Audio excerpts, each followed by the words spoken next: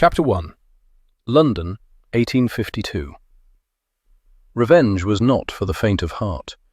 It might have bothered Eleanor Watkins that she was fairly consumed with the need to achieve it if she took a moment to give it any further consideration.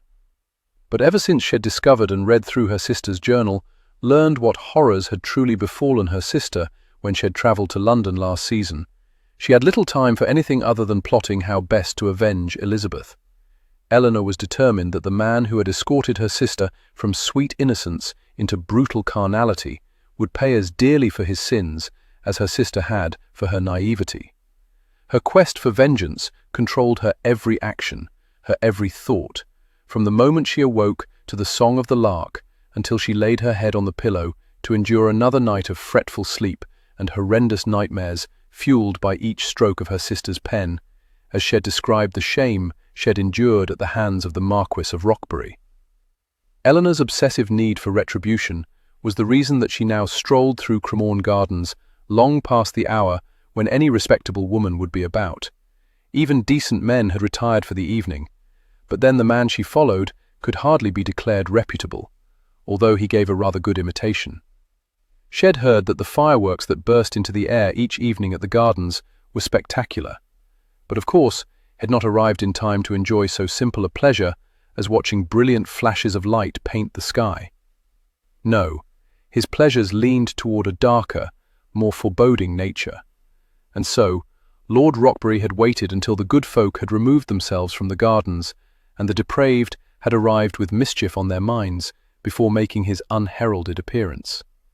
His sinister laughter echoed through the pleasure gardens as he periodically stopped to speak with one rogue or another.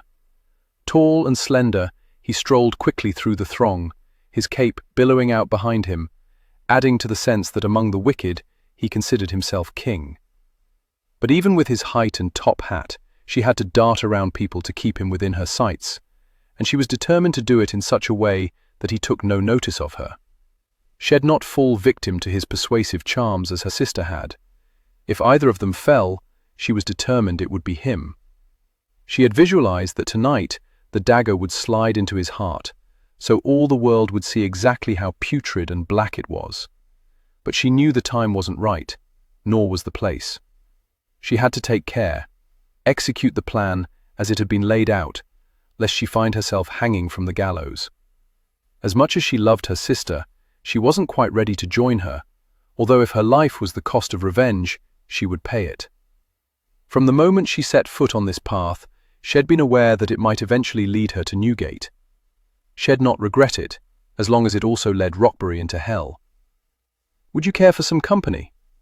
The fair young man who stepped in front of her gave her a charming smile.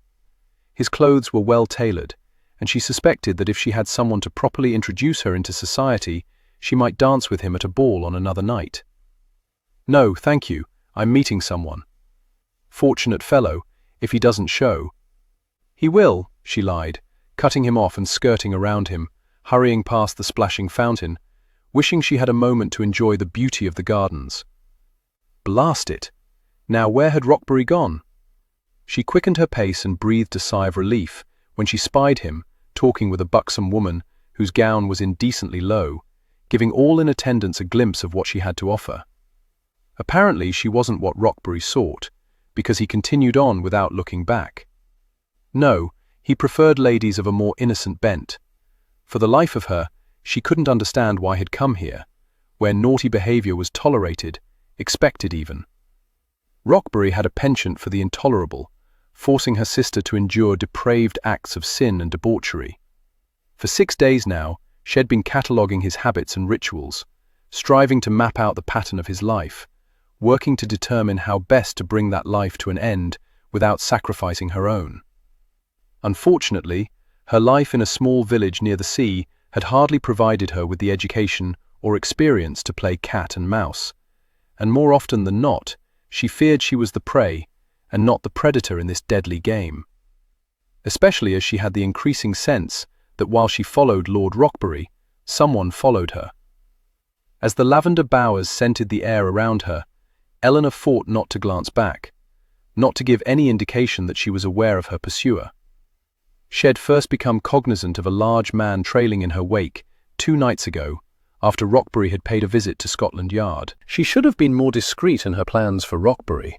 She might have spooked him with her boldness, making him aware of her presence, hoping he'd begin to question his own sanity. If he went mad and took his own life, so much the better. It would save her from having to take it for him. Instead, it was possible he'd reported her to the police.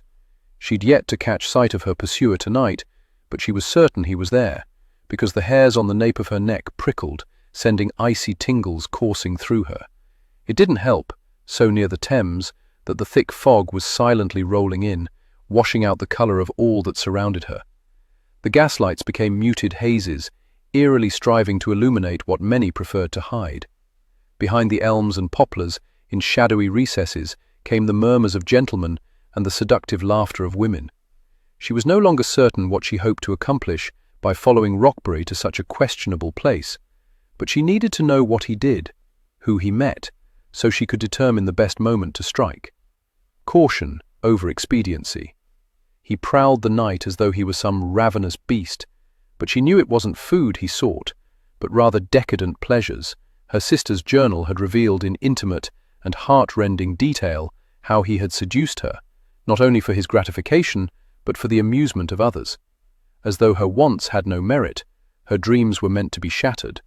Rockbury had destroyed Elizabeth long before she'd flung herself over the cliff into the turbulent sea below. Fighting back her tears, now was not the time to succumb to her sorrows. She strengthened her resolve to see that Rockbury paid handsomely for his part in her sister's death at the mere age of 19. The loathsome man disappeared around a curve. Drat it! He was too self-absorbed to realize he was being followed, so he must have some rendezvous in mind. She wondered if he'd already singled out his next victim. If that was the case, then she might very well end the game tonight, because she couldn't stand by and let another woman suffer as Elizabeth had. She swept around the trees and came to a staggering stop, her path blocked by 3 gentlemen with lascivious grins. "Hello, sweeting," the one in the middle said, giving her the impression that he was the one in charge. The lights in this area were exceedingly dim, and the grey mist didn't help the situation. She could tell little about him, save that he was fair, and if not for his wretched smile, she might have even considered him handsome. His friends were dark, one distinguishable by his rather unattractive bulbous nose, and the other by his unfortunate lack of a chin, as though it had somehow fallen into his neck. The way their gazes roamed over her made her skin crawl, and it was all she could do not to shrink before them. They wore the finest of clothes, along with expectations for a grand time, intent upon enjoying their youth while it still belonged to them. As for herself, with Elizabeth's death, she'd aged well beyond her 20 years. "Please, excuse me." She made a motion to go around them, but they moved as one to bar her path. Her heart sped up, imitating the rhythm of the train that had brought her to London, clacking and rattling and threatening to jump the tracks at any moment. She took a step back, and no chin sidestepped over to hinder her escape. Suddenly, she found herself surrounded. It would take very little for the men to drag her into the darkest shadows of the garden, where no hope existed for retaining her dignity. She tried to open her reticule, to find the dagger she kept there as her only source of protection, but no chin tore it free of her hold, nearly wrenching her arm off in the process. "No!" she cried out. "Come on, be a good girl," the fair-haired man said as he snaked an arm around her, lifting her to the tips of her toes. Terror gripped her as she released an ear-splitting scream, but all she heard was laughter as they began carting her toward the dark abyss. She wouldn't succumb easily to what they planned. She would fight, scratch, claw. "Hold up, gents. The lady is with me." Apparently, the men forcing her off the main pathway were as surprised by the deep, confident voice, obviously directed at them as she was. They parted slightly, allowing her to view through a narrow gap the shadowy silhouette of a large man with broad shoulders, taller than any man she'd ever seen. Abruptly, he shouldered his way in, wound his arm around her waist, and untangled her from her captor, using his free arm to shove one of the other men aside. "I mean you no harm," he murmured quickly in a low, reassuring voice. "If you wish to survive this night with your virtue intact, I suggest you come along with me." Everything about him was lost to the murky shadows that accompanied the encroaching fog. His hair was dark, but she couldn't tell its exact shade. She could feel the power in his hold, strength as well as confidence. Instinctively, she knew he was not a man who forced women. He had no need. Something about him radiated a protective air, and she realized, in all likelihood, he was the man who'd been following her, the man from Scotland Yard. She didn't think he was one to fear the devil, and she had an insane thought that perhaps he could help her deal with Rockbury. But even as she thought it, she realized she could no more confide in a stranger than she could a friend. Not about this matter, not when when everything was at risk. His gaze shifted away from her, and only then did she remember they had an audience. The three young men were glaring at them. "Look here, old chap," the leader said. "We claimed her first.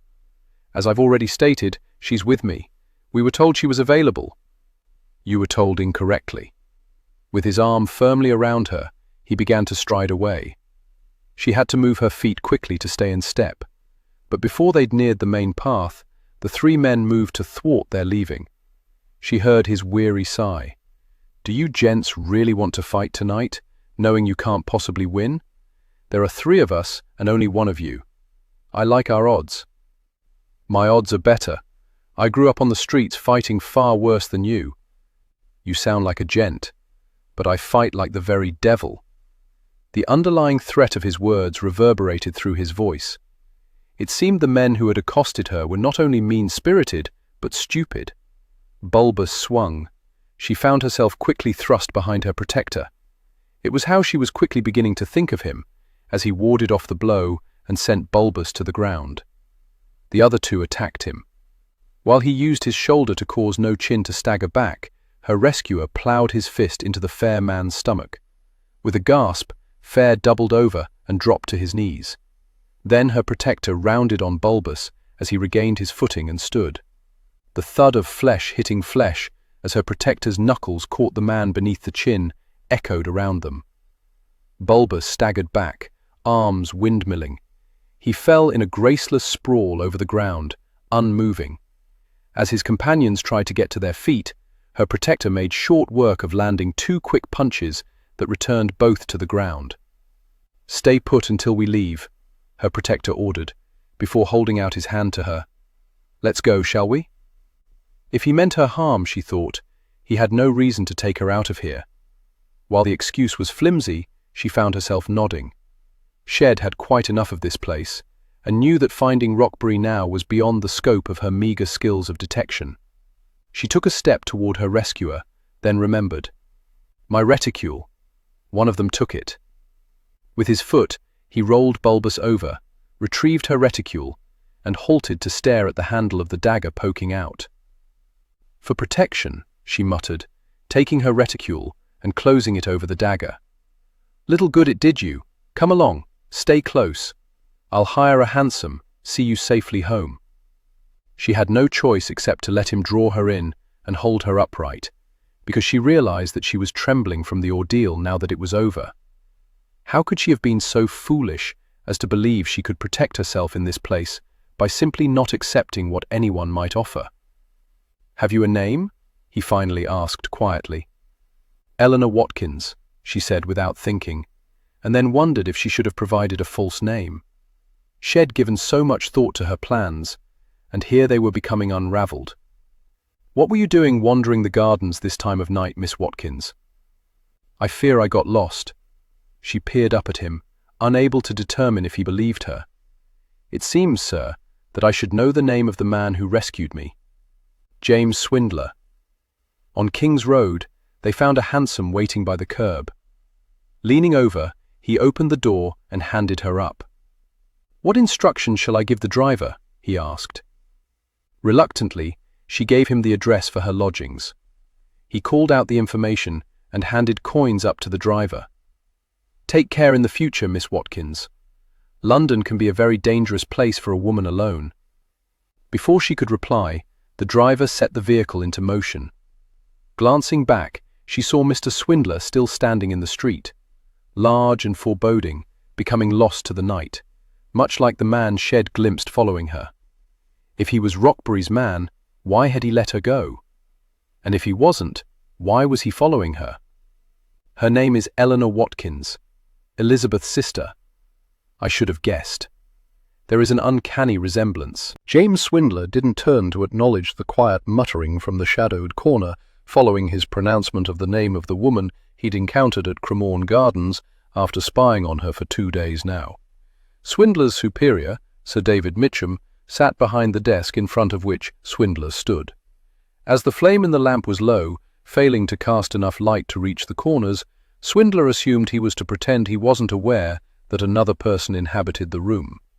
That the man smelled of sandalwood, rich tobacco, and nervous sweat made it a bit difficult for him to blend in with the surroundings.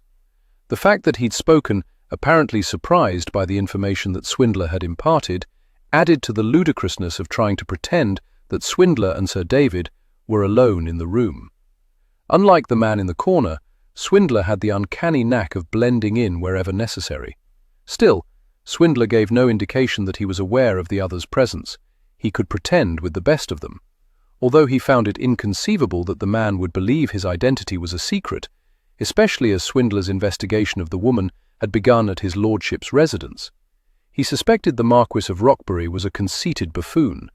"What more have you managed to learn about the woman?" Sir David asked. After sending the woman on her way, Swindler had taken another hansom, following at a discreet distance and ordering the driver to let him out on a street near Miss Watkins' lodgings. He'd walked briskly the remainder of the way, arriving just as Miss Watkins had entered through the front door. He'd waited until he saw a soft light appear in a corner window, fortunate that her hired room faced the street, to approach. By placing a few coins in the pudgy hand of the landlady who'd opened the door, he'd been able to discern a few more details. She has a hired room. She has only paid for the month and has been in London for a se'nnight. She is extremely quiet, never causes a disturbance, does not visit with the other residents, and has no callers. Often takes her meal in her room. Silence stretched between them before Sir David asked, "Anything else?" "I fear I have nothing else to add. My instructions were to follow her and not approach her. However, as some young swells were intent upon engaging in a bit of mischief where she was concerned, I thought it prudent to ignore the second part of my orders. They claimed someone informed them that she was available. I don't suppose we have any idea who that someone might have been." "Don't be ridiculous," came from the corner, confirming Swindler's suspicions that Roxbury himself might have advised the young gents to make short work of her. Apparently, patience wasn't Roxbury's strong suit. A lady wandering through Cremorne Gardens late at night alone is bound to run into trouble, Sir David said. "She's fortunate you were watching her.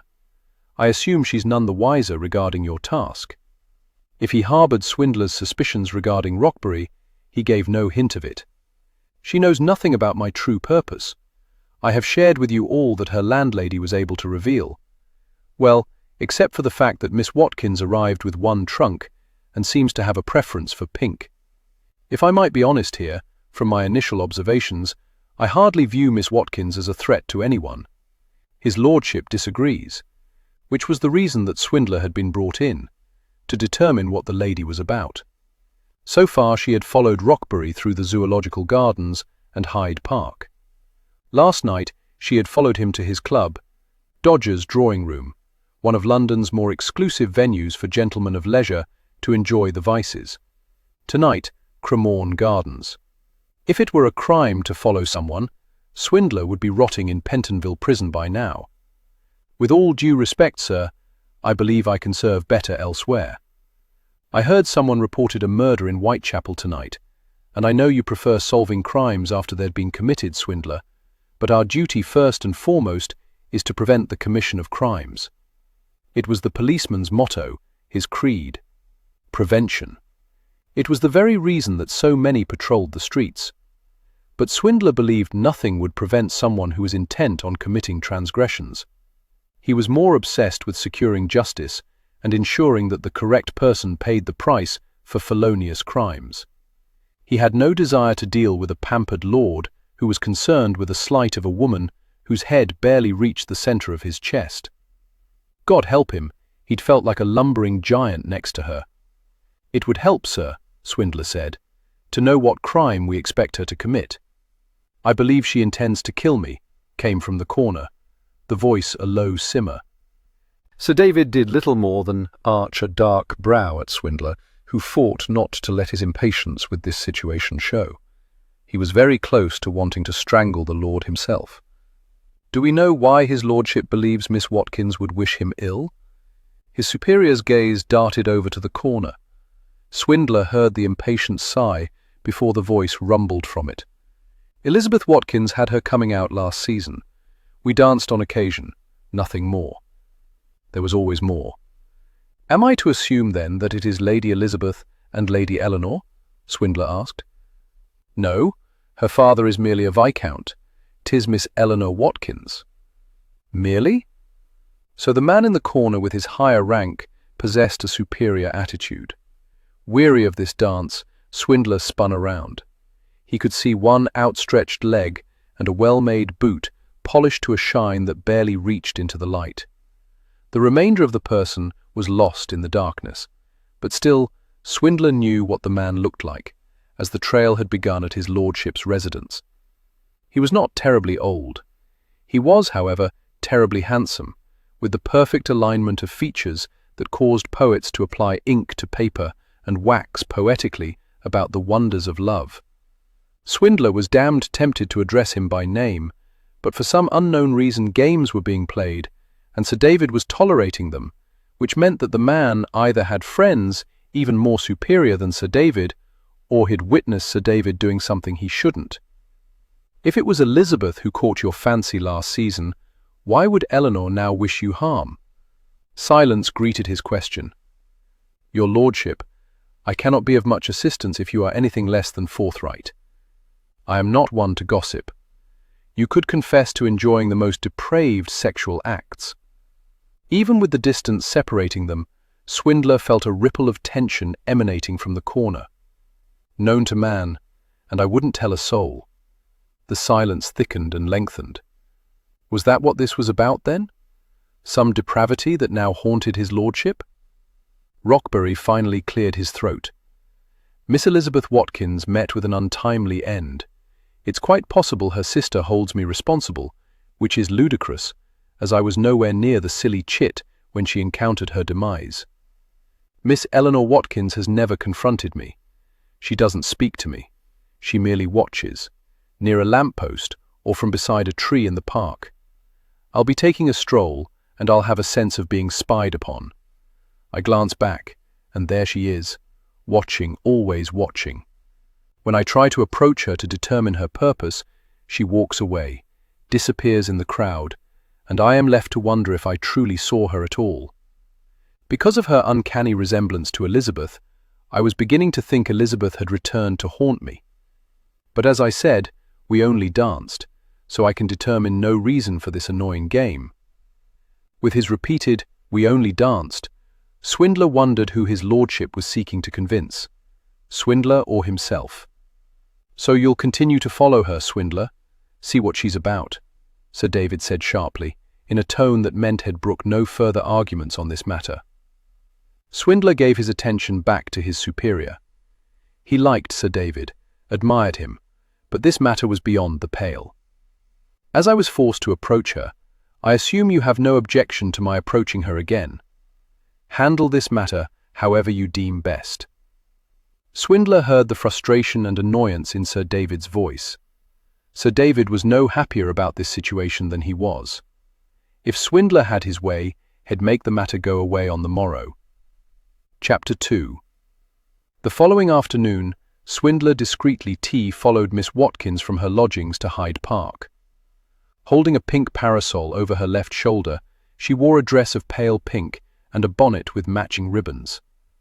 Her attire possessed a touch of innocence. He couldn't fathom that she had it in for Lord Rockbury, regardless of how annoying he found the man. If the young lady was aware of Swindler's presence, she gave no indication. As usual, the park was teeming with ladies and gentlemen parading their wares, their fine clothing, their haughtiness, their steadfast belief that they were better than the common man. Swindler had little tolerance for the upper crust, except when it involved his friends, who were moving into the ranks of the nobility with alarming regularity. Several years back they had discovered that from birth Lucien Langdon had been destined to become the Earl of Claiborne. Last year, Jack Dodger had taken a widowed duchess as his wife, and Franny Darling, the only woman Swindler ever truly loved, had recently married the Duke of Greystone. Swindler was sincerely happy for her, had always been unselfish in regard to Franny, but unselfishness came with a steep price. His father had taught him that hard lesson, and Swindler had been paying for it ever since. While his friends didn't lord their stations over him, neither did they move around in the same circles any longer. It was the way of things. He didn't resent their rise from the gutter, but he also recognized that he would always be known as the son of a thief. He'd loved his father as he'd never since loved any other, save Franny. Yet his father had left him with an incredible burden to bear. When he was a lad, some nights he'd wept beneath the weight of it. During others, the fury had ruled him, and he'd destroyed whatever came within his path. He'd lost track of the number of times when Franny tended his hurts, gently rapping his bleeding knuckles. His hands constantly ached from the abuse he'd delivered to them. His features had weathered the fights as well, leaving faint scars and a less than perfect profile in their wake. He wasn't what he'd consider handsome, but he hoped there was at least strength in his countenance. Not that he ever expected to attract a lady with it. Franny was the only one he'd ever truly wanted. While she'd recently married, it had been a little over a year since she gave her heart to Greystone. Swindler wasn't of a mind to seek another lady. He'd given Franny his heart, and with her, it would remain. All he required now was an occasional woman to satisfy his baser needs. As he was known for giving women his undivided attention and serving up pleasure, even to those who'd never before experienced it, he had no trouble finding women wishing to spend an evening in his company. Even those accustomed to taking coins seldom took one of his. Of late, while he satisfied women, none satisfied him, his actions more mechanical, derived from habit. He was always left with an ache in his chest, no doubt the result of his no longer possessing a heart. Although God help him, he couldn't remember the last time he'd taken a woman to bed. Miss Eleanor Watkins saved him from his own deep thoughts as she went to stand beside a tree that gave her a clear view of Rotten Row, no doubt awaiting the arrival of her quarry on his fine steed. While Swindler was supposed to be focused on the lady, he'd made a few inquiries regarding Rockbury. He now knew as well as she probably did that Lord Rockbury took a jaunt about the park every afternoon at precisely 5:30. No one seemed to pay any heed to her. The other ladies were occupied seeking to garner the men's attention, and the men were more interested in the ladies who wanted to be seen, rather than the one who didn't. It was all part of the ritual of shopping for a spouse. Approaching her might put her reputation at risk, but he was anxious to get on with this job. Swindler began to amble toward Miss Watkins. He'd given considerable thought to how he would approach her. He would take on the role of interested gentleman, earn her trust, and then discern the reasons for her fascination with Rockbury, as well as exactly what she intended where the poppycock lord was concerned. As he came up behind her, Swindler was hit with the fragrance of roses wafting from her. He didn't remember the fragrance from last night. Perhaps it was because it was earlier in the day, the rose water only recently applied. It teased his nostrils as the scent of most women didn't. Miss Watkins? She spun around. Her eyes, the shade of a cloudless sky, widened, and her plump, rosy lips parted slightly. She quickly regained control. "Why, Mr. Swindler, isn't it? What a surprise. I'd not expected to see you again." Whatever words he'd planned to deliver to disarm her jumbled in his mind like rattled dice within a cup. By the light of day, she was an entirely different creature. So much had been hidden from him in the shadows of the night. Her skin was remarkably flawless, creamy alabaster, with a hint of blush curving over her high cheekbones. Her eyes held innocence, softness he'd not noticed before. Her hair peeking out from beneath her bonnet was a pale moonlight, almost white. He was staring at the same woman he'd confronted last night, yet she was more lovely than he recalled. Something about her in the daylight managed to give him a sharp blow to the chest, making it difficult to draw in a breath, which he desperately wanted to do, if for no other reason than to enjoy her scent once more. She bestowed upon him a whimsical smile. "You're not following me about, are you?" He gave a brisk shake of his head and cleared his throat, giving himself time to regain his wits. Women didn't have this power over him. Ever. Even the most skilled seductress might turn his body to mush, but never his mind. "No," he finally responded, hoping to charm her with one of his warmest smiles. As a child, he'd collected a host of expressions that could be brought forth to help him acquire whatever he needed. Sad eyes when he was hungry, and hoping for a scrap of food from a grocer or a cook at the back door of a residence. Tears when he needed to draw a lady nearer in order to pilfer her hidden pockets. Cockiness when it was warranted. Humility when it would best serve to garner the prize. There were times when he decided he was a vast wasteland, absent of emotions, except for those in his arsenal that he could conjure upon command. "Well, yes, I suppose I am in a way. I found something that I thought you might like to have. I was in the process of taking it to your lodgings when I spotted you walking up the street. I decided to present it personally rather than leave it with your landlady." Reaching into his jacket pocket, he removed a folded map of London and held it out to her. "So you might never again become lost." Her face lit with surprise and she laughed, a light, airy sound that competed with the birds singing in the trees. As she took the map, her gloved fingers grazed his, and his gut tightened with the thought of her grazing something else entirely. He swallowed hard, striving to regain his bearings. She was only a woman after all, a mark, and his facade had been carefully built. Just for her it didn't reflect his true self. That he showed to only a select few. How very thoughtful. Her expression was open when she lifted her gaze to his. How in God's name did anyone think she'd inflict harm on a fly, much less a man? "You must have gone to a great deal of bother to find it." He'd gone to none at all. He'd bought it last year, when map makers had flooded the city with maps, in anticipation of the many visitors who would come to London in order to view the great exhibition. He gave her a daring combination of humility and confidence. Going to the bother was part of the gift. He hated the false words he uttered. It had never bothered him before to fool someone into revealing what he needed revealed. But then he feared he wanted more from her than was practical. He wanted her on his arm. He wanted her rising up on her toes as he lowered his head to meet her lips in a passionate kiss.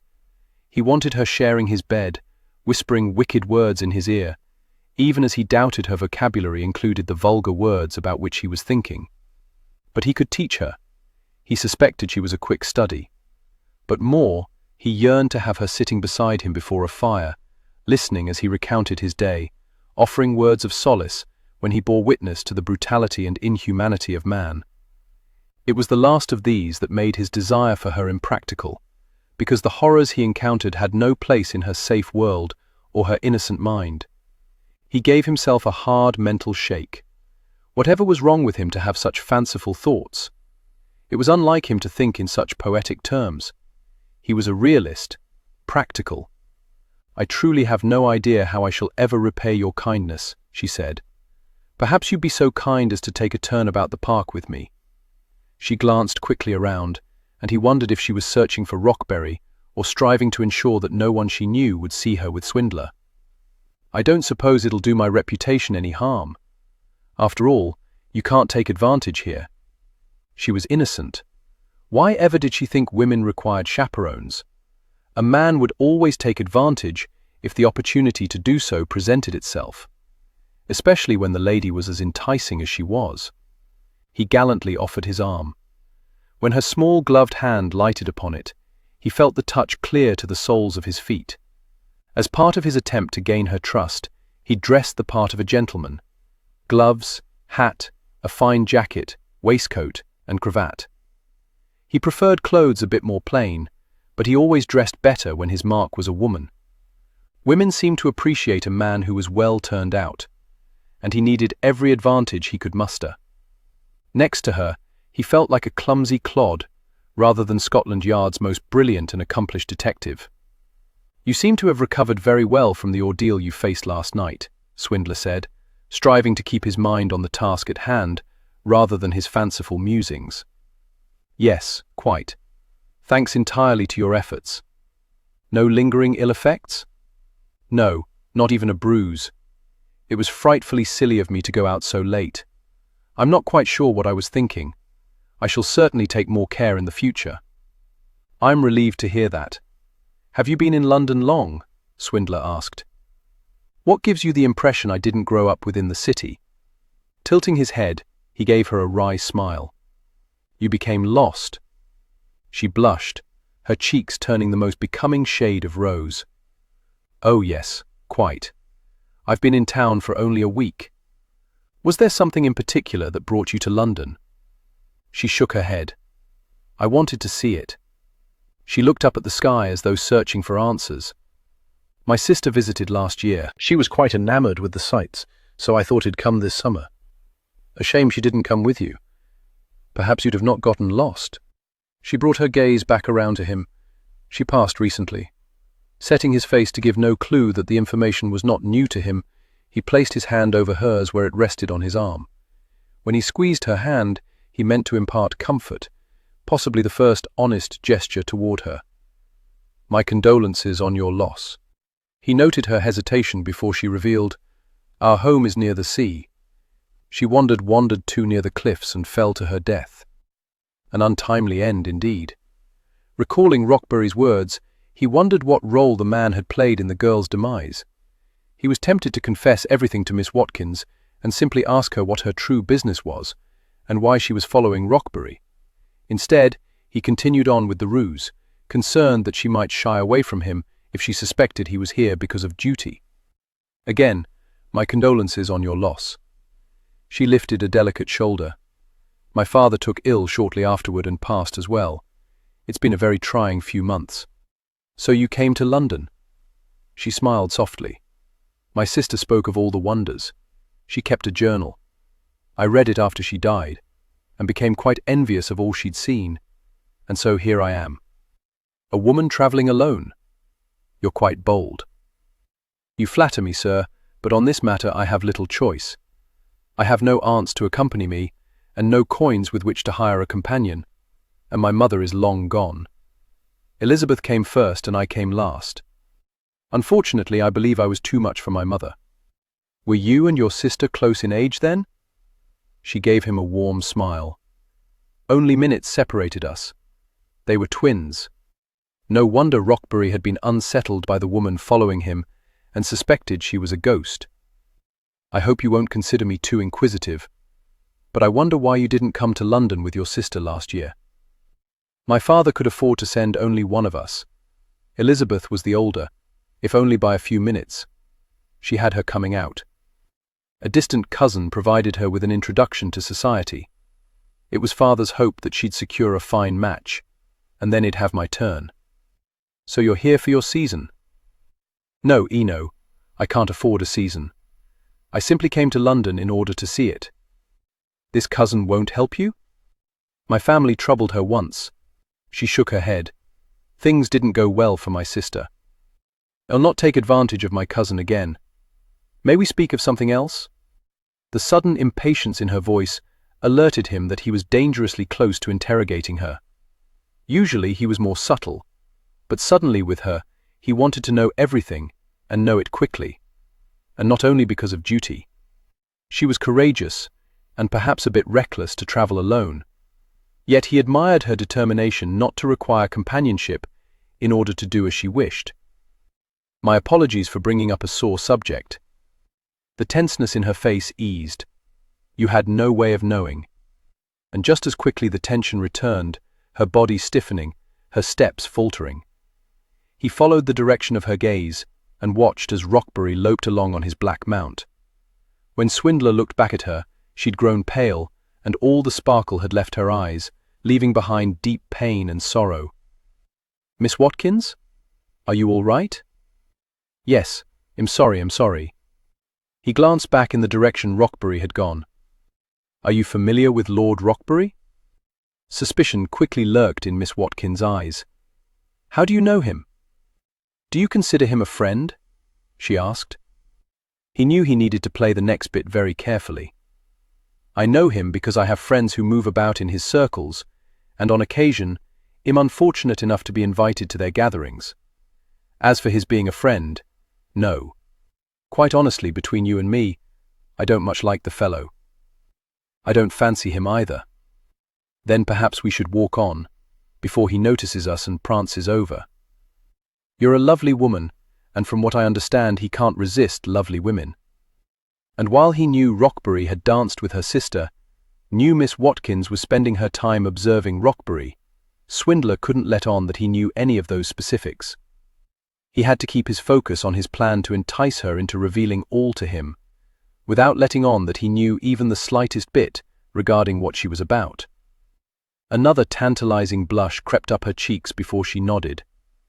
Swindler wasn't certain he knew any woman who blushed as easily or as becomingly, but then most of the women of his acquaintance were hardened by life and had learned long ago not to give away the slightest hint of their feelings. He thought Miss Watkins might be the first genuine person to cross his path. Completely guileless. Whatever mischief possessed her to follow Rockbury could lead to no harm other than annoyance. It wasn't in her nature to be ruthless or calculating. She was following a lord around, irritating him.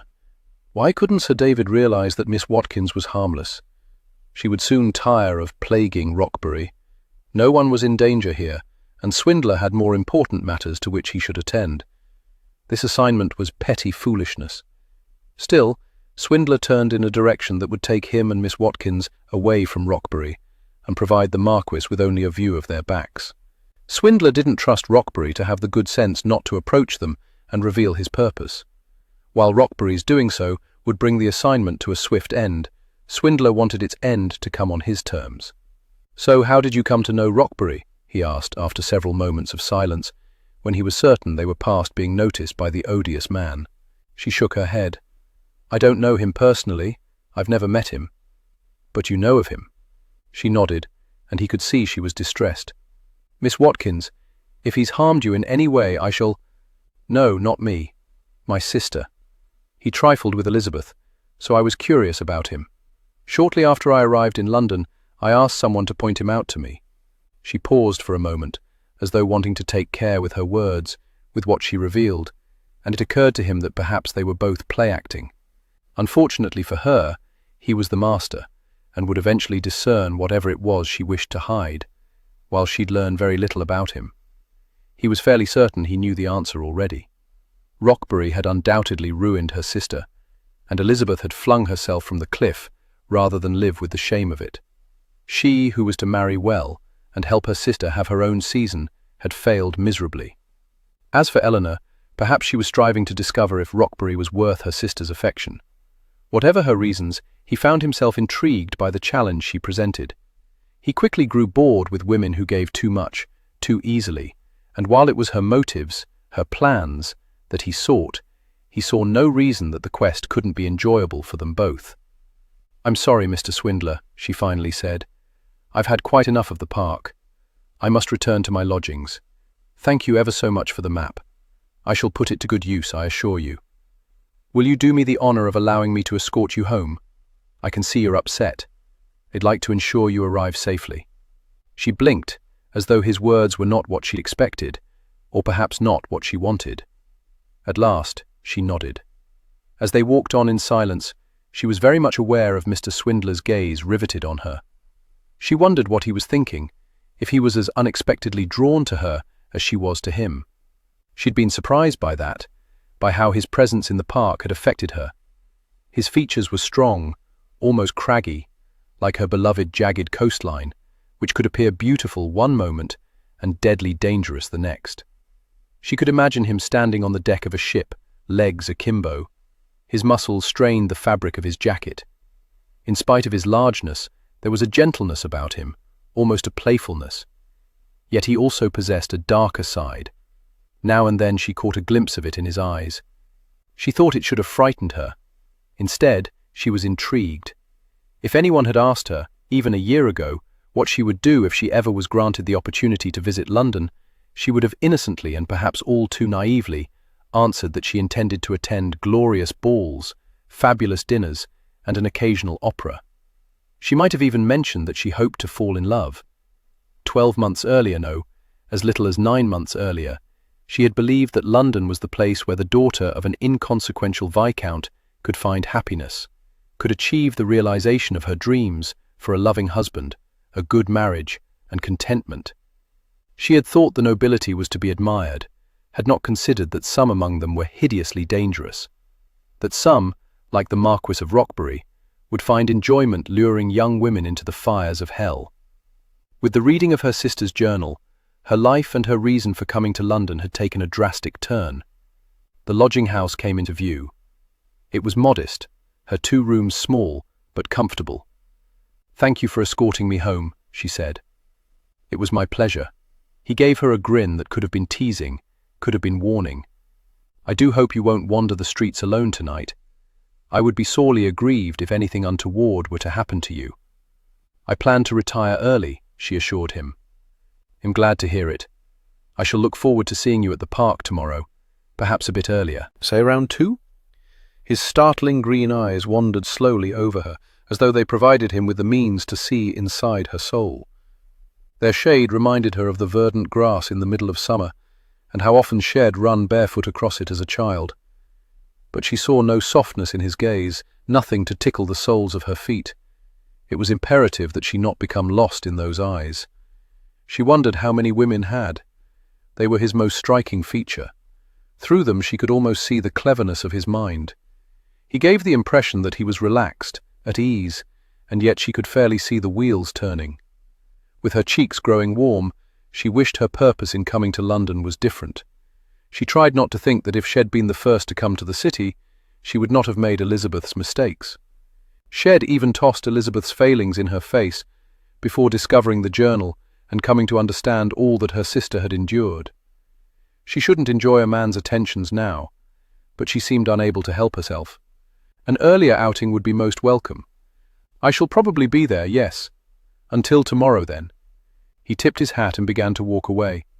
She hurried up the steps and opened the door using the key that Mrs. Potter, her landlady, had given her. She walked into the entryway and was immediately greeted by the fragrance of furniture wax and fresh flowers. Mrs. Potter bustled out of the parlour, wiping her hands on the hem of her apron. Her black hair had begun to turn into silver. Her face had lost the firmness of youth. She had a penchant for gazing out windows, an even greater one for inciting gossip. "That's him, Miss Watkins, the man I told you about, the one who's been making inquiries about you." "Is he?" She had suspected as much when Mrs. Potter described him. "He gave me a crown not to tell you, but my loyalty is to my tenants, especially as you're alone." "Is he a suitor?" "If unfortunate, yes." "You will let me know if you see him about any more, won't you?" "Oh, most assuredly." "Thank you." She went up the stairs. Inside her corner room, she walked to the window and peered between the draperies. She didn't see Mr. Swindler. She wondered if he'd walked on or circled back to watch her room from some vantage point. She was fairly convinced now that he was Roxbury's man, sent to keep an eye on her. If he meant more harm than that, surely he'd have already seen to it. She removed from her reticule the map Mr. Swindler had given her. Clever man to devise so sweet an excuse for approaching her. But still, she had no plans to underestimate him. In the light of day, she had been surprised by his height and the breadth of his shoulders. But it was more than his size that was so dangerous. It was what she had seen in his face. He looked to be a man who could kill someone simply by wishing him dead. He was not one to be deceived, and yet she planned to do exactly that. Deceive him. Deceive him into befriending her, into wanting her, until he would do anything to protect her, even fall on his own sword. Chapter 3. I hate to be a bother. Good Lord, Jim. Lucian Langdon, the Earl of Claiborne, said as he poured whiskey into 2 tumblers. "I've bothered you often enough. You're a lord, it's your right." Claiborne scowled at him. They'd grown up on the streets together, working for Fegan, until it was discovered that Luke was the lost heir to a title. Swindler had never felt quite comfortable around the aristocracy, but then he felt comfortable around few. He was a skeptic at best when it came to someone else's good intentions. No doubt a result of his father's good intentions leaving him with a wounded soul that still, after all these years, refused to heal. Claiborne handed a goblet of wine to his wife, Catherine. She was a lovely woman. Her blonde hair almost reminded Swindler of Eleanor Watkins, although Miss Watkins made him think of moonbeams woven together. He imagined her hair would be soft, but catch on his rough fingers. He imagined those same fingers abrading her delicate skin as he brought her pleasure. To spare her any discomfort, on her most sensitive flesh, he would use his mouth. His tongue, Jim? He snapped himself free of the dreams that had begun to haunt him ever since his encounter with Miss Watkins in the park, and took the tumbler Claiborne offered. "Thank you." Claiborne sat on the sofa beside his wife, stretching his arm across her shoulders so his fingers could casually stroke her bare arm. Swindler doubted he'd have been as informal were his guest a lord. Or perhaps he would have, if their friendship had been woven in the squalor that was the Rookeries. "You had some questions to ask of Catherine," Claiborne prodded. Swindler took a sip of the whiskey, relishing the taste and the burn. He felt his muscles begin to relax. They'd been tense ever since he'd escorted Miss Watkins to her lodgings. Last night he'd been surprised to discover that she was not staying in one of the better parts of London. As his own lodgings were not that far from hers, he was well aware of what the accommodations offered. They were adequate, but nothing fancy. "Yes, I'm curious about a Miss Elizabeth Watkins. She was the daughter of a viscount." "Watkins?" Catherine's delicate brow pleated. "I believe I've heard mention of a Viscount Watkins, but I fear I know very little about him. Sterling might, although I suspect it unlikely. Of course, he's not due to return to London for another few days." Swindler appreciated what she wasn't saying, that the man was in the south of France making love with his new wife, with Franny. What surprised Swindler was that the thought of her with another man didn't bring with it the usual sense of loss. Since his encounter with Miss Watkins this afternoon, she had been the one to occupy his mind, as though no one else mattered. "I'll be content with anything you know," Swindler assured her, hoping to gather a few more morsels about Miss Watkins in his endeavours to learn about her father. "If he's the man I'm thinking of, he rarely comes to London. Doesn't even have a residence in town. Had word not even passed through the ranks that he'd died." "Elizabeth apparently had her coming out last season," Swindler told her. Catherine distractedly patted Claiborne's thigh. "I fear I was far too caught up in my own affairs last season to give much attention to someone's coming out. I'm sorry." Claiborne's hand ceased its stroking and closed around her upper arm, offering strength and comfort. It was last season that their lives had all become irrevocably entwined. "You might inquire of Jack's wife," Catherine continued. "Before Olivia went into mourning, she may have met Miss Watkins earlier in the season. The widowed Duchess of Lovingdon created something of a scandal by marrying before the proper period of mourning had passed. An even greater scandal by her selection of a husband, Jack Dodger. Wealthy though he might be, he owned an exclusive gentleman's club that was almost as infamous as he. Apparently Elizabeth caught Lord Rockbury's fancy," Swindler offered, hoping to prod some memory. "Surely they'd not been free of gossip." Catherine grimaced. "He fancies himself quite the catch, but I've never known him to offer for anyone." "Did he take advantage of her?" "Why would you think that? If her father is, as I've heard, without 2 pennies to rub together, it's unlikely she'd come with a substantial dowry. She could be desperate enough to believe a cad's promises. I fear not all gentlemen are in fact gentlemen. Rockbury certainly fell into the category of not a gentleman. Elizabeth apparently met a tragic end. Her sister Eleanor is in London. She's been following Rockbury around town. I suspect she holds him responsible in some manner, and he has the mien of a man harbouring dark secrets and guilt. Since Swindler possessed the same mien, he recognized it when he saw it in others. "Oh, poor girls," Catherine said. "Elizabeth and Eleanor. Who is acting as Eleanor's benefactor to introduce her to society? She's not here for society, but rather to poke sticks at Rockbury. That's very dangerous indeed. Rockbury won't tolerate that for long. Perhaps I should speak with her." Swindler shouldn't have been surprised by her offer. Her nature to help those in trouble had brought her into Claiborne's life. He didn't know quite how to respond. He knew only that whatever Miss Watkins needed, he wished to be the person to provide it. "It's probably too soon to involve you. I've spoken with her. I don't believe she's a true threat. She may irritate Rockbury, but I don't think she's capable of inflicting any lasting harm. Don't take offense, Jim, but I suspect you underestimate the determination of aristocratic ladies when they've decided to take matters into their own hands. Stubborn, more like, Claiborne grumbled, and she jabbed him in the ribs. Rather than get angry with her, Claiborne gave her a heated look that even Swindler could interpret as meaning she'd pay dearly for it later in their bedchamber. He didn't want to think about the bed he'd sleep in alone tonight.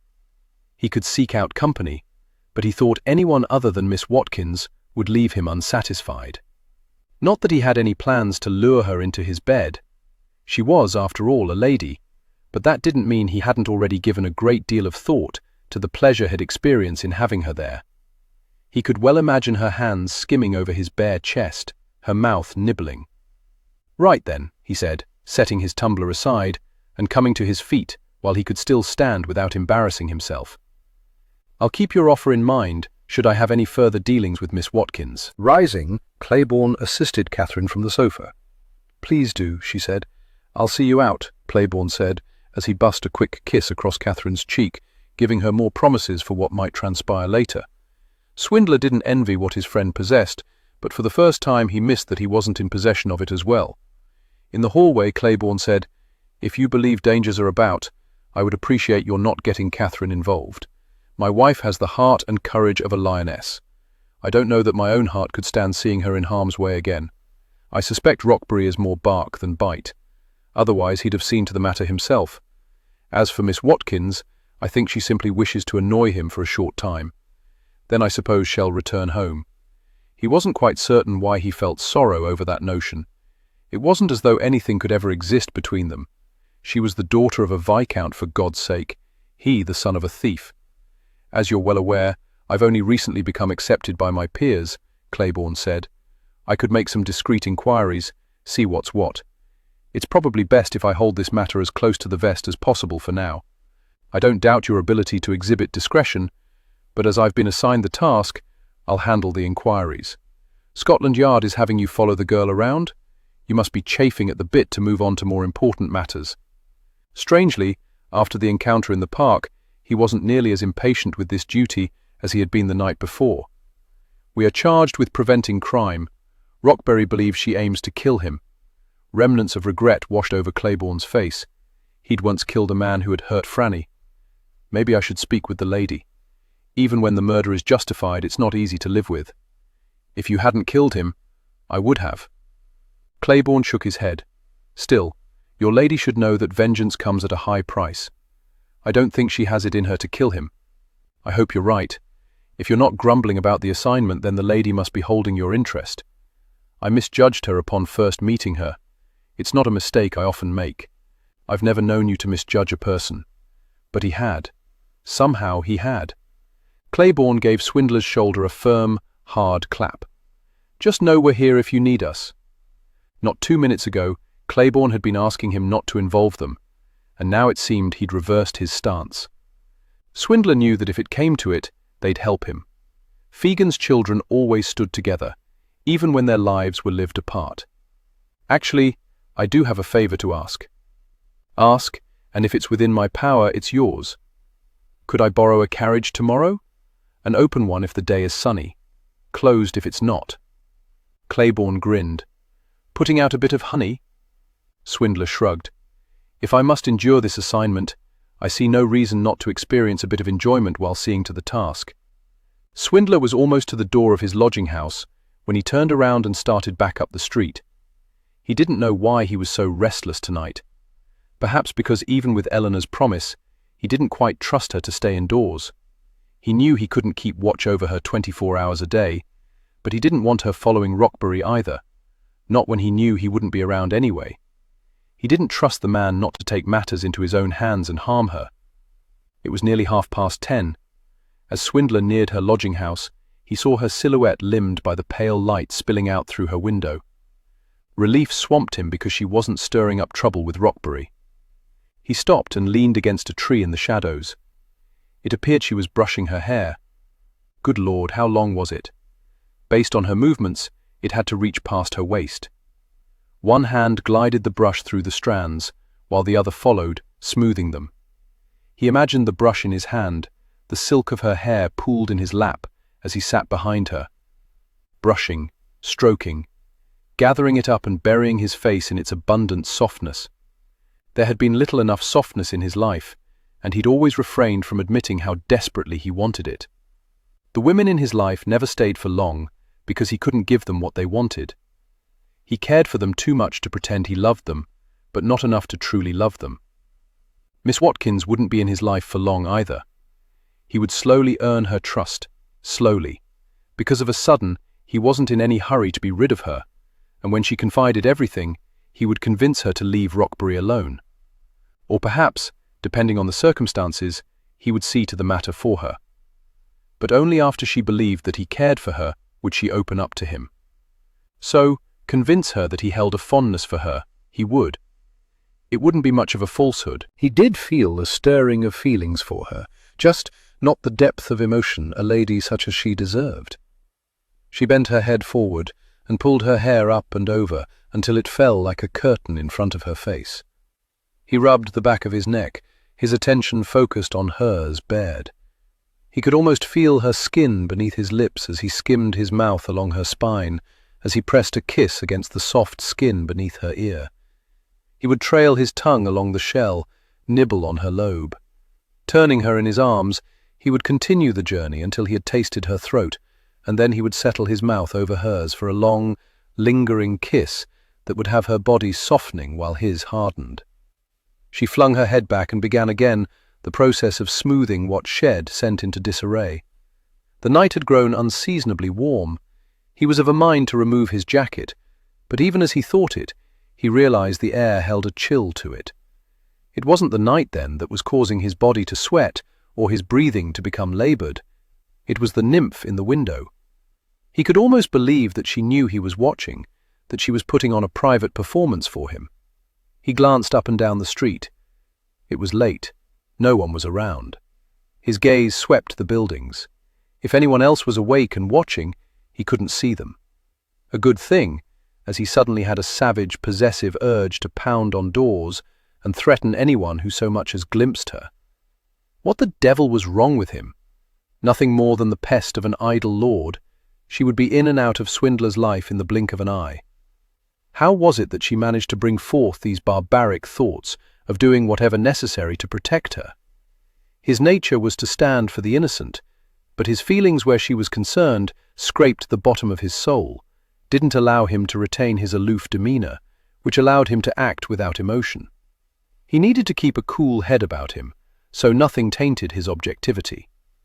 Swindler turned his attention back to her. Having stopped brushing her hair, she was only partially visible now. He was unable to determine where she looked. What was she thinking about? If he called on her now? He shook his head at the absurd thought. He certainly couldn't knock on the front door. But ever since he was a lad, he'd developed a skill for climbing. It was quite possible that he could work his way to her window. And accomplish what? For God's sake, did he think she was going to pull open the window and allow him entry? Did he think she was going to grant him leave to take the brush from her and glide it through her hair 100 times? Reaching up, she pulled the draperies closed. It should have been less torturous with her no longer visible. Instead, he imagined her crawling beneath the sheets and settling into sleep, imagined himself gliding in beside her and folding himself around her. The light in the window disappeared, and the air seemed to rush out of him. Did she sleep on her stomach, her back, curled in a ball on her side? If he were in the bed with her, would she snuggle against him? Strange to suddenly realize that he'd never slept with a woman in his arms. When business was done. Business? Was that all it had ever been for him? Had he fooled himself into believing that because he'd taken care with the ladies, it was something more than a bit of fun, a way to while away a few hours on a lonely night? Christ, where were these thoughts coming from? He'd wanted some evidence that she wasn't out prowling the streets. He had it. She was lost in slumber. It was past time for him to retire as well. But devil take it, he knew it was going to be long hours before his tense body relaxed enough for sleep to claim him. Seduce him. The words were an endless litany, whispering through her mind, with the constancy of the sea, always rushing onto the shore, only to retreat and return again. Seduce him. Lying in the bed, she stared at the shadows dancing across the ceiling. Seduce him. What did she know of seduction? She had acknowledged the young gentlemen of the village, but never encouraged their suit, because she'd always hoped to come to London, to have a season, to find a suitable husband. She'd always planned to watch the other ladies in the ballroom and mimic them. She'd always thought that when the time came, her womanly instincts would rise to the fore, and she would know exactly what to do to capture a man's attentions. She'd been restless all evening. She'd read for a while, but couldn't concentrate on the words. She'd spent time on her needlework, but hadn't been pleased with the stitches. Finally, she'd unfolded the map that Mr. Swindler had given her and spent an hour tracing her finger over all the various streets. It was a souvenir map. It showed where the Crystal Palace had been built in Hyde Park to display the Great Exhibition. She wondered if he'd walked through it and seen all the marvels. She wondered what he was doing tonight. Was he with friends or alone? Was he in the company of a lady? She didn't like the unease that stirred within her at the thought of him with another woman. It was silly of her to be so possessive of a man she'd only just met. Eventually, she'd prepared herself for bed and decided to brush her hair by the window in an attempt to relax. At home, she often sat by the window in her bedchamber, brushing her hair and listening as the roaring sea dashed against the cliffs. But tonight she hadn't heard crashing surf. All she'd heard was the echo of Mr. Swindler's promise to meet her tomorrow. If not for her desire for revenge, she wondered if something more could develop between them. He was handsome in a rough sort of way, gentle yet strong. At times, she'd thought he was keeping himself tethered, that he wanted to touch her in improper ways. She needed to exploit whatever passions she might stir within him. The thought excited and terrified her. She wondered if Elizabeth had felt that way about Rockbury. Elizabeth had written about how he'd stirred her passions, and then he'd used those very passions to betray her in the worst way imaginable. She rolled over in the bed, brought her knees up and slipped her hand beneath her cheek. While brushing her hair, she'd had the sense that she was being watched, and she imagined it was James Swindler, yearning to be with her. Closing her eyes, she knew sleep wouldn't arrive for a while, but she was in no hurry to drift off. If James Swindler occupied her thoughts long enough, perhaps he would inhabit her dreams and ward off the nightmares that frequented her on a regular basis. Perhaps in her dreams he would even kiss her. Dangerous, dangerous thoughts. Nothing more could exist between them, even if she wished it, because in the end, no matter what happened between them, he would despise her. She had a horrible sinking feeling that she might despise herself as well. Chapter 4. It was deuced stupid for him to be so blasted nervous, Swindler told himself. He had inspected every inch of the carriage. It sported not a single scratch. The leather seat was thick and comfortable. The driver and groom, splendidly turned out in the noted Claiborne livery, were almost as well matched as the pair of greys. Standing in front of Miss Watkins' lodgings, he fought not to pace. He checked that his neckcloth was still properly in place and his buttons done up. He wore the same jacket and trousers as the day before, but his waistcoat was dark green brocade, his neckcloth a pale yellow. When he'd gone to Claiborne's to retrieve the carriage, he'd allowed enough time so Claiborne's manservant could trim his hair and nails, as well as shave him. He was not a man accustomed to uncertainty, nor was he generally taken with vanity, but both dogged his heels as the hour of his outing with Miss Watkins approached. He'd considered waiting in the parlour, but didn't think he could manage to sit still. He had sent the groom around to make a discreet inquiry at the servant's door, so he knew the lady had not yet left for the park. He asked the driver for the time for what must have been the 10th time in as many minutes. When had the afternoon begun to creep by? The lady should be making her appearance at any... The door echoed a resounding click, and he came to attention as though the Queen were passing by. With a startled gasp, Miss Watkins froze halfway onto the stoop. Then her face blossomed into a beautiful smile that caused Swindler's chest to swell with satisfaction. He'd never in his life courted a woman, not even Franny, because he'd known she would never return his feelings, that she favoured Claiborne and Jack above him. Still, While he was not engaged in courtship at that moment, he thought he could definitely see the appeal in pleasing one woman above all others. He'd always extended small courtesies to Franny, and she'd always been appreciative, but he had always known that in spite of his best efforts, he'd never possess her heart. Miss Watkins, on the other hand, he didn't want her heart, but he couldn't explain this unheralded contentment that swept through him with her obvious pleasure. She was once again dressed in pale pink, her parasol in one hand, her reticule dangling from her wrist, her bonnet secured beneath her chin with a perfect pink bow. She was elegance and grace. Her father might have been merely a viscount, but she had undoubtedly been brought up to expect to walk among the aristocracy. He told himself that he needed to focus on his assignment, that she was so far above him as to be unreachable, but it was his own selfish desires that were causing him to want to make his discoveries about her pleasant for them both. Her blue eyes took in the carriage, driver, groom, and horses before returning to linger on Swindler, as though she were taking in his full measure and discovering that he was not lacking in any regard. Finally closing the door behind her, she descended the steps and came to stand before him, her head tilted back so she could hold his gaze. "What a fine carriage you have, Mr. Swindler.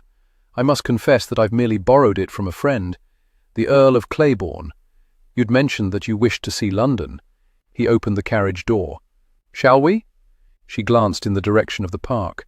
"It'll be there tomorrow," he said quietly, disappointed that she hesitated, knowing her thoughts were focused on Rockbury. He couldn't deny the spark of jealousy that threatened to ignite into a full blaze. What if he'd misconstrued her interest in Rockbury? What if she wished to replace her sister's role in his life? Whatever that role, however misguided, had been. She smiled at him, and the warmth and sincerity of it were enough to tamp down his own misguided feelings. For this small moment in time, he'd won out over a lord. "Of course it will," she said. "How silly of me to give the park even a second's thought when I have a lovely carriage at my disposal." She placed her hand in his offered one, and he assisted her up. Once he settled in beside her, he urged the driver on. "I suppose if I knew anyone in London, my reputation would be thoroughly ruined with this little outing," she said demurely. "I've never quite understood this practice of chaperones. In the rookeries where I grew up, girls came and went as they pleased. And what of their reputations?" He gave her a wry grin. "They came and went as well. In spite of 1,000 little voices in his head, urging him against it, he wrapped his gloved hand around hers.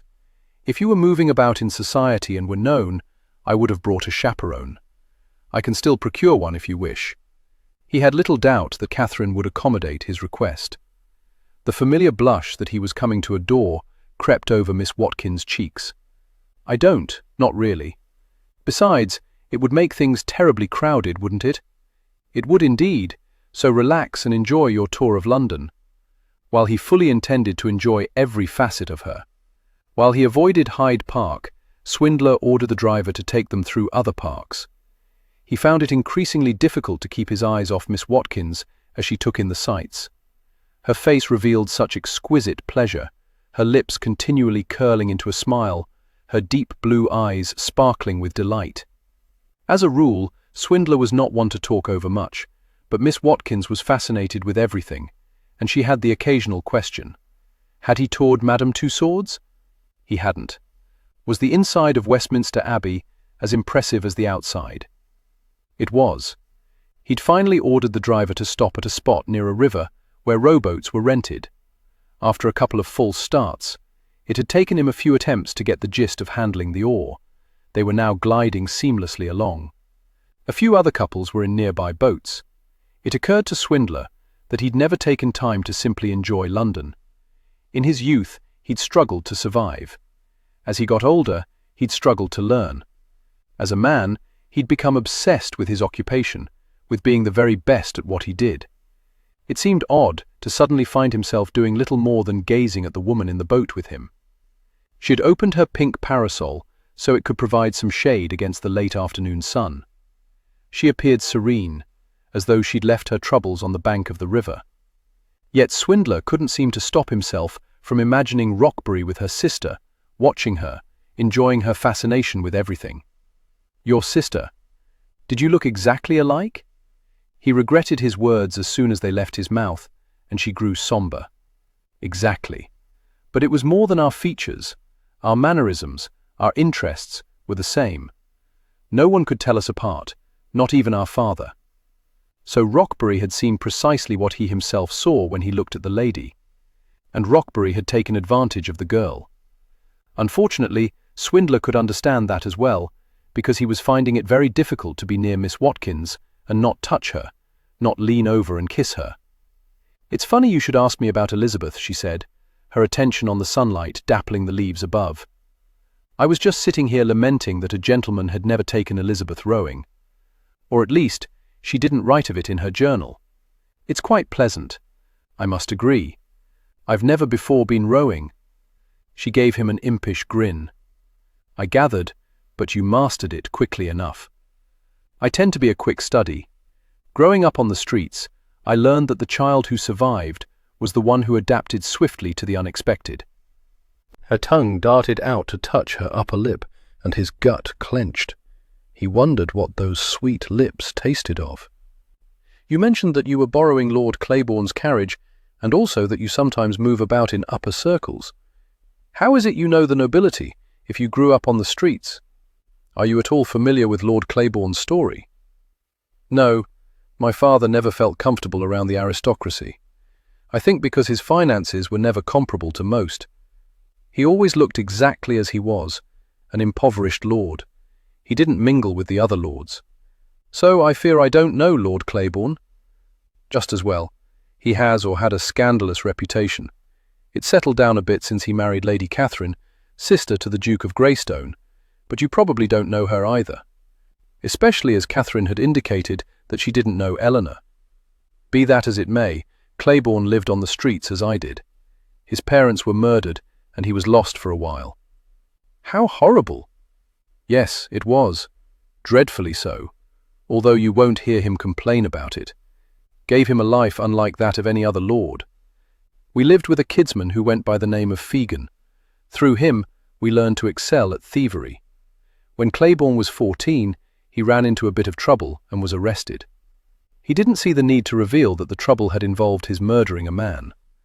As a result, he came to the attention of the Earl of Claiborne, who declared him his long-lost grandson. When he took in his grandson, he took in his friends as well.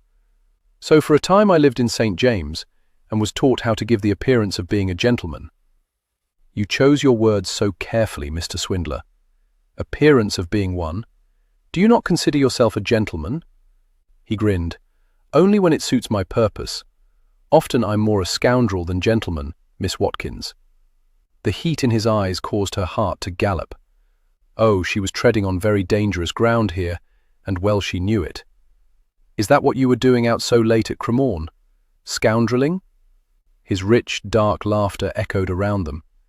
She thought it was as wondrous a sound as the sea roaring onto shore. If she wasn't careful, she feared she might find herself being even more taken with him. "Is that even a word?" he asked. "I'm simply trying to determine if it was providence or simply dumb luck that brought you to my rescue. Does it truly matter how our paths crossed?" She smiled at him. "No, I suppose not. Tell me something else about yourself, Mr. Swindler." Something else? He was suddenly at a loss for words. He couldn't tell her about the Whitechapel murder. Because sleep had eluded him last night, he'd gone to the mortuary, where they'd taken the woman they'd found in Whitechapel. In spite of Sir David's orders, he'd been unable to let the dead lie without at least trying to determine the story. The woman had been beaten beyond recognition. She had been discovered sprawled in the alleyway, wearing only a silver choker. While Swindler had spent many of the early hours of the morning interviewing those in the area where she was found, striving to at least determine a name for the victim, his thoughts had been elsewhere. It was unlike him not to remain focused on the task at hand. But this morning, every fair-haired woman had caused him to think about Miss Watkins. Every question he asked had prodded him to wonder what questions he should ask of her. Every person peering around a corner, trying to discern why he was there, reminded him of his responsibility to cease her annoying Rockbury. He was striving to solve a murder that was not his assignment, and had been distracted by memories of Miss Watkins, her smiles, her laughter, her innocence. But he could tell her none of that. Nor could he discuss any other murders that had investigated. While they fascinated him, they'd no doubt alarm her. His life suddenly seemed dreadfully dull. The only hope he had of an interesting conversation would come from her. "Just as you'd never been to London, I've never been beyond London," he finally told her. "Tell me of your home." "You've never been outside of London?" Swindler heard the incredulity in her voice. "No. Would I need a map?" She laughed, and he wanted to capture the delightful sound and store it in a wooden box, to be heard whenever he lifted the lid. He was not usually so filled with fanciful thoughts, but she charmed him with little more than her presence. "I dare say you most certainly would, although the railways make travel a bit easier. So tell me about your home." "It's a small stone cottage built near the cliffs. The music of the sea is a constant refrain, but it's not nearly as noisy as the city. I think that surprised me most all, the different sounds that come together. It's never quiet. Even with the sea at home, I've always found myself able to think without noise intruding. Sometimes I can hardly think here." "Well, except for now, of course. It's very pleasant on the river. Odd. I don't notice the noises you refer to. I don't know if I would like living by the sea if it gives a man too much time with his thoughts. Do you not fancy your thoughts, Mr. Swindler? Sometimes they were too disturbing, too menacing, but he wasn't going to share that with her.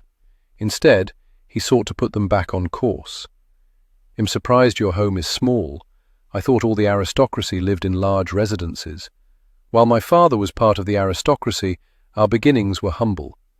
Although he dreamed of better for his daughters. I suppose that's the way of a father. Is your father still living?" He should have expected the question, based on his own inquiries. He considered lying. He considered giving only a portion of the truth, but decided that although it pained him to give the answer, he could accomplish more with the truth, build a fragile cornerstone for trust. "No, he died on the gallows when I was 8. Sorrow reshaped the lines of her face into exquisite beauty, because the emotions were unguarded and true, had misjudged the wisest course, had thought to disarm her, and instead, he was the one taken off guard. She lured from hiding something deep inside him. Emotions had locked away long ago, wanted to venture forth from the darkness, if for only a moment. "I'm so sorry," she said, her voice brimming with her need to provide comfort. If she cared this deeply for a man she'd only recently met, what would be the depth of her love for a sister or a husband? What was his offense? He reminded himself he was playing a role, and that whatever developed between them would be frayed with falsehood and weak with deceptions. His words were flat, never allowed to touch his soul. He was charged with thievery. "Left me an orphan. Like yours, my mother died in childbirth. I was apparently an unusually large babe. That's how you came to be with that kidsman. Fegan, was it?" "Yes. I was fortunate he took me in. I had no family. You and I are alike in that regard, I suppose." He rode in silence for several minutes, absorbing the quietness that had never really noticed before. He watched as she glanced around, wondered if had revealed too much, was curious as to what she might be thinking. She suddenly closed her parasol and set it in the bottom of the boat. Then, very slowly, inch by inch, she began to peel off her right glove, revealing skin that up until that moment had only been able to imagine. His body tightened, as though she had loosened the buttons on her bodice. She tugged on one finger, then the next, and with each tug, his mouth grew remarkably drier. At long last, the glove was completely removed, exposing a hand as creamy and smooth as her face, her nails clipped short and well manicured. Hers was the hand of a true lady, one who relied on servants to do the hard work. Leaning over slightly, she dipped her hand in the water, and her features took on an expression more serene than before, more so than had ever seen on anyone. "I miss the sea," she said quietly. She peered at him through lowered lashes. "Do you swim, Mr. Swindler?" He started to answer, realized his throat had knotted, and cleared it. "No." "It's wonderful. You should learn. I suppose it's very much like taking a bath." She laughed. "It's so much more. Elizabeth would only run through the waves, but there is a cove near our home where the water is calm, and I would often swim across it. I have not been there since she died. It was where my father found her." She shook her head. "My apologies, I didn't mean to get maudlin and ruin this lovely afternoon. It's quite all right. I know how difficult it is when you lose someone you love. Even now I often think of my father. Has there been anyone else whom you've loved in your life?" "No." He wouldn't tell her about Franny. His feelings for Franny, once tender and precious, were for him alone. "Have you ever loved a gent?" She shook her head. "No." Lifting her hand, she flicked water at him. "We're getting very personal here, Mr. Swindler. It's more interesting than talk of your home." "Where is it, by the way?" he prodded, arching his brow, giving her only a glimpse of a teasing smile. She seemed to give it a moment of thought, as though she couldn't remember. Or perhaps she simply hadn't expected the question. "It's to the north, near the sea, as I mentioned. My father's estate is small, but lovely. I'm comfortable there. To whom will it go now that he has died? I hope you don't have a horrid distant male cousin or uncle who will toss you out. Or worse yet, use her for his own gain." Perhaps there was more to her having no one to show her about London than she claimed. She shook her head. The land was not entailed. "So the cottage is mine." His title was not hereditary. It was given to him for services rendered to the crown. Unfortunately, it came with nothing except the title, but my father was not one to complain. "You don't strike me as one to complain either." She gave him another impish smile. "I can be stubborn when I set my mind to it." He couldn't see her as stubborn either, although he had to admit that her present course contained a bit of recklessness. What did she truly mean to accomplish by following Rockbury around? A cottage by the sea seems like a worthy dowry. Have you an interest in marrying a lord? I suspect they'd have no interest in me. He stopped rowing. He dared to skim his gloved fingers along her cheek, cursing the cloth that prevented his skin from touching hers. Her eyes widened slightly, and then darkened, and he wondered if she was imagining what he was, his hands trailing over more than just her cheek. He quickly grabbed the oar before he lost all sense of propriety. "I believe they'd show a great deal of interest if they were to make your acquaintance. But that shall never happen." "I could make it happen." She seemed as stunned by his words as he was. Whatever had possessed him to make that declaration? He had no desire to see her within the arms of another man, but neither did he wish for her to waste her time in London seeking some sort of petty revenge against Rockbury. Truly, what could she accomplish other than irritating the man? He wasn't worth her time or attention, and it annoyed Swindler that she was giving Rockbury both. Seeing her again, he was more convinced that his original assessment of her held true. She was no danger to Rockbury. The man was no doubt reacting to his own guilt over his abhorrent behaviour toward her sister. He should be flogged. Swindler was of a mind to flog him. It wouldn't be the first time he'd meted out justice to those who the law considered beyond reach. Was that the reason Sir David had set him this task? Not so much to see to the lady, but to the gentleman. "I didn't come here for a season," she finally stammered. "Why did you come here then?" "To put a face to a name, to see London. To what time is it?" Judging by the sun, nearly 5. She seemed stunned by his words. "Do you not possess a watch?" No. His answer was succinct, to the point, as though he wanted to let the matter drop, and she wondered at the story there. She began to put her glove back on. "Did you bring me on this outing to ensure that I wasn't at the park at 5:30? What is to be gained by torturing yourself with the presence of Rockbury in the park?" "I'm not sure. Every time I see him, it is like a dagger to the heart. I fear I've effectively ruined your afternoon." Her smile was soft but reassuring. "Not at all. Rather, I think you've managed to convince me that I should enjoy London while I'm here. But it is getting late. I should probably return to my lodgings." He winked at her. "If I can determine how to get us back to shore." She laughed lightly. "Thank you for the pleasant afternoon, Mr. Swindler. It seems I'm once again in your debt. May I call upon you again tomorrow?" She gave him a demure smile. He'd liked that very much. Chapter 5. After another day in her company, Swindler still didn't quite trust her not to slip out and follow Rockbury.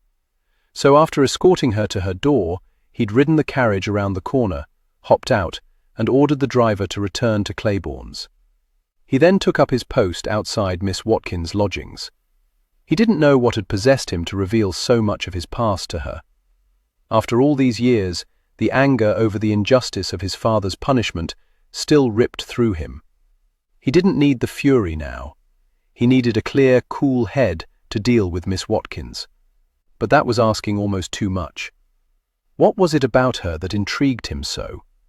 She was innocence, but she also possessed determination. Like him, she sought justice. How could he ignore her need to avenge her sister when everything he did was in the name of his father? If this were a private matter, if he had been personally hired by Rockbury to spy on Miss Watkins, he could handle things very differently. But as he'd been ordered to follow her, his position required a bit more discretion. He couldn't simply go to Rockbury's residence and give him a good flogging. Swindler waited until darkness descended. He saw the faint light easing between the draperies in her window. He watched her silhouette pass in front of the window and stop. Then it continued on. He wondered if she would comb her hair tonight. If he should stay. He glanced around. No one was about. He shouldn't be either. He began walking up the street. He would see her again tomorrow. For the first time in a long time, he was anticipating the next day. Swindler awoke to the pounding on his door. Rolling out of bed, he pulled on his trousers and buttoned them as he crossed into the living area and went to the door. Opening it, he stepped back as Sir David strode by him. She followed him to Dodger's. "You were supposed to keep an eye on her," Sir David said without preamble. Swindler fought to suppress his yawn. "I watched her lodgings until after dark. She was there when I left. She must have gone out later." "What time did you leave?" Swindler shrugged. "Perhaps an hour after the gaslights were lit. You don't know what time, do you? Because you won't carry a damned watch. Blast it, man. If you weren't so good at what you do, I wouldn't tolerate your idiosyncrasies. If I'm so good, then why give me this assignment that requires none of my skills? Rockbury asked for you by name. Apparently he saw your name in the Times for one crime solved or another. But why cater to his whims? Because he is powerful and influential. Now about the girl. I must sleep sometime." Sir David ploughed his hands through his black hair. He wasn't much older than Swindler, but already his hair was greying at the temples. "Quite right, Sir David. Rockbury did more than dance with Elizabeth. He trifled with her. It's unconscionable, but not a crime. He's certain Miss Eleanor Watkins means him harm. She's not a danger to him." Sir David stilled and scrutinized Swindler. "Are you 100% certain?" Was he? If he said yes, the assignment might very likely come to an end. And if Rockbury learned that no one was watching her, he might decide to take matters into his own hands.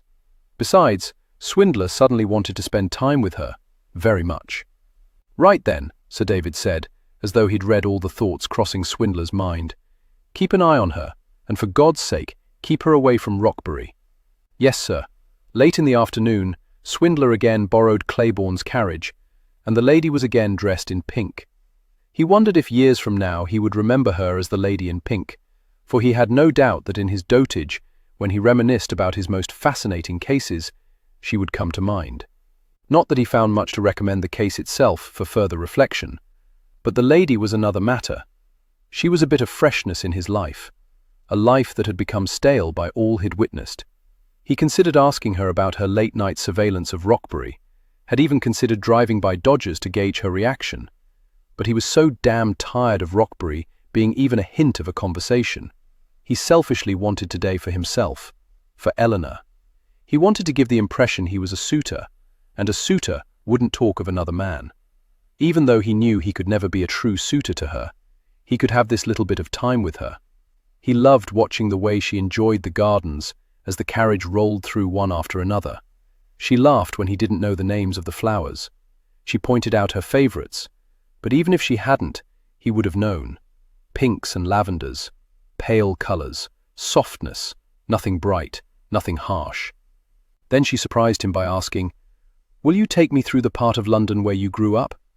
She might as well have thrown a bucket of cold water on him, had been considering seducing her, but the filth that had been his life as a boy would make any woman squirm with distaste at the thought of his hands touching her. "It's not nearly as beautiful as the gardens," he said, hoping to dissuade her from pursuing that path. "But it would tell me a bit more about your life." He knew he should have been flattered that she had an interest in his past, might have an interest in him. While he knew he could never leave it behind completely, that it was woven into the fabric of his character, he had no desire for her to actually see the specifics. "Allow me to paint a picture. It was dirty, smelly, and crowded. I've noticed that much of London is dirty, smelly, and crowded. Not like the rookeries. It is absent of hope. It is not a place that allows in dreams. It's drearily dismal." She looked at him as though he'd opened up his chest and shown her his heart. "You're ashamed of your past." "I'm disgusted by it, yes." Angry at her and his words, he averted his gaze. How had she managed to take control of the conversation and direct it away from where it belonged, with him learning about her? He was aware of her small hand covering the tight fist balled on his thigh. She squeezed gently. "You rose above your origins, Mr. Swindler. That's to be admired. While I've heard tales of the rookeries, without actually seeing them, I can't fully appreciate them." He twisted his head around to look at her, knowing his eyes and voice held a hard, implacable determination. "That's my point, Miss Watkins. There is nothing about them to appreciate." He wondered what she was thinking as she studied his face, wondered exactly what it revealed. The harshness of the life had led? How, as had grown older, as he became more knowledgeable in the way of things, he came to abhor the life had lived? How the first time had felt any pride was when he led a constable to a boy who'd pilfered a money purse in order that the innocent boy who'd been arrested for the offence would be set free. How a gang of other boys had beaten him up for squealing on their mate, and so had learned to be secretive in his dealings with the police. Even the rights and wrongs in life weren't crystal clear. Compromises were made for the greater good. The problem there was, who decided the greater good? Had the audacity, on more than one occasion, to believe it was him. Even now, as he sought to gain her trust, to discover her plans, he wasn't certain he'd provide Sir David or Rockbury with any information that could be of any use to them. "You're a complicated man, Mr. Swindler," she finally said. "Not complicated at all." He unfurled his fist, turned his hand over, and threaded his fingers through hers. "All I need is a lovely lady to provide me with company." He watched her delicate throat work as she swallowed. "You claim to be a scoundrel." He gave her one of his more charming smiles. "The evening is only just arriving, Miss Watkins. Had planned to only be in her company for a couple of hours, but at the end of that time, he wasn't yet ready to let her go. Besides, if she was determined to seek Rockbury out at night, then Swindler was obligated to keep her occupied. Had learned nothing while, if she was a perceptive woman, which he had little doubt she was, learned a great deal. It bothered him that he could so easily reveal part of his soul to her. But it was only parts, bits, and pieces that she'd never be able to fit together properly in order to create the whole. He wasn't even certain he knew the whole fabric of his being any longer. When he'd become one of Fegan's lads, had chosen a new name for himself, Swindler. While it was his nature to swindle others, of late he was beginning to suspect that perhaps had even managed to swindle himself into believing that his only interest in the woman stemmed from her fascination with Rockbury. Otherwise, rather than taking her home, why did he return her to Cremorne Gardens? "Why ever have you brought me here?" she asked, as the driver brought the carriage to a halt on King's Road. "You've seen the worst of the gardens. I thought you should see the best." He stepped out of the carriage and held out his hand to her. "Well, leave, long before the swells begin arriving." Her sister had written in her journal about the gardens and the spectacular display of bursting lights in the sky. "May we stay until after the fireworks?" He gave her a generous smile that stole every bit of breath from her body. Oh, he was dangerous to her heart. She had thought to take advantage, and instead she was finding herself enthralled by him. "If it pleases you," he fairly purred. "It would very much." "Then stay, we shall." After he handed her down from the carriage, he gave orders to the driver to return at 9. At the entrance, he paid a shilling for each of them, tucked her arm around his, and led her through the metal gates into the gardens. The crowd was dense. Ladies and gents strolled along arm in arm. She suspected most were married, and those who weren't had chaperones nearby. Even a few children could be seen. It was the time for families, for the proper people to be about. This was what Elizabeth had seen, what she had written about in her journal. "Did your sister visit the gardens?" Mr. Swindler asked. She jerked her head up and held the familiar green gaze, seeing the compassion and understanding there. How was it that he was able to read her so well? Yes, she wrote glowingly about the fireworks. So, although you were lost the other night, you knew where you were. "It's possible to be lost, even when you know where you are," she said tartly. "Are you lost, Miss Watkins?" His question contained an undercurrent, as though he recognized that of late she barely knew herself, had moments when she felt adrift at sea. Sometimes she thought coming to London was a mistake. She wasn't comfortable here. It hemmed her in. Or maybe it was merely her quest for retribution that made her uncomfortable with her surroundings. "Since my sister's death, and then my father's, yes, I very often feel lost, untethered." Those words were so true that it frightened her to think she could speak them to him so easily. She wanted to trust him with everything, completely, implicitly, but she knew she couldn't. Too much was at stake. "Do you suppose we could make a pact, at least for tonight, to talk of nothing except the future? How can we speak of what we do not know? The present, then. It seems forever since I've only been concerned with the present. Then tonight, we shall focus on the here and now." Where shall we begin? So much to choose from, she hardly knew where to start. Then her stomach embarrassed her by making a little rumble, taking the choice from her. "I suddenly realized, am quite famished." He smiled. "A woman after my own heart. Let's see what we can find." As he guided her through a throng to the banqueting hall, she thought under different circumstances that she would indeed be a woman after his heart. He was strong, kind, and solicitous. He pleased her in small ways. He brought her smiles when shed thought to never smile again. She hadn't come to London to find happiness, and yet it hovered, like a butterfly, testing the petal of a wildflower. But no matter how much she wished otherwise, it did not stay for long. "Hold me, Mr. Swindler, dear God, please hold me." The words were whispered out of fear, mingled with embarrassment. She seemed to be the only one in a panic as the hot air balloon ascended. The other passengers uttered a few hushed exclamations of awe and wonder. As Mr. Swindler's arm came around her, she clutched the lapel of his jacket and buried her face in the nook of his shoulder.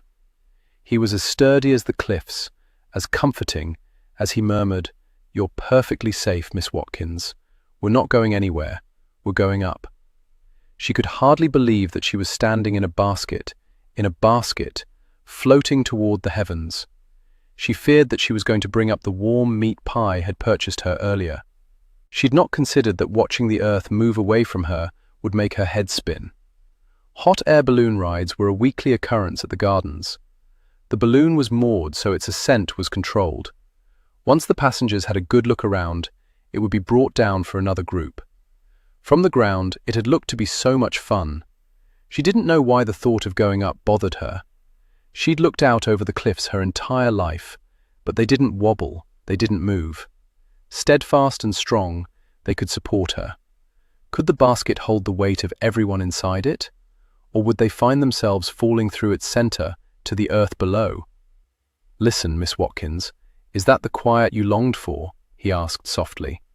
She heard it then. The din of the crowds had retreated. There was no whir of carriage wheels or clatter of horses' hooves. They were above the noise. She almost thought up here that she could hear Elizabeth whispering to her. How close were they to heaven? The basket gave a little jerk. She released a tiny squeak and tightened her fist on his jacket, as though it would hold her up if the balloon started to fall. "It's quite all right. We've simply met the end of our tether," Mr. Swindler purred near her ear. If she weren't so terrified, she might have swooned from his nearness. "Open your eyes."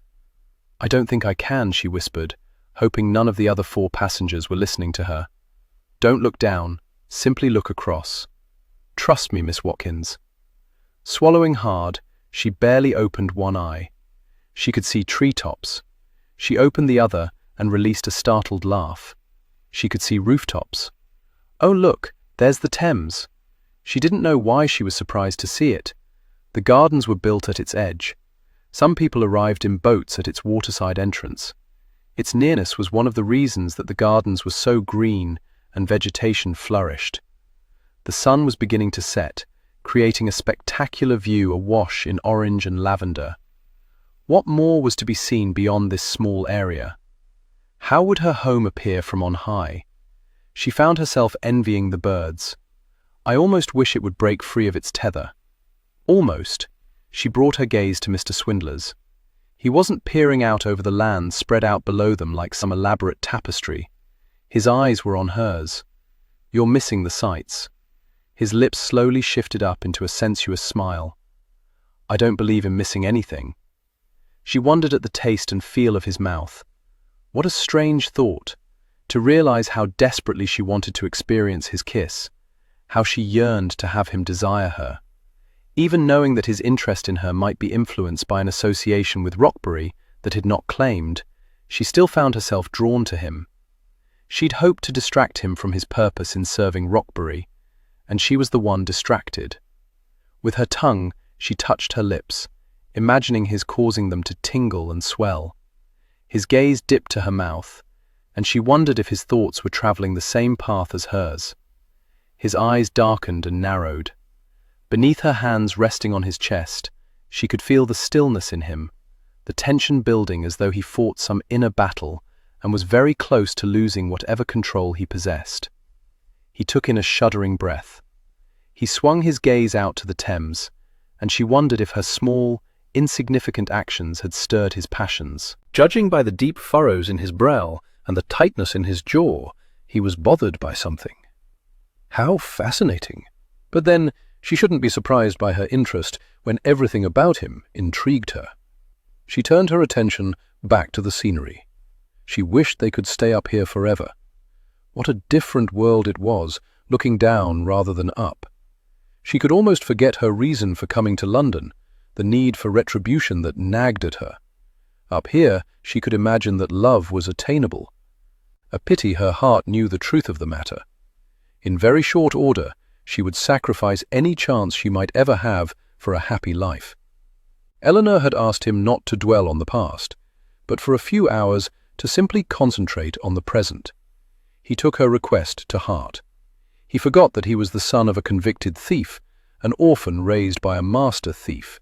He forgot that he'd spent his youth arranging swindles designed to line Fegan's pockets with riches. He forgot that she was his mark, his duty. He thought only about the woman who strolled along beside him, taking such delight in the smallest pleasures offered by the gardens. She was as entertained by the acrobats as she was by the puppets. Her smile seldom abandoned her face, and her eyes glittered more brightly than the gaslights that were being lit as darkness blanketed the gardens. An orchestra played lively music. From time to time, as he and Eleanor strolled along, she would sway slightly, as though caught up in the rhythm of sound that floated through the gardens.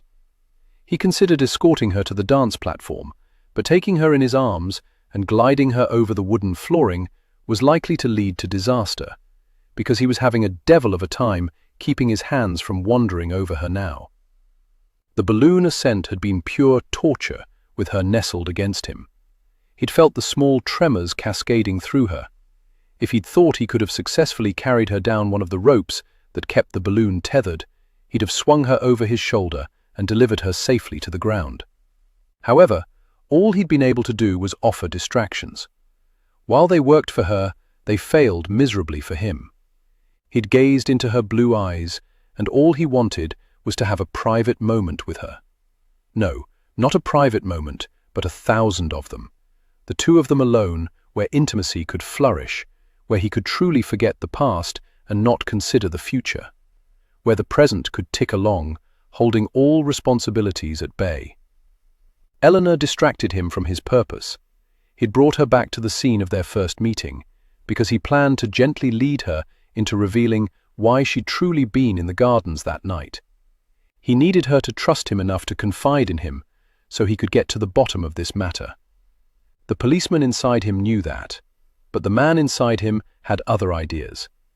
He'd embraced her notion of enjoying the present, and that meant ensuring that she enjoyed it, that there be no subtle interrogation, no prying. A boom sounded as the first burst of fireworks filled the sky. With her arm intertwined with his, she used her free hand to squeeze his arm as she exclaimed, "Oh my word!" The fireworks could be seen for miles, and many a night, while walking through Chelsea, he'd spied them, until he became impervious to their magnificence. But watching Eleanor, he remembered the first time he'd seen them scattered across the velvet blackness and how they'd taken his breath away. He'd felt then the way he felt watching her, as though nothing would ever compare. Her head was tilted back slightly, her eyes wide, her lips parted in wonder. Her hair wasn't nearly as tidy as it had been when they'd begun their afternoon outing only a few short hours ago. Wisps had worked their way free of the pins and now framed her face. Even as he wanted to touch them, to tuck them into place, he yearned to remove her hat, release all the pins, and watch her hair tumble down her back. He wanted to pull her farther back into the shadows. He wanted to live up to his reputation as a scoundrel. He wanted to seduce her into revealing her secrets. He wanted to seduce her into revealing her body. The sky was again lit with a flash of white stars that shot in all directions before fading into the night. Eventually, she would fade away as well from his life. But at that particular moment, she was still in it, vibrant and lovely, a touch of innocence, a touch of daring. "My God, but they're so beautiful," she whispered reverently. "Not nearly as beautiful as you." Her attention turned from the sky to him. He'd promised her they'd not leave until after the fireworks, but he was of a mind to create his own sparks. There were shadows aplenty, and as the next boom sounded, he snaked his arm around her waist and urged her away from the gathered crowd and the gaslights. She offered up only token resistance, no doubt initially forgetting that they weren't supposed to be influenced by the past this evening. Impatience had him lifting her the last few steps, and then he was ensconced in heaven, her rose scent filling his nostrils, her taste tempting him to seek more as her mouth reshaped itself to fit seamlessly against his. Like some sort of clinging vine, her arms wound around his neck, her fingers scraping up his scalp, becoming entangled in his hair. He was taken off guard by how desperately he wanted her. Nearly a week had passed since he first became aware of her existence, and yet he felt as though he'd known her a lifetime. It was inconceivable that he could harbor such strong feelings for a woman about whom he knew so little. With a hushed moan, she pressed her body nearer to his, her breasts flattening against his chest. Of their own accord, his hands slid down her sides to her hips, pushing her against his hard, tortuous arousal. He was acutely aware of her slight stiffening, as though taken aback by what he had no ability to hide from her. Of course, she'd be disarmed by it. She was a lady in the truest sense of the word.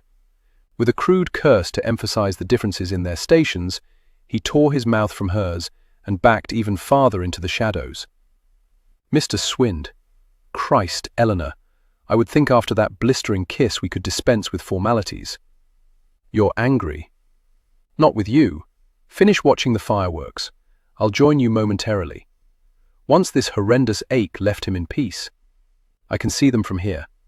"Eleanor," he ground out, hoping the impatience in his voice would be enough to drive her away. James. His name, whispered so sensuously and with such longing, was nearly his undoing. She was too innocent to understand the torment she could so effortlessly inflict on him. What in God's name was he doing with her? He felt her tentative touch on his cheek, was aware of the slight trembling in her fingers. Covering her hand with his, he turned his face into her palm and pressed a kiss to its heart. Regret flooded him. Regret over his past. Regret over his true reason for being with her. Regret that he could so easily set his orders aside and seduce her nearer, with no thought to how she'd feel afterward, when she realized he was there because of duty. Christ, he was no better than Rockbury. Swindler had no doubt that Rockbury had used her sister to his own ends. He was guilty of the same. Even as he had the thought, he prayed some noble cause guided him. Prevention, protection. He'd gone to work for Scotland Yard because he wanted to save people, as he'd never been able to save his father. The tension left his body, the ache dissipated. He drew her into the circle of his arms, guiding her so she faced away from him. Where moments ago he'd longed to see her hair released from its confines, now he welcomed her bared nape by pressing a light kiss there before whispering near her ear. "You do tempt me, Eleanor. I thought you were a scoundrel, one with a conscience, it seems. And if I don't want you to have a conscience, then we are either headed toward heaven or doomed to hell." Chapter 6. As the carriage travelled swiftly through the streets, she didn't want this magical night to end. Leaning against James, her head on his shoulder, was scandalous, and yet she seemed unable to help herself. She wanted his arm around her, but she knew that was far too much. It was enough that he held her gloved hand in his. Whenever she'd imagined a kiss, it had never involved a man boldly sweeping his tongue through her mouth, exploring every inch of it as though he owned it. With James' kiss, the heat had swirled in her belly and rolled outward until even the tips of her fingers and toes burned. Oh, he was very skilled at seduction, her James Swindler. Yet, as he caused pleasure to build within her, it was as though he revealed things about himself as well. He was strong, confident, accustomed to having his way, yet he acquired what he wanted not by force, but by persuasion. She thought she could have easily disappeared into the shadows behind the trees with him, never to return and never to regret it. The kiss had shaken her to the core. Judging by his reaction, it had done the same to him. Had Rockbury done this with Elizabeth? Had he charmed her, kissed her, pushed her away, only to lure her back in? She didn't want Rockbury to intrude on her thoughts tonight, not when they were so filled with James. She wished she'd come to London for another purpose entirely, wished she'd been the first daughter sent, wished she and James had crossed paths a year ago, when she wasn't consumed with grief and the need for retribution. It was horrible to hate someone as she did Rockbury. It tainted even the most glorious moments, made her feel as though she didn't deserve them because her sister had never experienced them. "What are you thinking?" he asked quietly. Once again she was amazed how he always seemed to know when to speak and when to remain silent. "How different I was before Elizabeth died. How I wish you'd known me then. I like you very much now. Tragedy changes us, not always for the better, I think. It can give purpose to our life." She peered up at him. "Is that what it did for you?" "After my father died, yes. You became a thief. Hardly an ambition for which to be commended. I sought to survive, any way that I could. We do what we must." Would he understand if she explained to him what she must do?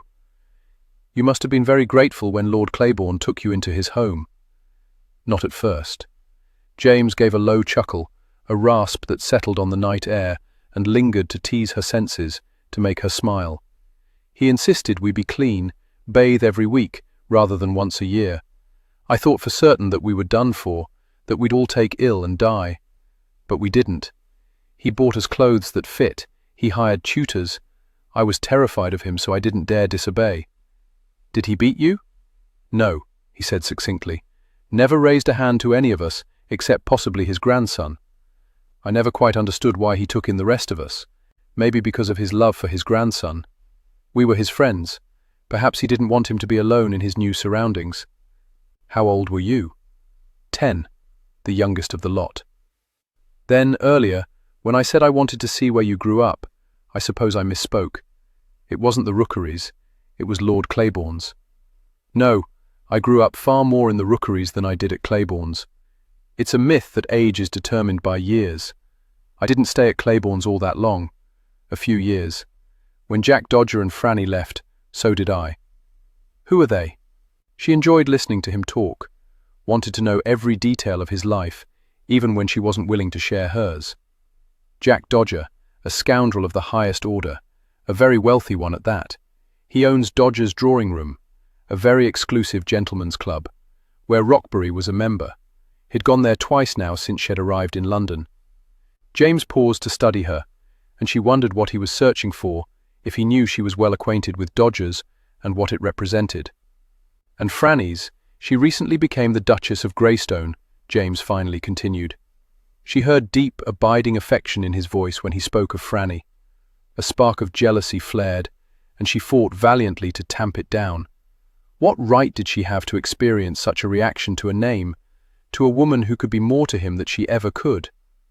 "She's special to you." She wished she could have taken the words back. What was it about this night that made it perfect for slipping beneath the surface of whatever was developing between them?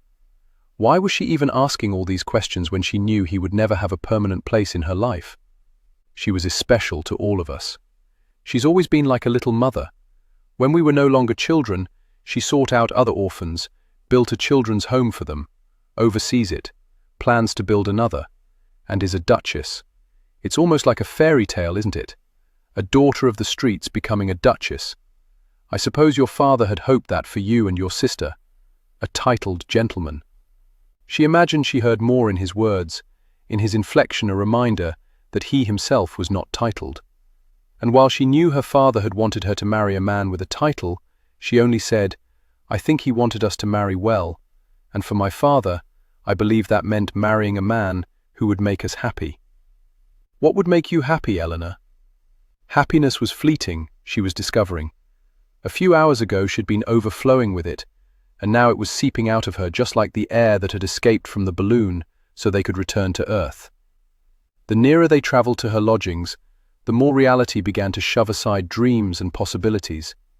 "This evening made me very happy, James."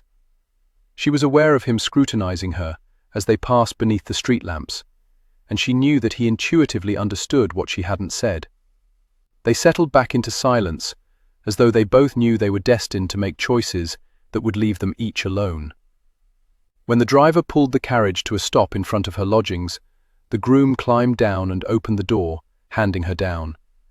James joined her and walked her to the front door. "How long will you be in London?" he asked. "I'm not certain.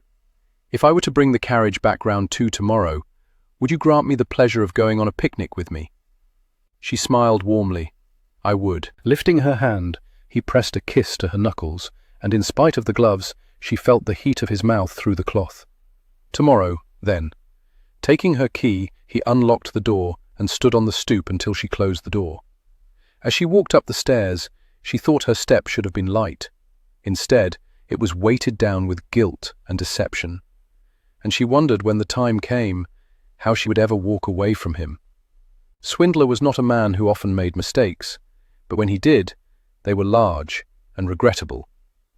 During the past week, he'd arranged a series of outings for Eleanor and accompanied her on each one. Madame Tussauds, an opera, picnic in the gardens, another visit to Cremorne for the fireworks that so delighted her. He began each day with the best of intentions, to deduce her purpose regarding Lord Rockbury, but he became protective of his time with her. He didn't want to discern her purpose where Rockbury was concerned. Swindler was more interested in learning all he could about the lady herself, and his mind was further occupied in striving to determine how to have private moments alone with her in order to secure another kiss. He'd thought to seduce her, and he was the one being seduced, but the time had come when he needed to face his responsibilities. Before he did, however, he wanted to give Eleanor one lasting gift, a night she'd long remember, even if she came to despise him afterward. It was the very reason that he'd come to the home of the Duke and Duchess of Greystone, who he knew had returned from their wedding trip several days prior to his arrival. "Jim!" Standing in the elaborate entry hallway, Swindler turned at the calling of his name and looked up the grand sweeping staircase that Franny was descending. He'd expected this moment of seeing her for the first time after her marriage to Greystone to be awkward, for his heart to give the little pull it always did when his gaze lit upon her, knowing she would never be his. But his heart didn't begin to ache for wanting. His chest didn't tighten.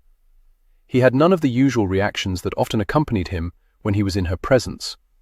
He felt gladness at seeing her, but nothing more. No longing, no yearning, no desire for anything beyond friendship. She looked as she always did, beautifully elegant, with her vibrant red hair pinned up and her face aglow with joy. Her dress, however, was finer than anything she had worn when she worked as a bookkeeper at Dodger's Gentlemen's Club. Her green dress was silk and lace, befitting a duchess. Her husband followed closely behind her. He was fair, well turned out. His mantle was his title. He could have been wearing nothing at all, and he still would have commanded respect, still would have drawn attention when he strode into a room. Coming to a stop before Swindler, Franny took his large hands in her delicate ones and squeezed tightly. Having been brutalized as a child, she had always been extremely reserved with her hugs, so he hadn't expected one in welcome.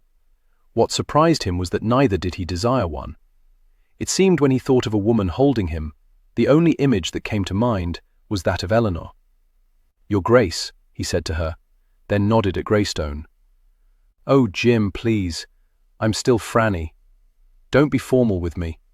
I'll take it as an insult. You're a duchess now. I'm your friend, aren't I?" He could see in the green depths of her eyes how important his answer was. "Yes, of course you are." She smiled happily at him. "It's so good to see you. You're looking well." He'd have thought it impossible, but her smile grew. The south of France was wonderful. Sterling and I had a marvelous time. Even knowing that marvelous time would have included lovemaking, Swindler felt no jealousy. He felt nothing except gladness that Franny was so obviously happy. "We've been home for a couple of days now," Franny said. "I was afraid I'm glad you came by to visit. Shall we go into the parlour?"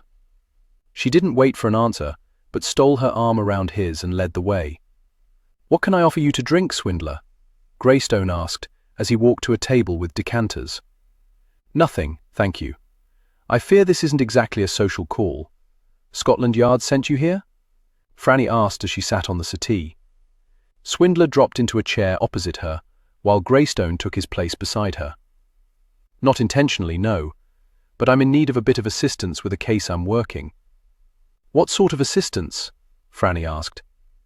"I understand you're having a ball tomorrow night." Yes, Sterling thought it essential for the new Duchess of Greystone to host a party as soon as we return from our wedding trip. Catherine's been handling the particulars. "I would like you to invite Miss Eleanor Watkins. Her father was a viscount, so it wouldn't be inappropriate for her to attend." Good Lord, Jim, she could be a washerwoman. And if you have an interest in her, I would invite her, I suppose him to invite you as well. Yes, if you don't mind. She may also need a gown. She's not here for the season? No, I believe she's here for revenge. Revenge sounds like something that will put my wife in harm's way, Greystone said. If that's the case, then we can't be of help. Sterling, I almost lost you once, Franny. I'll not risk it again. With amusement, Swindler watched the silent battle of wills. Apparently, the Duke had yet to discover that his Duchess possessed a very stubborn streak. She finally turned her attention to Swindler. "Tell me about the lady." Taking a deep breath, he leaned forward, digging his elbows into his thighs. He explained how she'd come to his attention. "She quite simply fascinates me, but I've never told her my true purpose, what it is I intend to gain from her. Sometimes I feel as though I'm back under Fegan's employ, working so bloody hard to fleece someone without him knowing." "You're doing your job." "That's just it, Franny. Not really. I'm simply enjoying her company. I'd hoped in time that she'd come to trust me, confide in me, tell me of her plans regarding Rockbury. But she avoids discussing him at every turn. The time has come for me to bring this matter to a close. I must confront her, and when I do, whatever tender regard she might have toward me is certain to sour. I would like to give her this night at your ball, a gift, as it were, before she discovers that I've been deceiving her." Franny placed her hand over his. "Have you been deceiving her, Jim?" "I'm no longer sure. I've come to care for her, but I must tell her the truth about what I know and what I need to know. I fear she won't be pleased to learn the truth. Rockbury had taken advantage of her sister. She was likely to think Swindler had done the same. He was dreading the confrontation and was hoping one final night of happiness would soften the blow he would deliver. "Miss Watkins! Miss Watkins!" The resounding knock nearly rattled the door to her rooms off its hinges. Eleanor crossed over as quickly as possible and flung it open. "Yes, Mrs. Potter?" The woman was breathing heavily, her face flushed with excitement. "You have a caller, the Duchess of Greystone herself." My word. She pressed her hand to her heaving bosom. "Nobility in my parlour. I never imagined. What tea should I prepare, do you think?" "Oh, it doesn't matter. I shall prepare every flavour I have. I do wish I had cake. Biscuits seem so trite. Hurry, you mustn't keep her Grace waiting." As her landlady scurried down the hallway toward the stairs, Eleanor followed at a more sedate pace, her stomach quivering with nervousness. Why ever had the Duchess come to call? By the time she reached the bottom of the stairs, she'd regained control of her breathing and calmed the tremors that had been dancing through her. She entered the parlour, and the Duchess rose gracefully from the chair.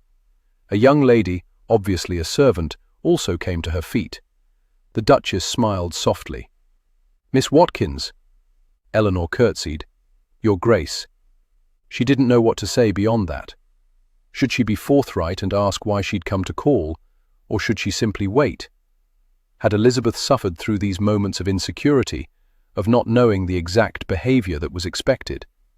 Was that how Rockbury had managed to lure her into hell? Eleanor fought not to show the anger she felt with her father at the thought. If only he'd brought them to London on occasion, if only he'd exposed them to more of the world, Elizabeth might still be alive, they might all be happier. She herself might have had an opportunity to be properly courted as well. "I must apologize for arriving at an inappropriate hour, but I feared if I waited until afternoon, I wouldn't have enough time to accomplish all I wish to." "I've come to beg a favor of you," the Duchess said. "I'm not certain how I could be of service." Unexpectedly, the Duchess stepped forward and took Eleanor's hands. "I'm a dear friend of James Swindler. I believe he's mentioned me. We grew up on the streets together. I know he's been calling on you. I'm holding a ball this evening. I've invited Mr. Swindler. I was hoping you'd do me the honour of attending as well." To attend a ball, a Duchess ball at that. Eleanor hardly knew what to say, other than the truth. "I fear I have nothing to wear." "I thought that might be the case. Jim mentioned that you had no sponsor and weren't making the rounds. He also described you to me quite accurately, if I may say so. I took the liberty of selecting one of my gowns that I think would look lovely with your complexion. You're a bit smaller than I am, but Agnes here, my lady's maid, is quite skilled with a needle. She could make alterations." "Oh." Once again she hardly knew what to say. It was only then that she noticed the large, long box resting on the sofa. The Duchess squeezed Eleanor's hands, which she had yet to relinquish. "I hope you'll forgive me. I may be playing a bit of matchmaker. Jim has never spoken to me about another lady, so I know you must be very special indeed." Eleanor's stomach tightened into a painful knot. This was what she'd wanted, but now that the moment was here, the Duchess seemed to sense her hesitation. "Why don't we have a look at this gown, shall we? If it doesn't please you, we can select another." How could it not please her, Eleanor thought, as Agnes pulled it out of the box and held up the white gown edged in pink satin with tiny satin flowers adorning the skirt. "It takes my breath, it's so lovely." "I thought you might like it," the Duchess said. "I hardly know what to say." "Say you'll attend." Eleanor couldn't stop her triumphant smile. "He'll attend." Mrs. Potter joined them several minutes later with tea and cakes. While it was not her usual habit to impose when her tenants had guests, she seemed unable to get beyond the notion that she had a duchess sitting in her parlour, sipping tea, nibbling on a cake, and chatting as though they were all familiar friends. The Duchess had such an unassuming manner that Eleanor had little doubt she charmed anyone she encountered.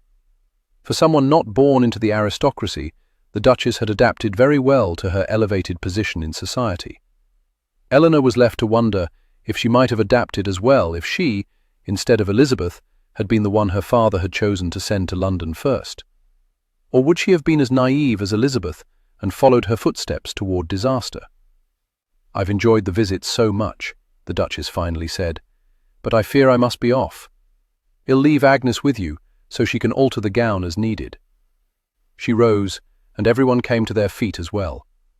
"I'm leaving a carriage for Agnes, and she'll send one round for you at 8:30, if that pleases you." "It pleases me very much," Eleanor said. Once again the Duchess took her hands. "I think it shall please Jim as well." After the Duchess left, Eleanor and Agnes retired to Eleanor's rooms. The gown required very few alterations, but the Duchess had been correct. Agnes was deft with the needle. A couple of hours later, when the work was finished, Eleanor stood in front of the cheval glass, admiring her reflection. The sleeveless gown's low cut revealed an enticing bit of cleavage. The Duchess had provided long gloves that went past Eleanor's elbows and pearled pink slippers. "I could prepare your hair before I leave," Agnes offered. Eleanor shook her head. "No, thank you. I shall probably take a short nap before I begin final preparations. These affairs usually go late into the night, don't they? I know the ones Lady Catherine gave lasted well past midnight. She's been helping Her Grace with the arrangements, so I suspect this one shall as well." Eleanor smiled at herself in the mirror. She wondered if Lord Rockbury had been invited. If she had her way, tonight would be the night that he got his comeuppance. Chapter 7. Eleanor has accepted my invitation. I've promised to send a carriage round for her at 8:30. Send word if you'd rather do the honours. F. Swindler had known Franny would win Eleanor over. To the lad who delivered the message, he simply said, "Tell her I'll see to it." He then sent word to Claiborne that he needed to borrow his carriage for the night, knowing full well that Claiborne would use his coach to arrive at the ball. He always escorted his wife around in the coach, because it was grander and worthy of the lady he loved. Swindler then took great care in preparing himself for the evening. While he'd have preferred that his friends leave him behind, he'd known they wouldn't, and that sooner or later he would be invited to one of their grand social events. So, months ago, he'd visited one of the better tailors in London. Now he stood before the mirror, admiring the cut of the black swallow-tailed jacket, hunter green silk brocade waistcoat, pleated white shirt, and white cravat. He wasn't quite as rough-looking as usual. If he was honest with himself, he'd have to admit he looked quite elegant. He'd fit in nicely with the lords who'd be strutting about. He didn't want to admit that he cared how Eleanor viewed him, that he didn't want to be seen as lacking in her eyes. He had little doubt that her dance card would fill up within minutes of her walking into the ballroom. Franny was providing her with an opportunity to be seen, to be informally introduced into society.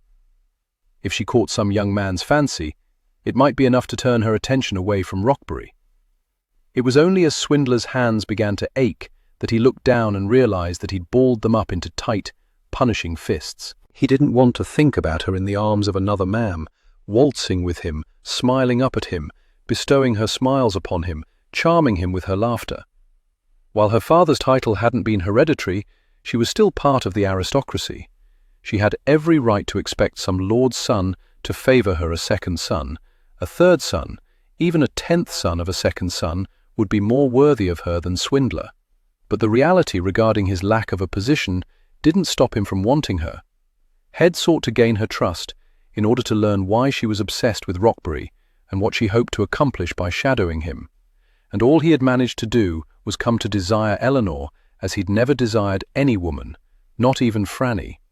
He wanted Eleanor in his bed, his body pounding into hers, her cries echoing around him. He wanted the woman who smelled of roses and wasn't afraid to shower him with seductive smiles. He jerked on his white gloves, understanding the wisdom in wearing them. If his bare skin were to touch hers, he wasn't certain he'd be able to control himself. He was growing damn tired of his duty, of this assignment. Had learned nothing of any value to Scotland Yard. He knew only that each moment spent in Eleanor's presence was both heaven and hell. Perhaps tonight he'd put duty aside, put his own needs, wants, and desires first. In so doing, perhaps he'd discover if the young lady was as aware of him as a man as he was of her as a woman, and finally gain what he'd been searching for all along, the reason behind her interest in Rockbury. Once he had that, perhaps he could give her another reason to stay in London. It was the most exquisite gown to ever touch her skin. Even the 2 gowns her father had paid handsomely to have made for Elizabeth paled in comparison. As she stared at her reflection in the cheval glass, with her hair pinned up and adorned with a diamond-tipped hairpin her father had given her, She thought she'd never looked more beautiful. Vanity was a tool of the devil, she knew that well enough, but she seemed unable to help herself. If it wasn't for the fact that tears would ruin the entire affect, she would have wept. She'd wanted desperately to have a season, to attend a ball. She wasn't deserving of this night, and yet she couldn't turn away from it. She picked up the small matching purse that she'd found in the box. It seemed the Duchess had thought of everything. Little wonder James thought so highly of her, referred to her as a little mother. James. She never should have begun to think of him as anything other than Mr. Swindler. James created a sense of intimacy that should have been forbidden between them, and yet it seemed so right. She couldn't explain what she was feeling where he was concerned. Intrigued, charmed, infatuated. She longed for his kisses and his touch. Elizabeth had written about wantonness that had led to her downfall, and now she feared she was travelling the same path. Before she could convince herself that she should stay in tonight, she hurried out of her rooms. At the top of the stairs, she heard a deep, masculine voice floating up. She would have recognized it anywhere, from 1,000 miles away. Her body went languid, because she knew he'd come for her. When she reached the bottom of the stairs, his gaze shot past Mrs. Potter to settle on her. His eyes darkened, and his nostrils flared. She could see the deep satisfaction reflected in his eyes, along with a bit of possessiveness. Any other woman might have taken offense, might have resented the implication that she belonged to him. But how could she resent what she knew was true, at least for tonight? He was so remarkably handsome in his black swallowtail jacket. Looking at him dressed as he was, no one would question his origins, no one would even consider for a single moment that he wasn't a gentleman of the highest order. He possessed such confidence. He might have been disgusted by his origins, but tonight they were nowhere to be seen. Standing before her was a man who'd risen from the gutter, and nothing on earth would ever send him back to the filth.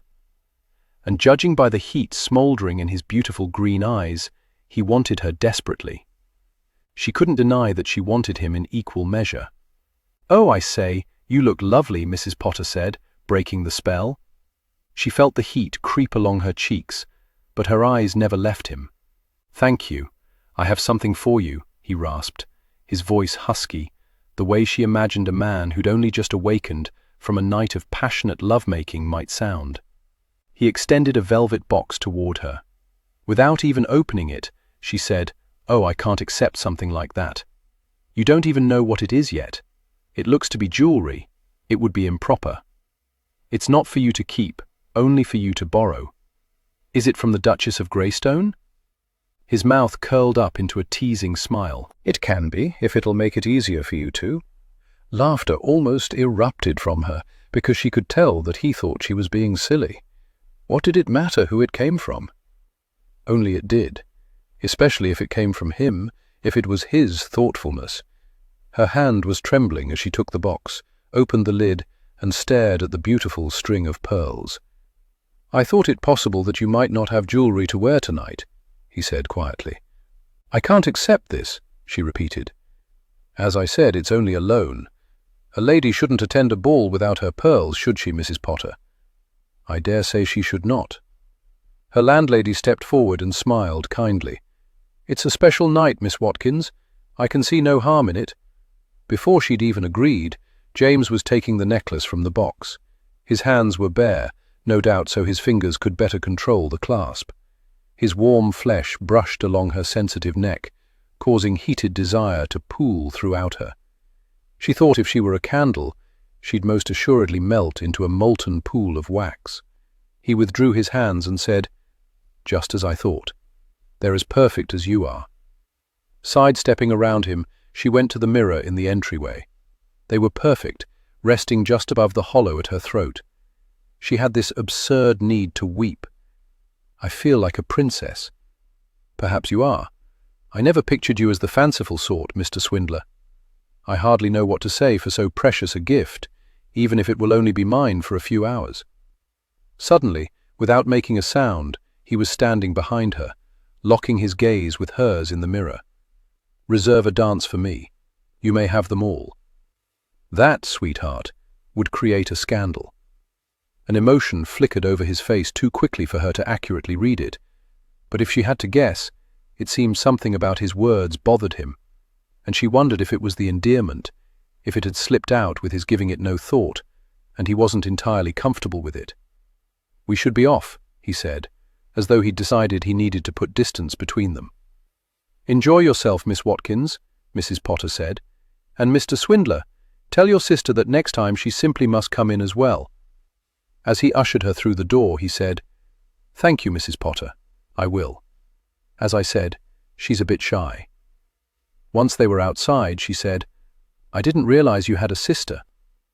"I don't, but neither did I want Mrs. Potter to think you were traveling in the carriage without a chaperone. What will you tell people at the ball?" "I don't think anyone will ask. Franny is taking you under her wing, and she's married to one of the most powerful lords in Great Britain.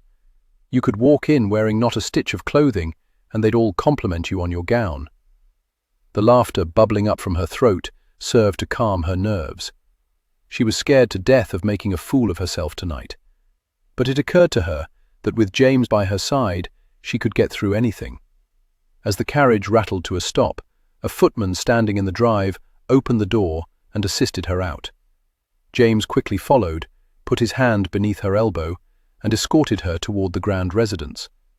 Carriages were dropping off other couples, and they were strolling more quickly toward the open doors. But she wanted to take her time, to absorb every facet of the night. "It's almost like a palace, isn't it?" she whispered. "A little too large for my tastes," James said. She peered up at him. "I quite agree, but still I don't mind visiting." He led her through the double open doors into the entry hallway where the massive chandelier glittered. A footman took her pelisse and James' hat, then directed them toward the parlor. "But everyone else is going up the stairs," she said quietly to James. "It's all right. We're special." In the parlor, a dark-haired gentleman and lovely blonde-haired lady stepped forward. "Ah, you must be Eleanor," the lady said. "I'm Lady Catherine, and this is my husband, Lord Claiborne." The gentleman pressed a kiss to the back of her gloved hand. "A pleasure. James has told me about you," she said to Lord Claiborne. "Not too much, I hope." She couldn't imagine that this man had grown up on the streets. Nobility was evident in his bearing. "I didn't tell her anything to make her think less of you," James said. "Then the conversation about me must have been rather short," Claiborne said with a grin. "Franny told us you were coming," Lady Catherine said.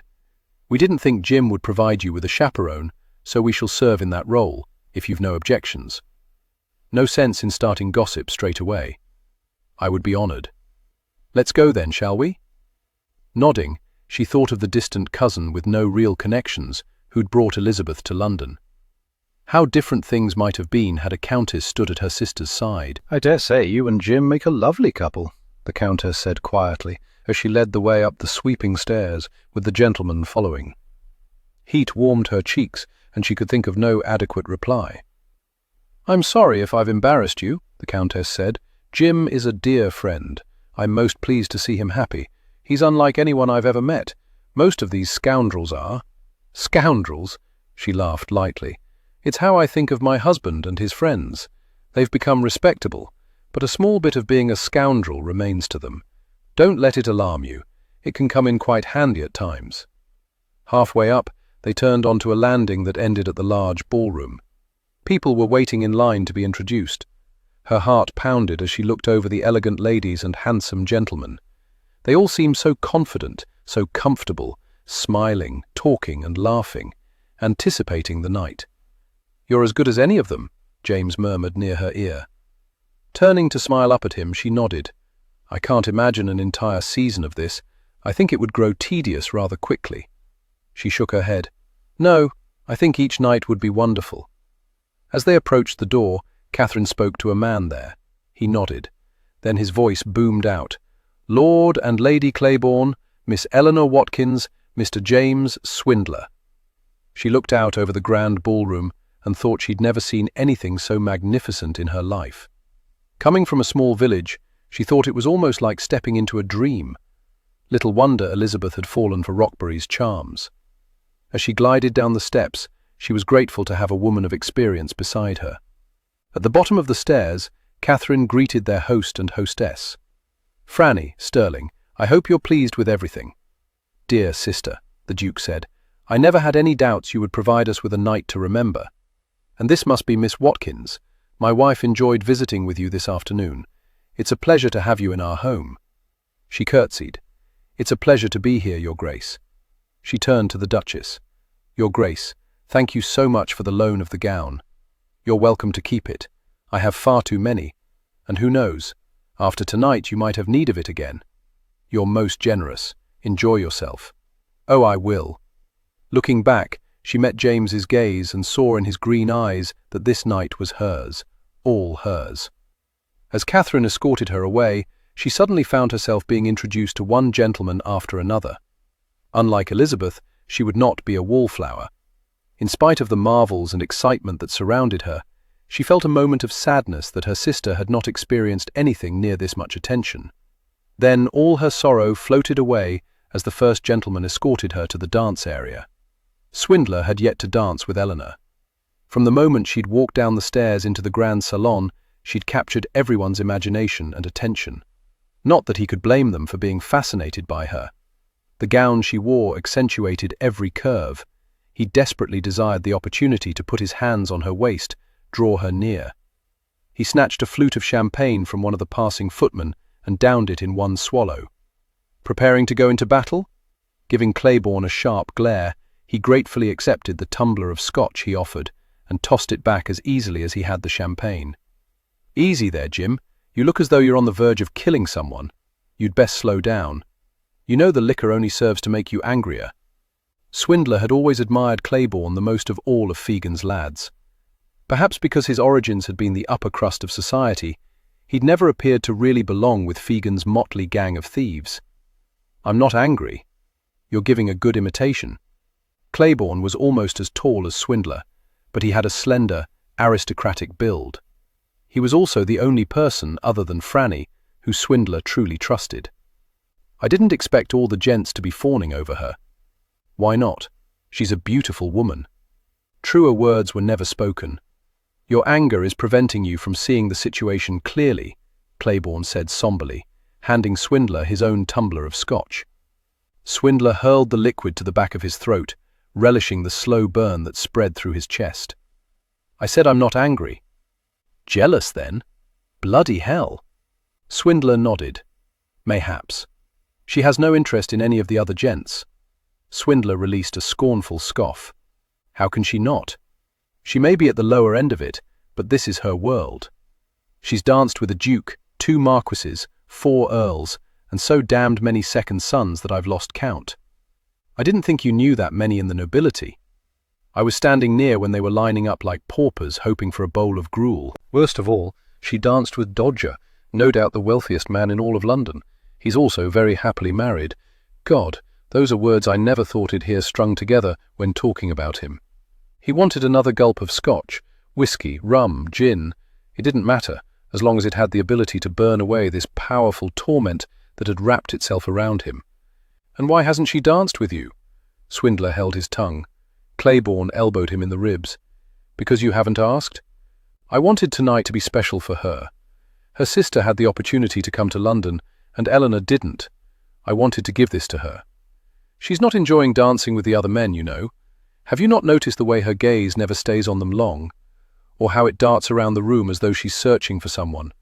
Her smile is so frozen that her jaws must be aching. Ask her for a dance. Her dance card is probably filled. Wouldn't stop me if I wanted to dance with Catherine. Normally it wouldn't have stopped Swindler either. What the devil was wrong with him, he wondered. Guilt over his deception. He should tell her the truth, but even as he thought the words, he knew everything between them would change as soon as they were uttered. Her affection for him would turn to loathing. Her interest in him would wither away, like a rose plucked from the vine and left too long without water. The final strains of a violin echoed into silence. Eleanor didn't even have to leave the dance floor, as her next eager partner replaced the previous one. Swindler handed the tumbler back to Claiborne, and without another word, strode through the crowd to the area where the dancers were just beginning to step in time to the music. He patted Lord Milner on the shoulder. The man looked as startled as he did when he was playing cards at Dodger's and was dealt a good hand. "Sorry, m'lord, but this one's mine." If he'd been a larger man, Lord Milner might have challenged Swindler. Instead, he excused himself. Before the next beat of music sounded, Swindler had Eleanor in his arms and was sweeping her across the dance floor. She had waited the whole night for this moment. "What took you so long?" He gave her a wry grin. "I wasn't certain you'd want to give up a dance with a lord for a man who has little to offer except 2 clumsy feet. You sell yourself short, James. You are quite the accomplished dancer. As are you, Eleanor." They circled the dance floor as though no one else was upon it. It occurred to her that they were closer than was proper, but she didn't care. Earlier, one of her partners had mentioned that she reminded him of a lady he'd danced with last season. He couldn't remember her name. Was it her? He'd asked. Sadness had swamped her because her sister had been in London and no one remembered her clearly. Just as she was certain no one would remember her tonight. She was part of these people's lives for only a fleeting moment in time. Tomorrow night, there would be other dance partners for them, while she would hold close the precious memories. And the one that was being created now with James would be the most precious of all, at least of all the ones from the ball. They hardly spoke. It was as though no words were needed between them. They conversed with a look, a squeeze of a hand, the brush of a thigh. When the dance ended, he removed her dance card from her wrist, slipped it into his pocket, and claimed the next dance as his own. She didn't protest. It was what she wanted more than she wanted to breathe. During their third dance, he asked, "Will you save the last dance for me?" Imperfectly fine with this being the last dance of the night. "Are you ready to go home?" he asked. "No," she said, wondering where the sultriness in her voice had come from. "But I am ready to leave with you." When the music ended, they said good night to their host and hostess. Outside, the air was cool. While he draped her pelisse over her shoulders, it was his nearness more than the cloth that warmed her. As they settled into the carriage, he said, feigning surprise, "Well, I wonder where my sister has gone off to. Whatever will happen between us without a chaperone?" She cradled his face with her gloved hands. "It is my hope, James, that we'll kiss." As the carriage rolled away, she found her hope being realized as he crushed his mouth against hers, and she parted her lips to receive what he offered. Once again she was amazed by his taste, but tonight it was different. No meat pie. Rather, it was rich and smooth and decidedly dark. Not champagne. He'd had something else to drink, something strong, something that would appeal to a man. Whatever it was, she liked it, enjoyed the flavor on his tongue as it stroked hers. His arms stole around her back and hips, and she found herself being pulled onto his lap. Almost immediately the angle of the kiss shifted and deepened, as though he was intent on touching her heart. How was she to tell him that he already had, in so many small ways, like a ball made up of scraps of yarn that came together to create an intriguing whole? The loan of the pearls, the fireworks, the drives through London, conversations and waltzes, an invitation to a ball. Shed come to London with a goal, and had slowly worked his way into her life until she had a difficult time remembering what her plans had been. Selfishly, to her everlasting guilt, Rockbury seemed insignificant when compared with what she might have if she turned her focus away from the vile man. James' heated mouth trailed along the curve of her jaw, then journeyed over her throat, leaving a damp mist in its wake. Her pelisse fell away from her shoulders, bearing them to him. Without hesitation, he began to nibble on the exposed skin. His teeth gently nipped her collarbone before his tongue tenderly apologized.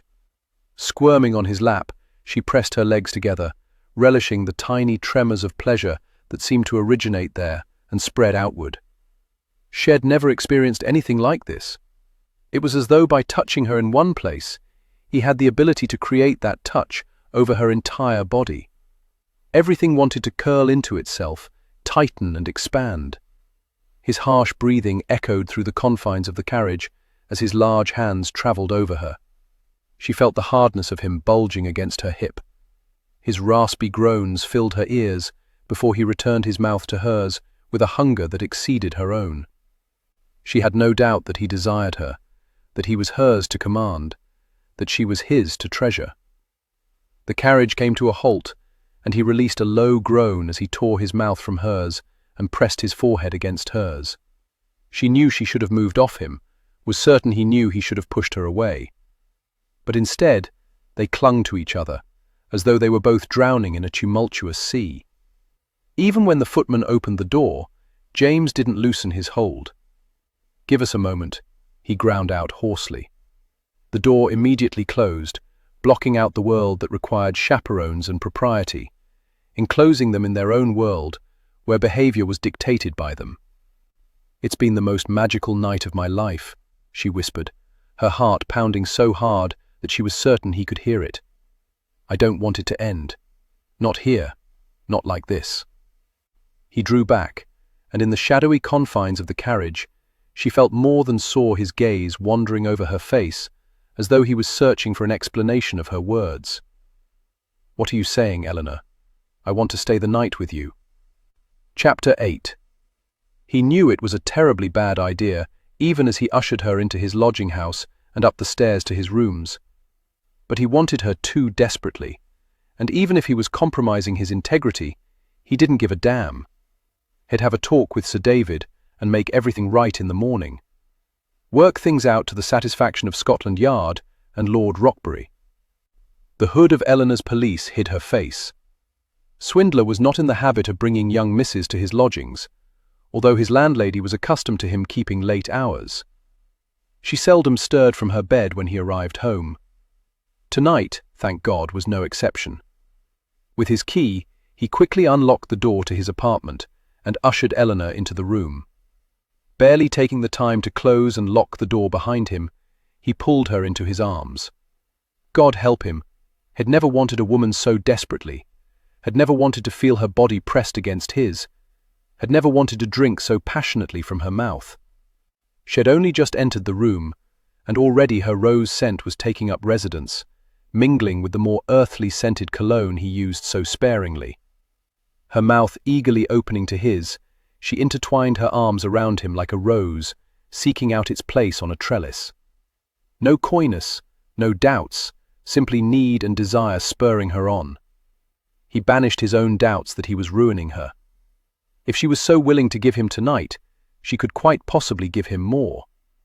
Where they would take this was a discussion for another time. For now, all that mattered was that everything that had been building inside him since he first kissed her in Cremorne Gardens was about to be brought to fruition. If he could just hold on, just hold his own needs in check, he wouldn't allow her first time to be tainted by his inability. His mind came to a staggering stop, as did the kiss. He always gave ladies his attention, but tonight he wanted to give her more than had ever given to anyone, because she meant more to him than anyone else ever had. With nimble fingers that had never served him well as a pickpocket, he quickly loosened the fastenings on her pelisse. In the darkness, he heard the whisper of it pooling at her feet. Tearing off his gloves, he tossed them toward a nearby chair, but based on the thud, they'd landed on the parquet.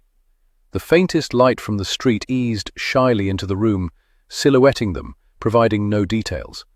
Now, he thought, now with the darkness providing its own haven, he should explain to her how he'd come to be in her life. He should tell her that he'd see to Rockbury, that he would ensure the man paid for whatever he'd done to Elizabeth. He would be her champion. Even as he considered that now was the time to reveal all, he wanted nothing to detract from this moment. Later he would tell her everything, after he'd spoken with Sir David, once he'd set things into motion. But tonight was just for them. He didn't want Elizabeth or Rockbury or Sir David invading this moment, becoming part of this memory. Just as that night at Cremorne Gardens, when she'd not wanted to discuss the past, so now he selfishly and greedily wanted this moment to focus on the present, on them, on what they could share with each other. Gently, he cradled her cheek. "It's not too late if you've changed your mind." He'd very likely expire on the spot, but he had never forced a woman, and he wasn't about to start now, especially with her. He could see her sweet smile. "I haven't. Have you?" Laughing, he swept her into his arms and strode into his bedchamber. "Never. I've wanted you since that first afternoon in the park. You've shown remarkable restraint. You've no idea." He set her down beside the bed, before turning to the bedside table and striking a match. The wick of the lamp flared to life. "Wouldn't darkness serve better?" she asked. No, but he turned down the flame until it allowed in enough shadows to provide the intimacy he thought she required. "Your bed is so large. I've never seen one like it." He heard the nervousness in her voice. "I had it made especially for me to accommodate my height. But it's only a bed, Eleanor, and nothing will happen within it that you don't desire." He detected the tiniest of flinches. With both hands, he cupped her face to draw her attention back to him. "I won't hurt you." "I know. I trust you implicitly, James, more than I've ever trusted anyone." He brought his mouth back to hers and kissed her deeply. Tasting the lingering flavor of champagne, he prayed the heady drink wasn't affecting her decision. But she wasn't swaying. Not yet, anyway. If he had his way, she would before long. She'd become drunk on his kisses, on his touches. He dragged his mouth along her throat, feeling her pulse quickening against his lips. With a sigh, and her hands clutching the sleeves of his jacket, she dropped her head back, giving him easier access to whatever he might wish to plunder. Her hair first, he thought, as he straightened. He skimmed his knuckles down the column of her throat. "You have the most enticing neck. Is it my best feature, do you think? A little vain, Eleanor?" Her brow pleated. "No, I just am nervous, I suppose. I don't want you to be disappointed." "There is absolutely nothing about you that could disappoint me." He saw in her eyes the pleasure that his words brought. It was only the first bit of pleasure he intended to bring her. After deftly removing her pins, he watched her hair cascade around her shoulders and tumble down her back. It was more glorious than it had appeared at a distance. He almost confessed about the night he'd watched her brushing it in the window, but then he'd have to explain why he'd been outside her lodgings. He didn't want anything to distract her from his attentions. He took her hand and began to peel her glove down her arm until it was bunched at her wrist. His thumb grazed her pulse there, and he felt it jumping beneath his touch. She watched him, and he wondered what she was searching for, hoped she could see how very much he treasured these moments with her. "I could do that," she whispered, her voice a rough rasp. "It's my pleasure to do it." He tugged on each finger until they were all free enough that he could finish removing her glove. Tossing it away haphazardly, he skimmed his fingers over her hand. "The glove belongs to the Duchess of Greystone. I should take more care with it," she said. "She won't mind. I'll purchase her new ones if need be." He began working to remove the other glove. With the bared hand, she touched his cheek, skimmed her fingers up into his hair. It was the first time she'd stroked him with a bare hand. Although it was only his face, his hair, his scalp, a shudder of pleasure coursed through him. He wanted her touch so badly. Everywhere. He discarded the second glove with equal abandon. Very slowly he turned her around. She had not expected him to take his time, but then where he was concerned, she had quickly learned that he was a constant surprise. He made her feel lovely, desired. She saw in his eyes that even something as simple as letting her hair down pleased him. Now he moved it so it all draped over one shoulder. Then he began to work on her gown. She felt the first button set free, then the second. She tried to remember how many buttons there were, how long it might take before the gown was removed completely. Before she'd finished the thought, he was easing it off her shoulders. He touched his mouth to her neck, and it was as though he'd poured hot wax into her veins. Warmth swirled through her. She knew she was wrong to be here, to take matters this far, but Elizabeth's death had taught her that one never knew when everything of value could be stolen. James was hers for tonight. She had no promises that he'd be hers tomorrow. Happiness was fleeting, love an illusion. She would make the most of what time she had with him, cherish it, pray that she never came to regret it. She pushed back thoughts of Elizabeth and Rockbury. For this small space of time, she wanted no sorrow to intrude, no quest for retribution. Selfishly, she was going to take all that James offered her and hoard it away for the lonely nights that would no doubt await her. Leisurely, so leisurely that her skin grew more sensitive, he removed cotton, silk, lace. He untied ribbons, loosened buttons, eased aside cloth. Each piece was discarded without care, until nothing remained except for the pearls, while his fingers gave the greatest care and attention to her skin. His mouth followed his fingers, touching and tasting, stirring passions until she thought she'd go mad with wanting more. Pivoting around to face him, she judged his reaction, hoping he wasn't disappointed that she wasn't acting demure. She wanted this night with him, wanted it so badly she would trade her soul for it. No doubt she already had. His breathing became short and shallow as his gaze took a leisurely sojourn from the top of her head to her wiggling toes. "You're so beautiful." His voice was scratchy and rough, his eyes heated, his craggy features now so familiar and yet tonight so different, as though each part of her somehow managed to reshape him. "We should put away the pearls lest they break," she told him. "No, leave them. They somehow suit this moment." She was surprised that he ceased to touch her. "I won't break," she assured him as she tugged on his neckcloth. "My hands are calloused." "I like the way they feel," she said, taking one and bringing it to her lips.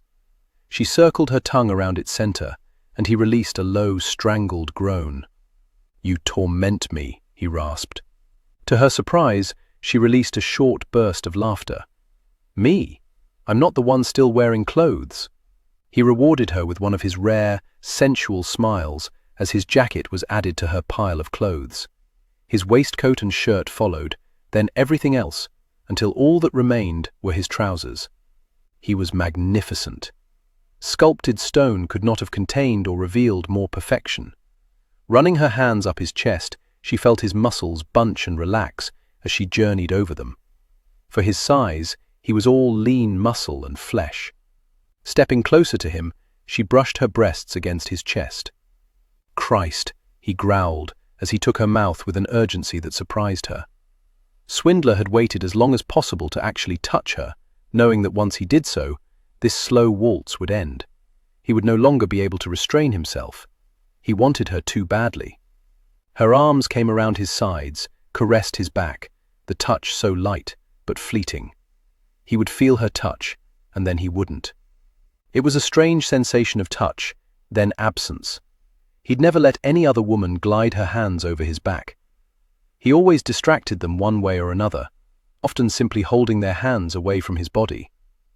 But with her, he wanted to experience everything, was willing to risk losing it all, because he didn't want her in half measures. He couldn't explain it, but he wanted to know everything about her, down to her tiniest secret and her smallest imperfection. For some reason, it was important that she know his. Stiffening, she broke away from the kiss, her face set into a frown. "What's happened here?" "It's nothing." He didn't stop her when she peered around him. Oh dear God. Looking at the crisscross of scars on his back, she felt the tears well in her eyes. "Who did this to you?" "The law." Straightening back up, she studied him, truly looked at him, past the handsome exterior to the wounded man. "I wasn't very skilled at thievery," he explained. "Usually, I got the whip rather than time in prison."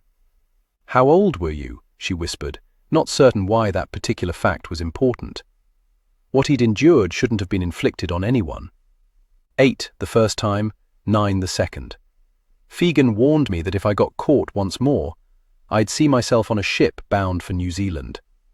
Transported. She'd never before given any thought to the punishment criminals received. Oh, she'd heard about it, but it was like listening to someone explaining the plot in a story that she had no interest in reading. It was simply words, without soul, without heart. "I'm so sorry." "Don't be. They don't hurt. The thickest of them don't feel anything anymore." He touched her cheek. "I've never shared them with anyone else. I've never let any woman touch them. You're different. What I feel for you is different. I don't want any secrets between us." She almost wept from the sincerity in his voice. If he hadn't pulled her into his arms and kissed her, she might have told him everything about Elizabeth. But she knew if she did that, the kiss would cease, and she wanted it more than she wanted to draw in breath, more than she wanted revenge. They tumbled onto the bed, a tangle of arms and legs, the action breaking them apart, ending the kiss. "You still have your trousers on," she told him, as though he wasn't aware of the fact that she was completely unclothed and bared to him, while he still retained a modicum of modesty. "I fear if I remove my trousers, that any control I'm presently exhibiting will go with them. She pressed her hands to either side of his face, her thumbs against his lips. Remove them. Eleanor. He gave her a sardonic twist of his lips. I'm not sure you know exactly what it is I'm controlling. You want to make love to me desperately, and without your trousers, there's nothing to stop you. Exactly. I want to make love to you desperately as well. Remove them. Before she'd finished taking her next breath, they were gone, leaving her to worry if she'd ever be able to breathe again. He was large in all things, her James. His bare body covered hers as he slid between her thighs, and she thought she'd never felt anything as wonderful. His skin was slick and velvety in places, coarse and hairy in others, but she adored every inch, every texture. Once more, he joined his mouth to hers. She thought she'd never tire of his kisses. Each one was different, yet the same. Each one caused desire to build inside her. His weight bore down on her, but there was no discomfort. In spite of their sizes, her delicacy and his large, muscled body, it was as though they fit together perfectly. With his touches, he was much more daring than she. He trailed his mouth down her body until he reached her breast. He kissed the inside of one, and then the other. Her body reacted strongly, straining for more. He lathed his tongue around her nipple, teasing, teasing, teasing. She scraped her nails over his shoulders, while her body curled into itself. "What do you want, Eleanor?" he rasped. "Don't talk. Please don't talk." "What do you want?" he persisted. She wanted to weep, as his breath wafted over her nipple until it tightened into a pebble. "I don't know. Something." "This," he growled, before his mouth closed over her breast and he began to suckle. She thought she was going to come off the bed, like a hot air balloon breaking free of its moorings. She twisted into him, bucked against him. His hand skimmed along her stomach until it reached her nest of curls. She felt his finger slip inside her, deep inside her. "You're so wet, so hot, so ready," he whispered. And she was, almost as ready as he. Every muscle in his body was tense and vibrating.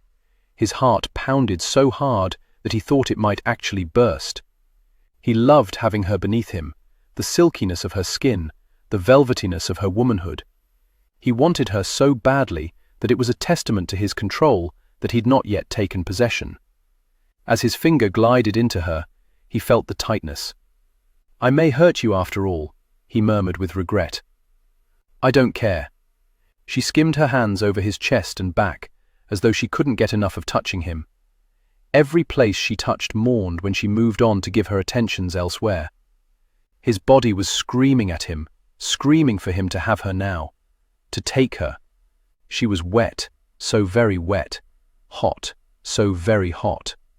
He wished he'd considered this moment, but he'd never before taken a virgin. He should have plied her with whiskey. Too late now. He shifted up so he was hovering above her. She thought she should have been afraid, but she wasn't. Whatever discomfort she felt, she knew it was nature's doing, not his. He prepared her with his hands and his mouth, his fingers and his tongue. She felt him probing gently.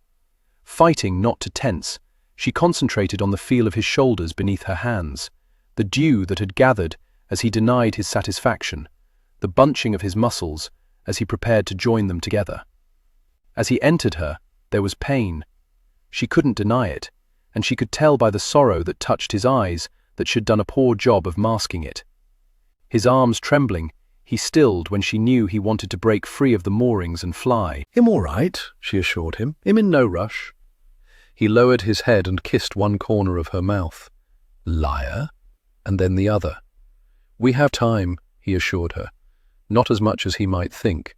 She wiggled beneath him. Kissing her chin, he slowly began rocking against her. The pain began to ease, as though her body, after stretching to accommodate him, was adjusting to his welcomed arrival. Other sensations began to replace the ache. She began to concentrate on those as they began to drown out all others.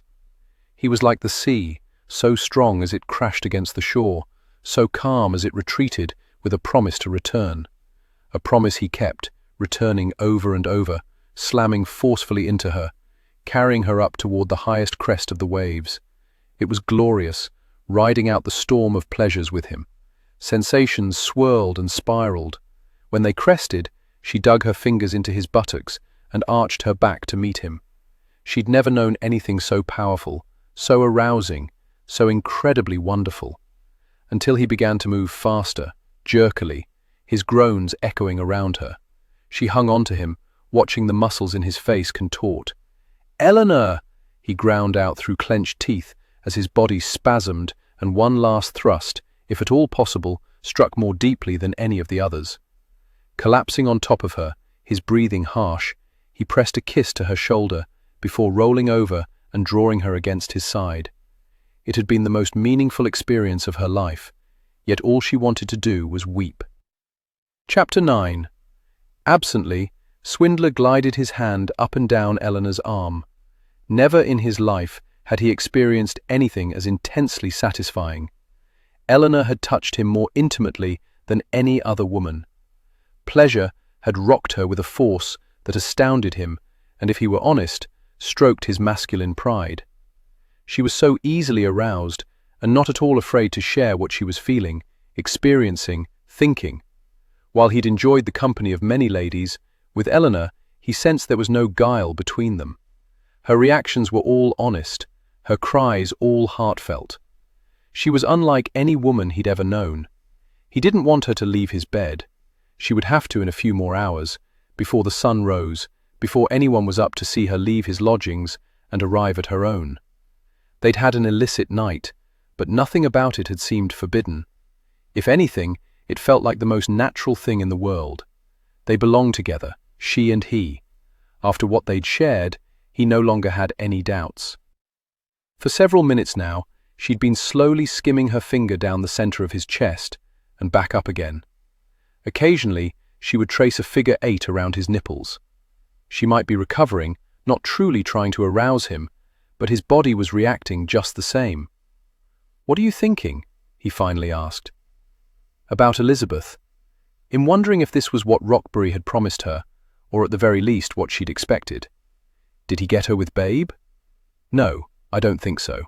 If he did, it wasn't obvious from looking at her. She arrived home in July and fell from the cliffs in September. Surely she would have shown by then. He didn't want to talk of her sister, as it would dampen the mood or her memories of this night. Once he talked with Sir David and confirmed a plan of action, he'd pay her a visit and explain not only what he'd been doing the night he met her, but how he planned to take the situation in hand to gain satisfaction for her regarding Roxbury. But until then, he wanted nothing to sour what they'd shared, and had little doubt that her initial reaction to the fact that he'd been following her was not going to be well received. He didn't want her to throw what he was certain would be a horrendous tantrum in his lodgings, nor in hers. Finding an appropriate place was going to be a bit of a bother, and he was certain a tantrum would be forthcoming. Ladies tended to look unfavorably on gentlemen who'd not been honest in their dealings with them even when the dishonesty wasn't their choice. Do you remember Cremorne Gardens, when you confessed that you didn't want the night ruined by talk of the past? Yes. I shouldn't let it ruin this night either. She pressed a kiss to his chest, and he immediately hardened. They lay in silence for several moments, simply absorbing the nearness of each other. He wondered how he was going to manage without her in his bed, in his life, for that matter. She was still aristocratic by birth. Surely she'd realized at the ball that she could find a good match in London. He'd been selfish to so willingly pounce on her words when she indicated that she wanted to spend the night in his arms. "I hate the scars on your back," she said softly. His gut clenched and tightened. He'd kept them from everyone except her and Franny, who tended them. "I know they're hideous." No, they're not. She rose up on her elbows and held his gaze. "They're a testament to your ability to survive. You could have ended up like your father, hanged." He didn't think his gut could clench any tighter. He was wrong. "If we're not going to talk about your past, I'd rather not talk about mine." With a nod of acquiescence, she laid her head in the center of his chest. "I can hear your heart beat. I like the sound of it. It always beats faster when you're near." She dug her chin into his breastbone. Ouch! Don't feed me false flattery, Mr. Swindler. I never would, Miss Watkins. She reached up and nipped his chin. He liked this playful side of her. Her character possessed so many different facets that he thought he needed a lifetime to study them all. Your rooms surprised me, she said, especially your bedchamber. I was expecting something a bit more decadent from a self-professed scoundrel. What did you have in mind? Perhaps I can accommodate. She wrinkled her nose. I don't know. Something a bit more Ed. Brown suits me. It doesn't stand out. I'm not one for wanting to stand out. Besides, I have the one thing in my bedchamber that every disreputable scoundrel must have. Her brow furrowed in concentration. She glanced around the room, at the bureau, at the chair, at the pile of clothes. I can't imagine what it might be. He gave her a teasing grin. A lovely woman he can't keep his hands off of. She released a tiny screech as he rolled her over until she was beneath him. Besides, Miss Watkins, what I have in my bedchamber isn't nearly as important as what I do in it. Then he proceeded to take them both to paradise. The sun was only just beginning to chase away the fog when he slipped her out of his lodgings. Thankfully, the carriage was still waiting for them. How wonderful it was that he had friends with the means to demand of their servants inconvenience. As he assisted her inside and she settled on the bench, she fought not to have regrets. When his arm came around her, she buried her face in the nook of his shoulder, inhaling the wondrous fragrance that was him. And then she remembered his gift. Oh, I forgot the necklace. Will you help me remove it? Take it. It's yours. She jerked around to face him. But you said it was on loan. I lied. I didn't think you would accept it otherwise. It's too grand a gift. It would be improper. Eleanor, we've just spent the entire night being improper. Don't be a hypocrite. She fought not to show how the harshness in his voice had hurt her, but he must have guessed because his face gentled and he tucked his finger beneath her chin, forcing her to look at him. I have no one in my life for whom I can purchase gifts, and money means nothing to me. Please accept them as a token of my esteem. She shouldn't, she knew she shouldn't, but the truth was that she loved them. Touching her fingers to them, she said as graciously as possible, "Thank you." "My pleasure." They said not another word, but then the journey was short, a few streets over. It wasn't until he was standing before her at the door, his ungloved hand cradling her cheek, that he spoke again. "I want to call on you this evening." She smiled at him and nodded. "I know you have concerns," he said quietly, "because your sister came to London and fell into disgrace, but that will not be the way of it between us. I promise you that, Eleanor. We have known each other only a short while, but what I feel for you cannot be measured." The hot tears burned her eyes. He leaned down and kissed the corner of each eye. "Until tonight." Taking her key, he opened the door and ushered her inside. He didn't follow her in, simply closed the door. She leaned against it, listening to the clatter of hooves and the whirring of wheels taking him farther and farther away from her. Swindler decided to take advantage of having Claiborne's carriage. He'd send it back later. For now, he had matters that needed his attention. He returned to his lodgings, where he took care in preparing himself to meet with Sir David. He didn't want to give any evidence of what his night had entailed. However, in the early hours of the morning, while Eleanor had lain in his arms, he decided it was time to put this nonsense to rest. When he walked into Sir David's office, he didn't give the man the opportunity to say anything other than Swindler before he began explaining where he thought matters needed to go. "I'm quite convinced that Miss Eleanor Watkins is no threat to Rockbury. If anything, the man himself is the culprit. I intend to confront him this morning and ask him exactly why he believes Miss Watkins would want him dead. I intend to interrogate him thoroughly in order to determine precisely what he did to Miss Watkins' sister. There, sir, is where I believe the crime resides, and I intend to get to the bottom of it." So David leaned back in his chair, his face an uncompromising mask. "That might be a bit difficult, Swindler, since Rockbury was murdered last night."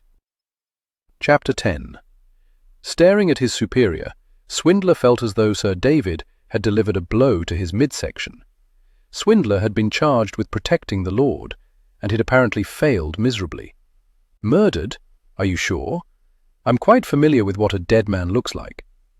No, sir, I wasn't questioning that he was dead, but perhaps his heart simply gave out. It did, after the dagger sliced into it.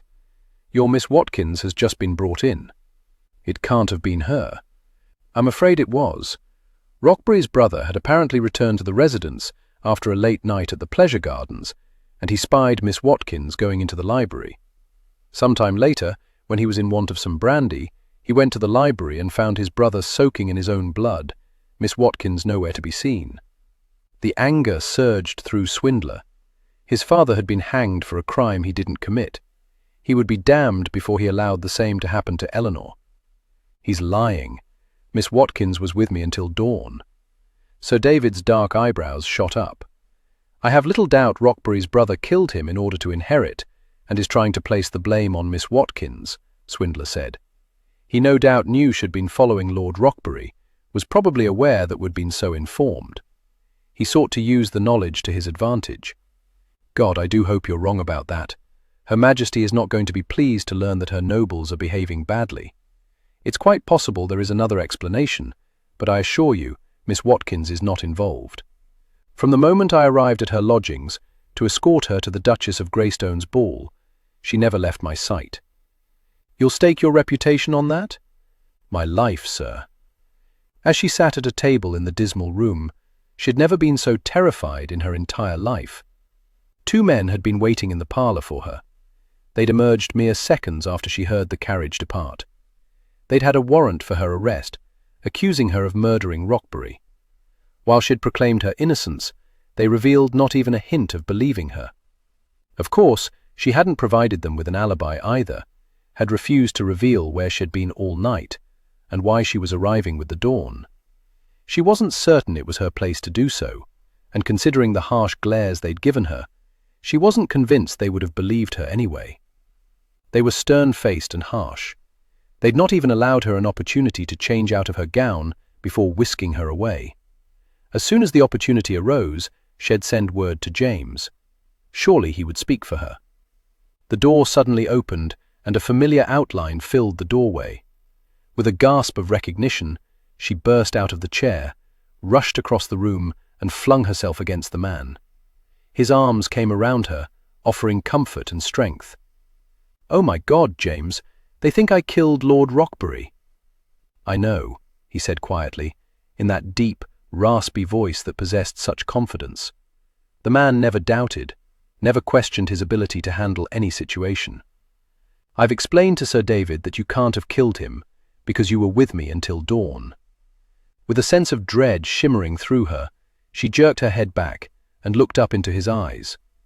She had expected to see disgust or shame. Instead, she saw concern, compassion, and caring. So much caring, as though he were revealing his heart.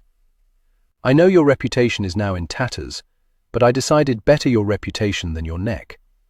As though to emphasize his point, he trailed his finger along the column of her throat, at the bottom of which rested the pearls he'd given her. In spite of her terror, she shivered in response. She felt the tears well in her eyes. With his large hand, he cradled the back of her head and pressed her face against his sturdy chest, where she could hear the slow, steady pounding of his heart. Hers was fluttering like a bird fighting not to fall from the sky, and he remained so calm, so confident. "Not to worry, Eleanor. You'll see that your reputation is not ruined for long." The gentleness of his promise caused more tears to surface. She was going to be like an overturned bucket of water before long if he continued on with his understanding and kindness. Tucking her against his side, beneath his arm, he said, "Let's get you home." She reared back to stare at him. "Just like that? They're going to let me go?" "You have one of the most respected inspectors of Scotland Yard vouching for you, Miss Watkins," she heard coming from the side, and turned to see one of the men who'd interrogated her earlier standing there. Sir David had not been the one to come to her lodgings, but the one who marched into this room with such determination that her mouth had gone dry. "Be quick about getting her settled, Swindler," Sir David said. "If she didn't kill Rockbury, we need to determine who did, and swiftly. After all, he is a lord of the realm. The Queen will not be pleased with his demise." "Yes, sir. I shall meet you at his residence as soon as I've seen Miss Watkins home. The carriage they'd used last evening was waiting for them at the curb. She supposed he'd not had a chance to return it to his friend before he received word about Rockbury. James climbed into the coach after her and held her near. "I've never been so terrified in my life," she said, her voice quaking. Even with him holding her, she seemed unable to stop shaking. "Why do you suppose they suspected me?" "His brother was apparently in residence and claims he saw you arrive around midnight. Says Rockbury joined you in the library. The brother went to bed, then decided he was in need of a drink. He claims he found Rockbury sprawled on the floor, a dagger to the heart. I suspect the brother is the culprit, lying through his teeth. He's not the first to kill in order to gain a title. He was aware that you were following Rockbury, knew Scotland Yard knew, so he thought to use the knowledge to his advantage. Now I just need to prove it. Can you do that, do you think? Prove it was Rockbury's brother? I have a reputation for solving murders. Once I've taken a look round Rockbury's, I should have a better sense of exactly what happened. Right now, my assumptions are premature. I shouldn't have even revealed them to you. But I wanted you to know that you have no cause for worry." He brushed his lips over her temple. "Everything will be all right, Eleanor." Her heart clenched and her chest tightened painfully. There was so much she wanted to tell this man, and so much she couldn't. They travelled the remainder of the journey in silence, with her wrapped in the cocoon of his comforting embrace. When they arrived at her lodgings, he handed her down. As they stood on the walk, he slipped his finger beneath her chin and tilted her head up. Then he gave her the gentlest of kisses, which made her want to begin weeping all over again. When he drew back, he held her gaze. "I want you to rest for a bit, put all this behind you. I must see to Rockbury's murder. When I'm done there, I'll return to you." He gave her a tender smile. "Then we shall see to your reputation." "James." "Shh, Eleanor." He touched his thumb to her lips. "I shall do right by you, my darling." He ushered her inside, and although Mrs. Potter appeared to see to her needs, she felt instantly bereft when he departed. She slowly made her way to her room. Once there, all she wanted to do was curl up into a ball on the bed and weep. Chapter 11. Swindler couldn't deny that relief swamped him when he stepped into Rockbury's library with Sir David and didn't smell Eleanor's familiar rose scent. While he knew it was impossible for her to have been there, to have committed the crime, something nagged at him. She'd been in his arms from the moment they departed Franny's ball. He wished he'd been here before the body was removed. It could have told him so much. But apparently, when Sir David had come searching for him, he was still travelling through London with Eleanor, kissing her in the carriage before they decided to return to his lodgings. Blood marred the carpet. 2 wineglasses sat upon the side table. That bothered him. "What time did you say you saw the lady enter?" Swindler asked the new Lord Rockbury. Swindler had been surprised to discover that he was the blonde-haired man who'd accosted Eleanor at Cremorne Gardens. "A few minutes after midnight." "And you're certain it was Miss Watkins?" "Yes, the same Miss Watkins that you attacked at Cremorne." "I didn't attack her," he said impatiently. "My friends and I were going to have a bit of fun with her. I knew she was following my brother. He was none too pleased with the police not taking more effective action. Thought to scare her off." "We have a witness who says Miss Watkins was with him last night," Sir David said. "Then your witness is lying," the new Rockbury said with confidence. Swindler and Sir David exchanged glances. He saw no doubt in Sir David's eyes. He had not considered when he placed Eleanor's reputation at risk that he was also placing his own. "I believe you have the right of it," Swindler said. "Someone is lying, but I suspect it's you." "For what purpose?" the young Rockbury asked. "To gain the title. Don't be daft, man. I didn't want this. It comes with responsibilities, duties. My brother gave me a generous allowance, and I was a true gentleman of leisure. I cared nothing for the title." "Why do you suppose Miss Watkins wanted to kill him?" Swindler asked. "Something to do with her sister. My brother, as much as it pains me to say it, and I don't wish to speak ill of the dead, was not always kind to women." "He took advantage of Elizabeth Watkins?" "In all likelihood, yes." "Thank you, my lord," Swindler said. "I have no further questions at this time." After the Marquis left, Sir David asked, "So what are you thinking, Swindler?" His brother had the most to gain, although I suppose it's possible there is another woman who was wronged and sought revenge. The new Lord Rockbury simply misidentified her. "You're quite certain it wasn't Miss Watkins?" "From the moment I first danced with her, near 10 o'clock, she never left my arms. Before that, never left my sight." "What time did you leave the ball?" 11:30. "I do hope this nasty matter doesn't come down to your word against the new Rockburys. I shall do all in my power to ensure that it doesn't." Nodding, Sir David sighed. "Right. So what is your plan?" "Make inquiries, see if I can find this mysterious woman.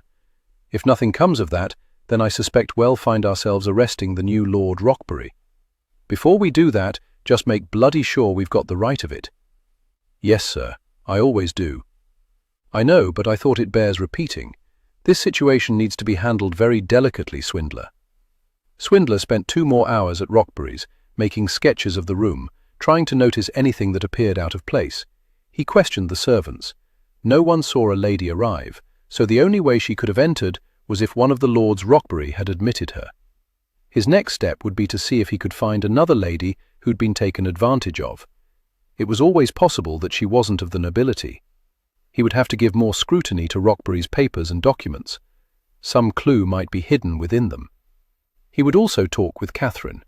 She'd been of little help when it came to Elizabeth Watkins, but she might know of another lady. But before he moved forward with the investigation, he wanted to see Eleanor again. He wanted to comfort and reassure her. He also intended to ask for her hand in marriage. He couldn't deny that it was a hasty proposal, delivered in part to spare her reputation, but he also had to admit that he'd never been as drawn to a woman as he was to her. The hours she spent in his bed had seemed far too short.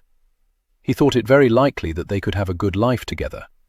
Still in possession of Luke's carriage, he made his way to Eleanor's lodging house and knocked briskly on the door. When Mrs. Potter opened it, he didn't wait for an invitation, but simply brushed past her. "Will you please inform Miss Watkins that I have come to call?" Mrs. Potter closed the door. "I'm afraid she's gone, sir." He could well imagine Eleanor needing to walk, needing to brush off the scare she'd had that morning when she was arrested. She'd find comfort in the park, no doubt. Or perhaps she'd walked elsewhere.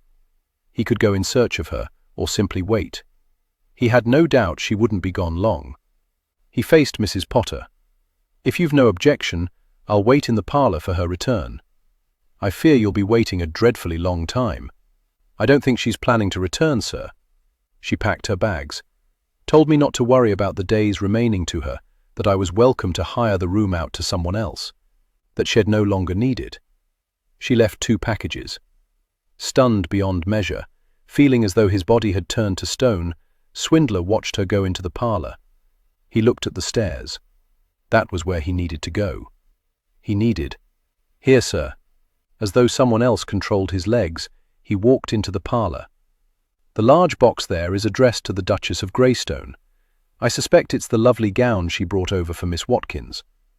Then she left this for you. I suspect I know what it is as well." Swindler opened the velvet box and stared at the pearls that only that morning had adorned Eleanor's lovely throat. He felt as though one of the bullies from the Rookeries had ploughed his fist into his gut. "Are you quite certain she's left for good?" "Yes, sir. Bit hard to miss when she hired a couple of lads to carry out her trunk. She was gone. After everything they'd shared, she was gone." The words kept echoing through his head, blocking out all other thoughts. She was gone. As the train rumbled over the tracks, Eleanor stared at her reflection in the window. The deed was done. She should have seen satisfaction on her countenance, staring back at her. Instead, in spite of her best efforts, she saw a touch of regret. She shifted her gaze over to another reflection, one remarkably similar to hers. "Why the long face, Emma?" she asked. "I began to fall in love with him, Eleanor." "Well, that was a rather silly thing to do now, wasn't it?" Emma blushed, but then she tended to do so quite easily. It was the one area in which they differed. But no one in London would know that, since neither of them had visited the town before a month ago. They'd known no one in London when they arrived. The advantage to having a reclusive father who'd never felt deserving of his title. "What would have been the harm in me staying?" Emma asked. "A careless word, Emma, a misstep, and we'd both find ourselves hanging from the gallows. Once we realized Mr. Swindler was following us, and you encountered him at the park, the natural course was to use him. You should be grateful for the short time you had." Silently, Emma nodded before dropping her eyes to her gloved hands balled in her lap. Head seemed like the answer to their prayers. She followed the man who was following Eleanor through Cremorne Gardens. Like Eleanor, she believed he was Rockbury's man. For good or ill, though, she couldn't say. Shed first spotted him the night Rockbury had gone to Scotland Yard. She and Eleanor always kept an eye on each other, taking extreme care in never being seen together, but always trying to keep the other within her sight. As she rounded the curve, she caught a glimpse of Eleanor surrounded by 3 men who suddenly began pulling her into the shadows. Her heart leapt into her throat. She started to rush forward, to scream when she saw the pursuer quicken his pace. By the time she was in a position to better see what was happening, he had his arm protectively around Eleanor and was obviously trying to leave the area. Then one of the blokes took a swing. She'd never seen a fight before, had never witnessed anyone coming to blows.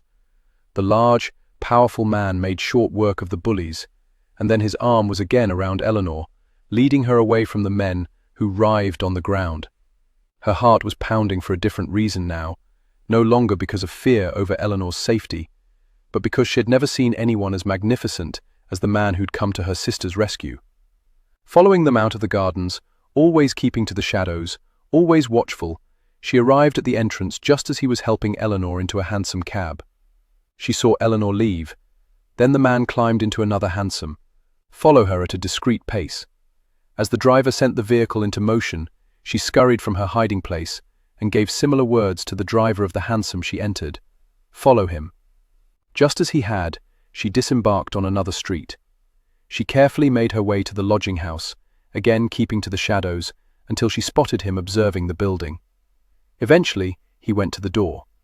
After he left, she remained as she was for another hour, before she saw the signal in the window, the draperies drawn closed, to indicate that Mrs. Potter had retired for the evening. It was safe to come in. Once inside her room, she hugged Eleanor tightly. "You were accosted. I saw, and I was rescued." "Did you see him?" Eleanor asked, working herself free of Emma's clinging embrace. "Yes, of course. His name is James Swindler. You went with him. Do you know how dangerous that was when we know nothing about him?" Eleanor sat in a nearby rocker, staring at the empty hearth. "Was he the man who's been following me?" "Yes, but it doesn't matter. We must stop this madness of trying to avenge Elizabeth on our own. We should go to the police. He may very well be the police. Do you not see how this works to our advantage? If he's following you while I do the deed, we have our alibi. I can't possibly be at 2 places at once. It's what we planned all along, only better. The word of a policeman will be above reproach. The perfect crime." So they had decided to try to seduce him, to bring him even closer. But it was Emma who had been seduced. As the train took her farther from London, she wondered how she could have not known how much she would come to care for James in such a short time.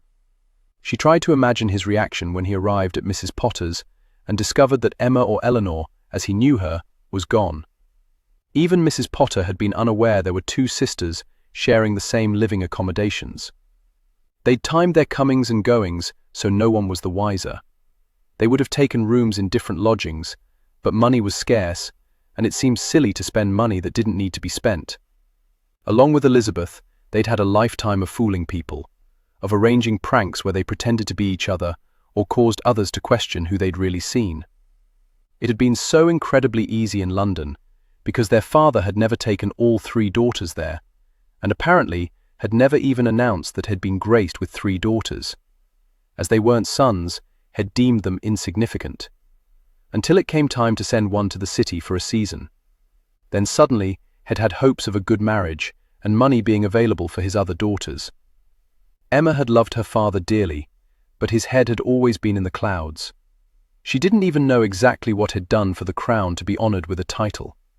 Now, watching the passing rolling hills, She wondered what James would think of them. It had been so difficult to say goodbye to him, knowing it was forever, knowing she would never again taste his kiss or feel his touch, knowing she'd never again hear his voice or look into his eyes. "What if he tries to find us, Eleanor? That man at Scotland Yard said he was the best. You told him we lived to the north, didn't you?" Her sister shrugged. "He'll give up long before he thinks to look to the south." Would he give up? Would he even begin to search for her? Or would he simply accept that she'd left? Emma had become so good at living a life of deception. She'd even lied to Eleanor with such ease that it had been almost frightening. As far as Eleanor knew, she and James had simply ridden around London in the carriage until dawn.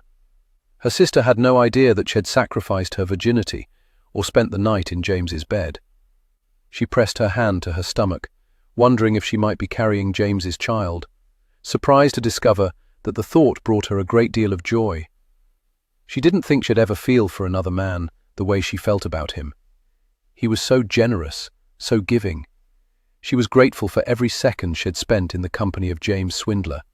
Still, just once Emma would have liked to have heard him whisper her name. Chapter 12. She's gone.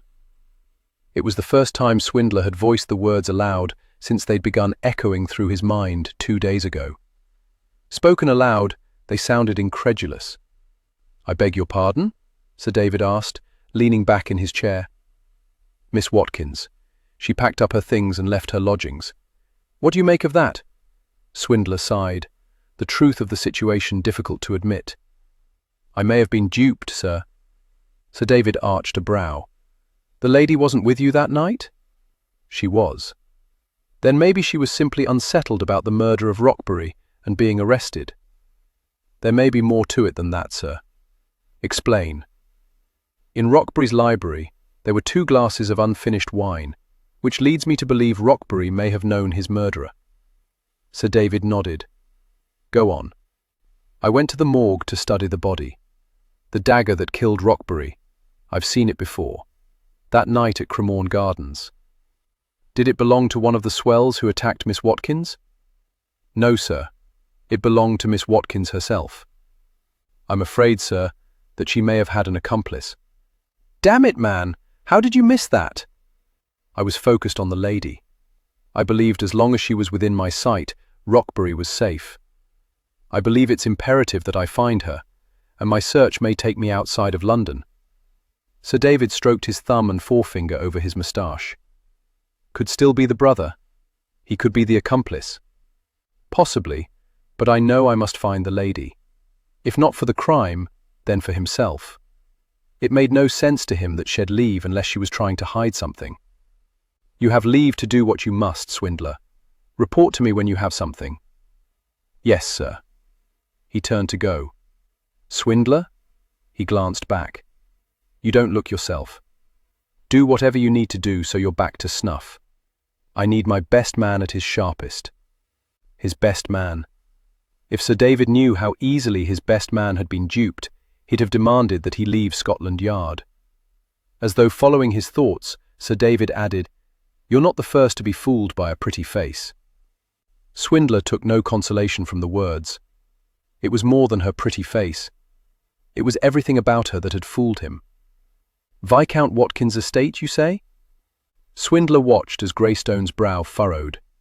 It didn't sit well with Swindler that he'd needed to come to Franny's husband for assistance, even though he respected the Lord more than he did most. Greystone had proved his worth by putting his life at risk for Franny last year.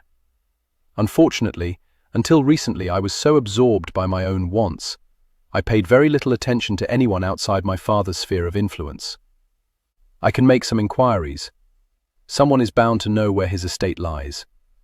The land wasn't entailed, so that might make it more difficult. Still, someone must know him. Eleanor told me they live to the north, by the sea. I suspect all or part of it is a lie. What other lies had she told? Had her feelings for him been false as well?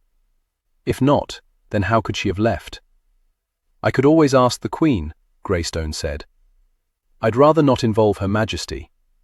Greystone gave a little shrug. "I can be most discreet." "You should have him ask, Jim," Franny said. Now is not the time to be stubborn. If she were in London, you'd have already found her by now. No one can follow a scent like you can. Where she's concerned, I'm all turned about, Franny. I can think of no logical reason for her to have left as abruptly as she did. It can be quite unsettling to be arrested. Perhaps she was simply frightened. He shook his head. She was with me. She had no reason to fear being arrested again. Perhaps she simply wanted to go home. Swindler shoved himself out of the chair. Without even leaving me a note?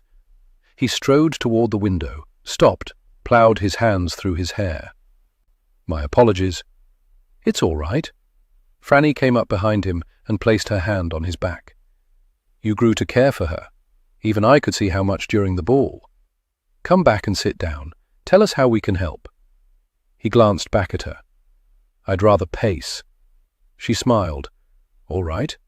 So where do things stand? I've had no luck finding the lads she hired to carry her trunk. I suspect she took the train.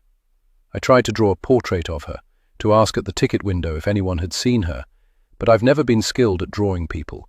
I can sketch a room to the smallest detail to help me solve a crime, but Eleanor, I can't draw her likeness to save my life. Sterling can. He's an artist. Do you remember her well enough, Sterling? Yes, I believe so. Her husband got up, went around to the desk, and opened a drawer. After pulling out some paper, he sat down and immediately began to sketch. Swindler thought it might be the first break he'd had in 2 days. He gave his attention to Franny. Did you notice anything that might be helpful while you were visiting with her? I'm afraid not. I only spoke with her in the parlour. Her face suddenly brightened. Oh. What? Agnes went to her rooms to alter the gown. 5 minutes later, a very nervous Agnes was standing in front of Swindler and wringing her hands. Did you notice anything? Swindler asked. Like what? Anything unusual? The young lady shook her head, then scrunched up her face. Well, there was one thing I thought odd. She changed into the gown in her sitting room. The door to her bedchamber was closed. We didn't go in there. But then, when I was finished with my sewing, she opened the door and went to look at herself in the mirror. Did you see anyone else in there? No, but I could see a dress draped over a chair in the corner. The thing is, it looked exactly like the dress on the sofa in the sitting room, the dress she'd taken off to put on the gown. I thought maybe it was her favourite dress, so she wanted 2 of them. You probably have the right of it. Thank you, Agnes. That's all I need, Swindler said. He walked to the window and gazed out on the night. What are you thinking? Franny asked. I don't know what to think. Do you have dresses made that look the same? Before I was married, when I spent my night at Dodger's, my dresses were very similar. He remembered. Drab and blue. Jim, what if Elizabeth didn't die as Eleanor claimed? Franny asked quietly. He shook his head. No, the grief over the loss of her sister was not false. I know true grief when I see it. Had seen it in his eyes often enough as a lad. Here you are, Greystone said, holding out a sketch. The likeness was uncanny. Swindler felt as though someone had reached into his chest and torn out the heart that had started to grow there. Perfect, he said, and he could have sworn the temperature in the room dropped several degrees. What are you going to do, Jim? Franny asked. I'm going to find her, if it takes me the remainder of my life. Chapter 13. Standing near the edge of the cliffs, Emma Watkins watched the white-capped swells from the sea and the darkening sky herald the approaching storm.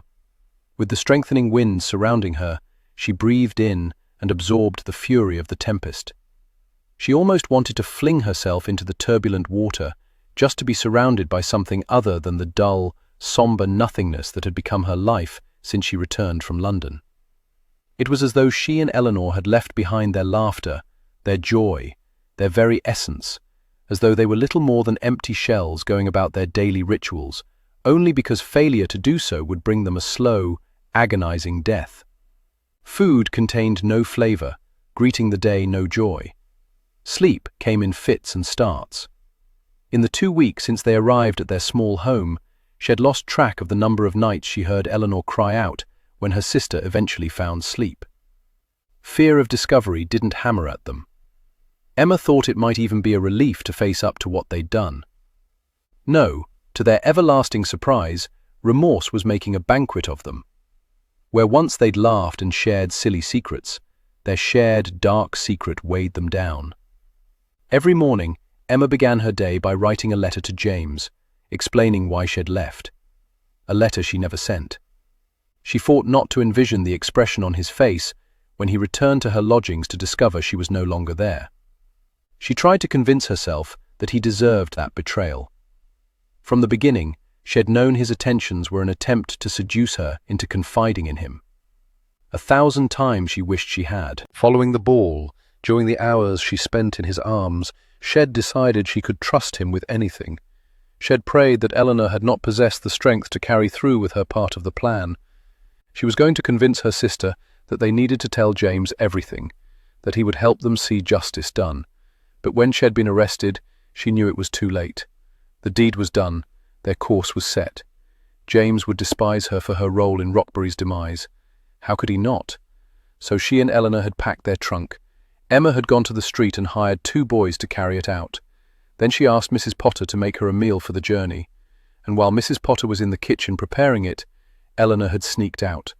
Simple. The 3 sisters had always found it simple to switch roles, to pretend to be each other. But never had Emma regretted their skill more.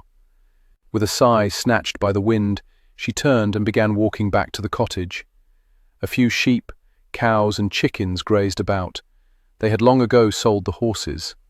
The only place they needed to go was to the village, and it was reached with an hour of walking. They'd had a light buggy for travelling when their father and Elizabeth were alive, but now it sat unused, the same as their laughter. Opening the door into the front room, she felt the loneliness of the house even more.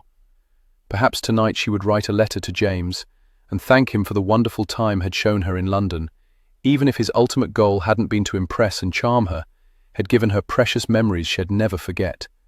Perhaps this time she would send it. Remorse and guilt gnawed at her, and she wondered if James had deduced everything.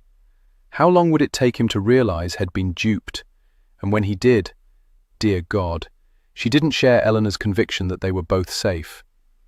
She walked through the dining room and into the kitchen. Well, I do believe we have a storm coming up. She came to an abrupt halt at the sight of Eleanor pumping water into the sink, then scraping a rough brush over her hands with a vengeance. "Oh, Eleanor," Emma said as she hurried over and wrenched the now red-stained brush free of her sister's hold. "I can't get his blood off, Emma, no matter how hard I scrub. My skin feels so slick and dirty." "It's not his blood, sweeting. It's yours." Gingerly, she guided Eleanor to a chair at the table. "Sit down while I fetch things." After gathering up the cloths and salve, she joined her sister and very carefully took her hand. Then, as gently as possible, she cleaned the raw, oozing flesh. "It's not my blood, it's his," Eleanor insisted. "I'm going to clean it off, put salve on your hands and wrap them up. His blood won't come back after that." "You said the same thing yesterday." Emma lifted her eyes to Eleanor's. "I'll do it properly this time, but you mustn't remove the bandages until the wounds heal. They start to itch and burn. They hurt. When that happens, come to me and I'll take care of them." Nodding, Eleanor turned her head to look out the window. "Oh my God, Emma, he's here." Emma didn't have to ask who. She heard the despair in Eleanor's voice, and when she dared to peer out the window, her heart leapt at the sight of James riding astride a large brown horse. How often had she imagined him arriving to sweep her away and into his arms? Just as quickly, her heart crashed into the pit of her stomach. If he swept her away at all, it would be toward jail. Swindler owed Greystone another debt. The sketch Greystone provided had allowed Swindler to much more easily follow Eleanor's trail from the train station to this nice stone cottage near the cliffs. It also helped that Greystone had made some inquiries of his peers and managed to discover the location of Viscount Watkins' residence. Swindler had ridden the train as far as it would take him, and then hired a horse for the remainder of the journey. At a nearby village, had managed to garner precise directions to his destination. He wanted to remain level-headed until he questioned Eleanor. Presently, he only had suspicions regarding her duplicity. He held out hope that another explanation existed, that she had not in fact arranged Rockbury's murder and then used Swindler as her alibi. But if she hadn't, why had she left him? Had she been overcome with shame for coming to his bed? Was it her reputation she was striving to protect? His head and his pride were in a continual argument. He was not a man prone to emotions, but he wavered between boiling rage and crushing disappointment. Then had remembered the wonder of her in his arms, before remembering that she had shattered the fragile trust developing between them. Then there was the matter of the dagger. Had only caught of a glimpse of it in the shadows. Perhaps his memory of it wasn't clear. But he'd taught himself over the years to pay attention to details. It was unlikely now that he'd become careless. He barely brought the horse to a halt when she opened the door. She wore a simple dress of pink, her hair held in place with a pink ribbon. As he dismounted, the emotions roiled through him like some sort of tempest. He was angry, yet still he desired her. He wanted the taste of her, the scent of her, the feel of her. He wanted her naked beneath him. He wanted her asking for his forgiveness, wanted her sharing her secrets. He wanted her arms wound around his shoulders, her fingers in his hair, her legs wrapped around his hips, her eyes holding his. He barely remembered striding to the door, but suddenly she was in his arms, her mouth greedily greeting his. He'd been searching a fortnight, and every minute of every day had been hell, knowing what his duty would require of him when he found her, selfishly fearing he might never again set eyes on her. Desperation clung to him now, to yearn to have this forever, and to know that he couldn't. She still smelled of roses, that much was real. She still moaned softly as he deepened the kiss. No deception there. Her body molded against his as though it belonged, and damned if he didn't want it to. But she'd betrayed him, betrayed his trust. Breathing harshly, he tore his mouth from hers and cradled her face between his hands. "Why in God's name did you leave?" She merely shook her head. "You did it, didn't you?" he demanded. "Arranged for his murder. You had an accomplice. You used me to establish your innocence." She shook her head only slightly this time. "Don't lie to me, Eleanor. For God's sake, tell." Catching movement out of the corner of his eye, he jerked his head up and saw a woman standing just beyond the doorway. The resemblance between the two women was uncanny. Franny had the right of it. "Elizabeth," he whispered. "No," the woman in his arms said quietly. "Eleanor." He studied more intensely the woman he held. Everything about her was familiar. The taste, the fragrance, the feel of her in his arms, the way she molded against him. He shook his head. "No, you're Eleanor." "No, I'm Emma. I've always been Emma." He remembered that first meeting in Cremorne Gardens, how he'd rescued the woman, yet been anxious to bring the assignment to an end. How, during the light of day the following afternoon, she'd taken his breath. How he'd been struck that something about her was different. "So you deceived me from the beginning." "You deceived me," she said tartly. "You claimed to be a scoundrel. You didn't reveal you worked for Scotland Yard." "I am a scoundrel, but I never once lied to you. Not about anything." 3 sisters. There had been 3 identical sisters. Swindler wasn't certain he'd ever heard of such a thing. The fury had shot through him as the depth of their deception became clearer. He'd hardly been able to stand to look at either woman, so he decided to see to the horse, to give himself some time to calm down. He couldn't recall ever being as furious, to know that the sisters had planned to use him, to wonder how much of Eliano, Emma's action had been devised to lure him into her carefully devised trap. The deceitful wench! The irony did not escape him. Hugo was so very skilled at planning and executing the swindled, he'd been effectively swindled. Removing the saddle from his horse, he draped it over one side of the stall, near where he'd earlier hung the bridle and bit. Having rarely ridden a horse, he wasn't a skilled horseman, nor did he have any experience in actually caring for the creatures. He'd expected to at least find a groom here who could see to the matter for him. He patted the horse's neck. It shied away from him. The closer they'd come to the sea, the more skittish it had become. Damned big brute, but then Swindler needed it to accommodate his size. He went in search of oats. The barn was small, in need of repair. There didn't appear to be any servants about anywhere. Perhaps Emma hadn't lied about her circumstances. She'd not had the means to have a proper season, where once he'd felt sympathy with her plight, he was no longer certain what he was now experiencing. He cursed Roxbury for bringing Scotland Yard into his personal mess. He cursed Sir David for deciding Swindler was the best man for the job. And he cursed himself for failing miserably at ensuring that a lord was not killed. He'd given no credence to Roxbury's claims or fears. Eventually his duty had become secondary to his desire to be with the lady. He put his own wants and needs first. He finally located a nearly empty bin of oats. After scooping some into a feed sack, he walked back toward the stall where he'd left the horse. He was in the process of slipping the sack over the horse's head when he heard a large clap of thunder. The horse whinnied and reared up. He had been so distracted with thoughts of the woman he now knew as Emma that he was slow to react. He twisted. His head exploded into sharp, blinding pain. Blackness. "What do you suppose his intentions are?" Eleanor asked, as she and Emma closed and secured an outside shutter on the house. They'd begun the task after James had ground out, "I need to see to my horse," and had led the large beast toward the small barn. For the briefest of moments, when he took her in his arms and slashed his mouth over hers, Emma had dared believe he was here for another reason. But his kiss had been punishing, his arms like iron bands around her. He was furious. Not that she blamed him, but she also knew he possessed a kindness, a gentleness.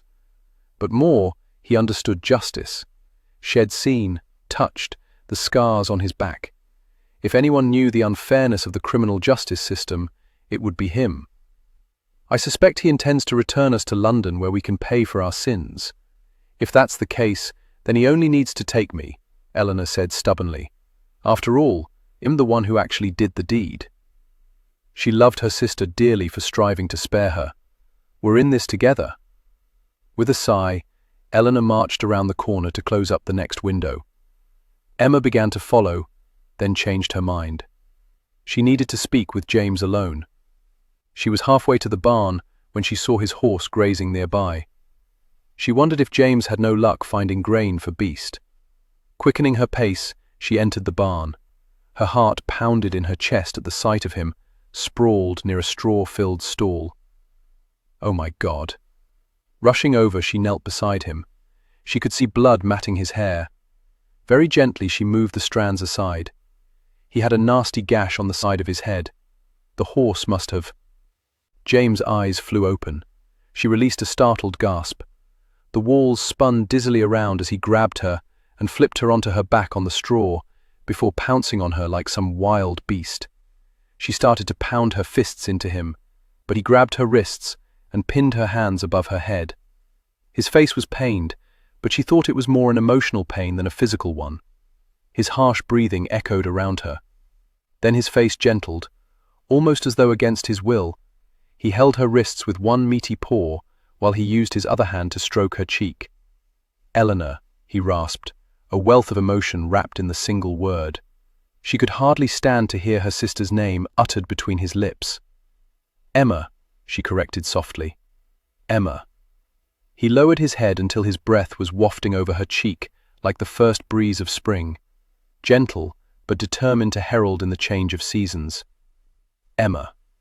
She didn't protest when his mouth covered hers, but the kiss was very much like the one he'd delivered at the door, harder, almost desperate, as though he wanted to recapture what they'd had in London, but knew as well as she did that it was lost to them. He was correct. Whatever they'd been building was erected on the faulty foundation of lies and deception. It couldn't withstand the storm of betrayal. It would crumble, and if he possessed even a shred of mercy, he'd allow it to be swept out to sea. But at that moment, she sensed there was no mercy in him. His hand tightened around her wrists until her fingers began to numb. Yet she didn't tell him to stop, because to do so would mean moving her mouth away from his, and she wasn't yet ready to give that up. How was she to know which stroke of his tongue would be the last? When would his lips stop molding themselves against hers? His large hand cradled her side, slid down it, and tucked her up more firmly beneath him. The weight of him felt so very good. He was sturdy like a rock along the shoreline, which the wave, no matter how mighty it might be, could not move. He smelled slightly different than he had in London. Now she inhaled the scent of horse, leather, and salt from the sea air that had blown through his hair as he'd travelled to find her. Yet beneath it all, she detected the essence that was him. Everything about him was wonderful. Everything about him would soon be stripped away from her and reduced to memories that would haunt the remainder of her life. "Well, what have we here?" Emma startled at Eleanor's voice echoing through the barn. James lifted his head, then went very still. She could see the confusion in the green eyes she adored, and she was left to wonder if the blow to the head had disoriented him. Anger and disappointment clouded his gaze just before he rolled off her. With a low groan, he sat back against the side of the stall and put his hand to the back of his head. "I think his horse must have kicked him," Emma said, her face growing warm with embarrassment. Scrambling to her feet, she nearly lost her balance. She had forgotten how weak her legs became whenever he kissed her. They were like jam trying to support her. "He has a nasty gash." "Yes, I saw his horse out there," Eleanor said. "That's the reason I thought I should investigate. You should come to the house so I can stitch you up," Emma offered him quietly. "I'll finish seeing to your horse," Eleanor said. "Don't even think about running," James commanded in a stern voice. "There is nowhere on this earth that you can go that I will not find you." Eleanor threw back her shoulders and lifted her chin. "In case it's failed your notice, Mr. Swindler, there's a storm coming. Only a fool would run in the storm." Judging by the harsh, uncompromising look James gave Eleanor, Emma was of a mind that only a fool wouldn't run when the predator was near. Chapter 14. Swindler sat in a chair near a window in an upstairs bedchamber, so Eleanor knew Emma would have better light by which to work, because they'd closed up the windows downstairs. He couldn't deny that her sister had the right of it. He could see heavy dark clouds rolling forward in the distance, dimming the sunlight. He tried to focus on the weather, but seemed unable to concentrate on anything other than Emma's slender fingers gently parting his hair. He felt the fool for allowing her to entice him into wanting her. The hell of it was that she didn't even need to try. "This is likely to hurt," she said softly. "As you're well aware, I've suffered worse. Just get on with it." As she worked the needle through his flesh, he clenched his jaw, but everything else remained as still as stone. Well, not quite everything. His heart pounded erratically with her nearness. Emma. Strange, but the name suited. "Tell me about your sister," he commanded. "Eleanor can be quite stubborn when—" "Not Eleanor. Elizabeth. 3 of you were born on the same day." "Yes, I told you the truth there. Elizabeth was the first, I was the last, and Eleanor came between us. Our mother did die in childbirth. We were too much for her. Her death nearly broke my father's heart, I think. He hired a lady from the village to watch over us, but he gave us little time. It's the way of it, I suppose. What do men know of children?" "Did your father ignore you?"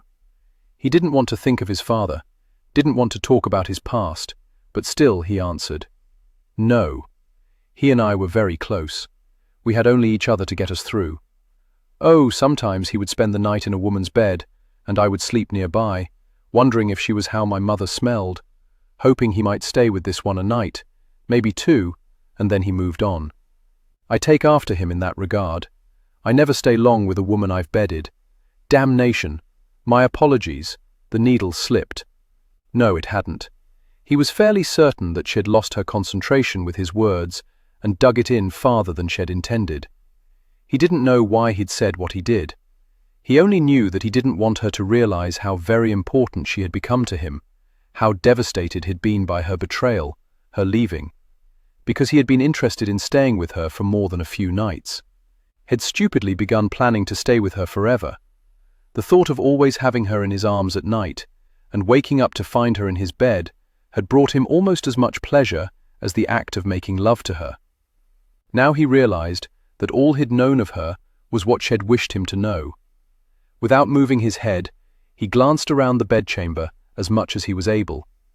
Pale green wallpaper dotted with tiny pink roses decorated the walls. A pink counterpane draped the bed. Pink curtains adorned the windows, that looked out on the cliffs. "Are those the cliffs?"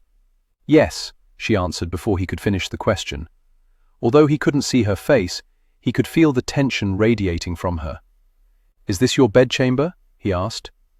"Yes." He felt the tension drain from her. "You like pink?" "I adore pink." The room was a study in femininity.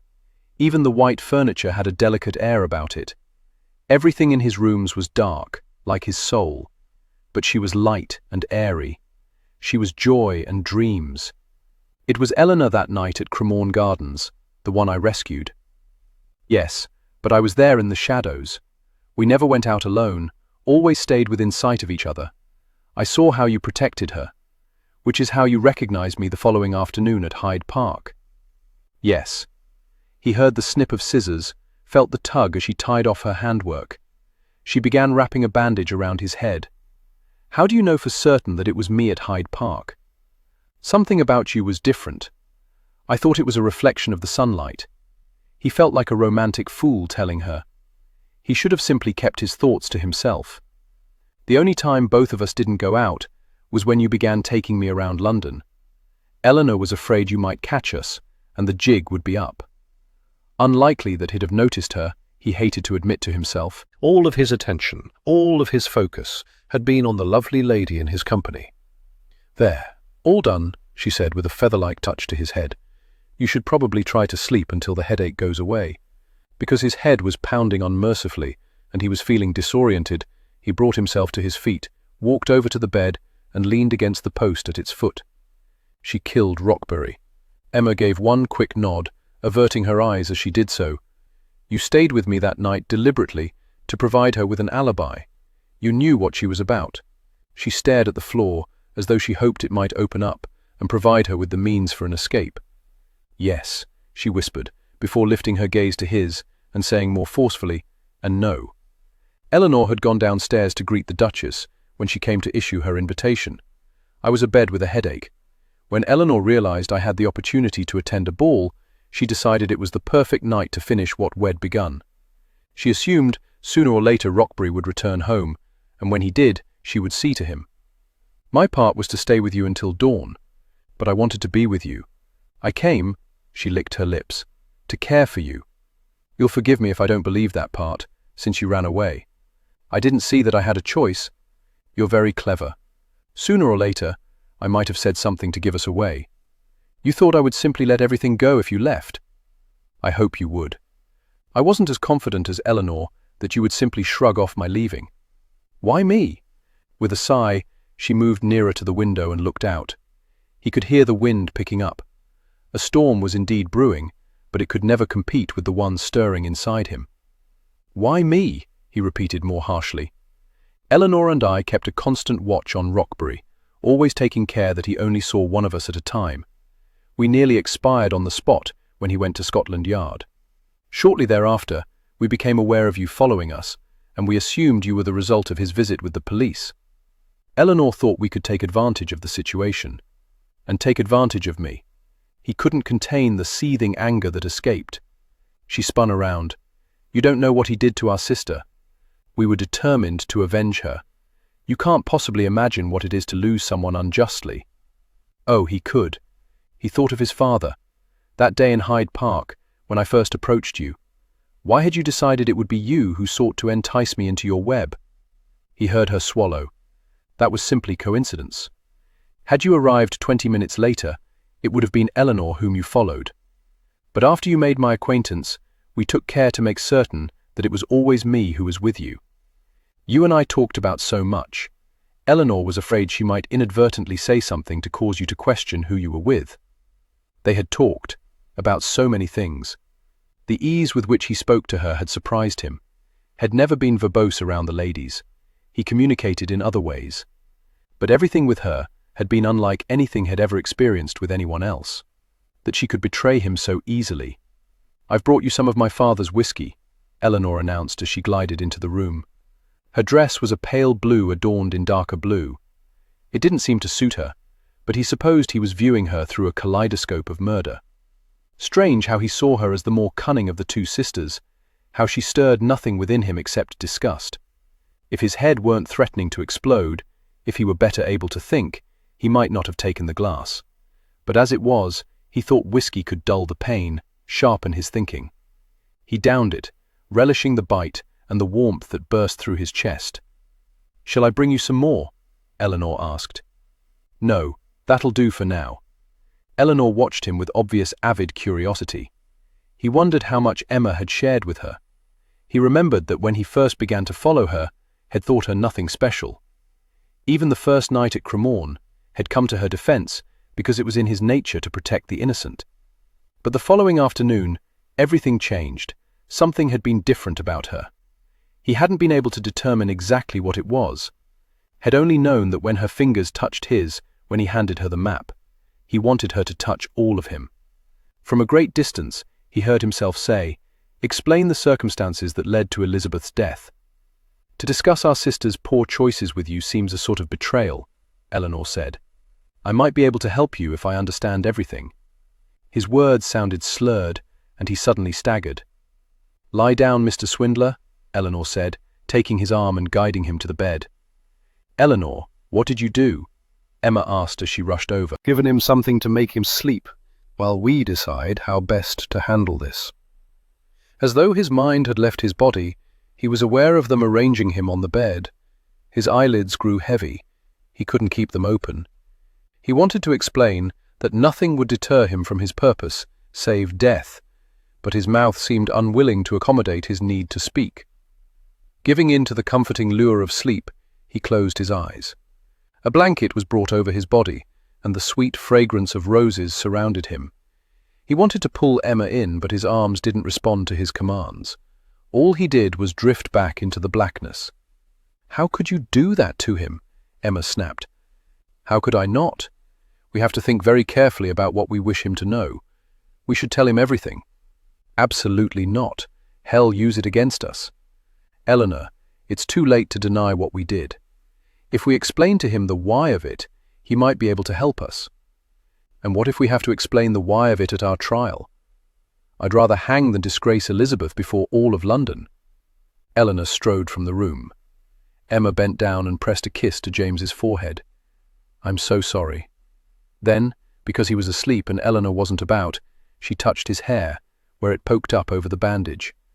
It had been windblown when he arrived, giving him an almost barbaric appearance.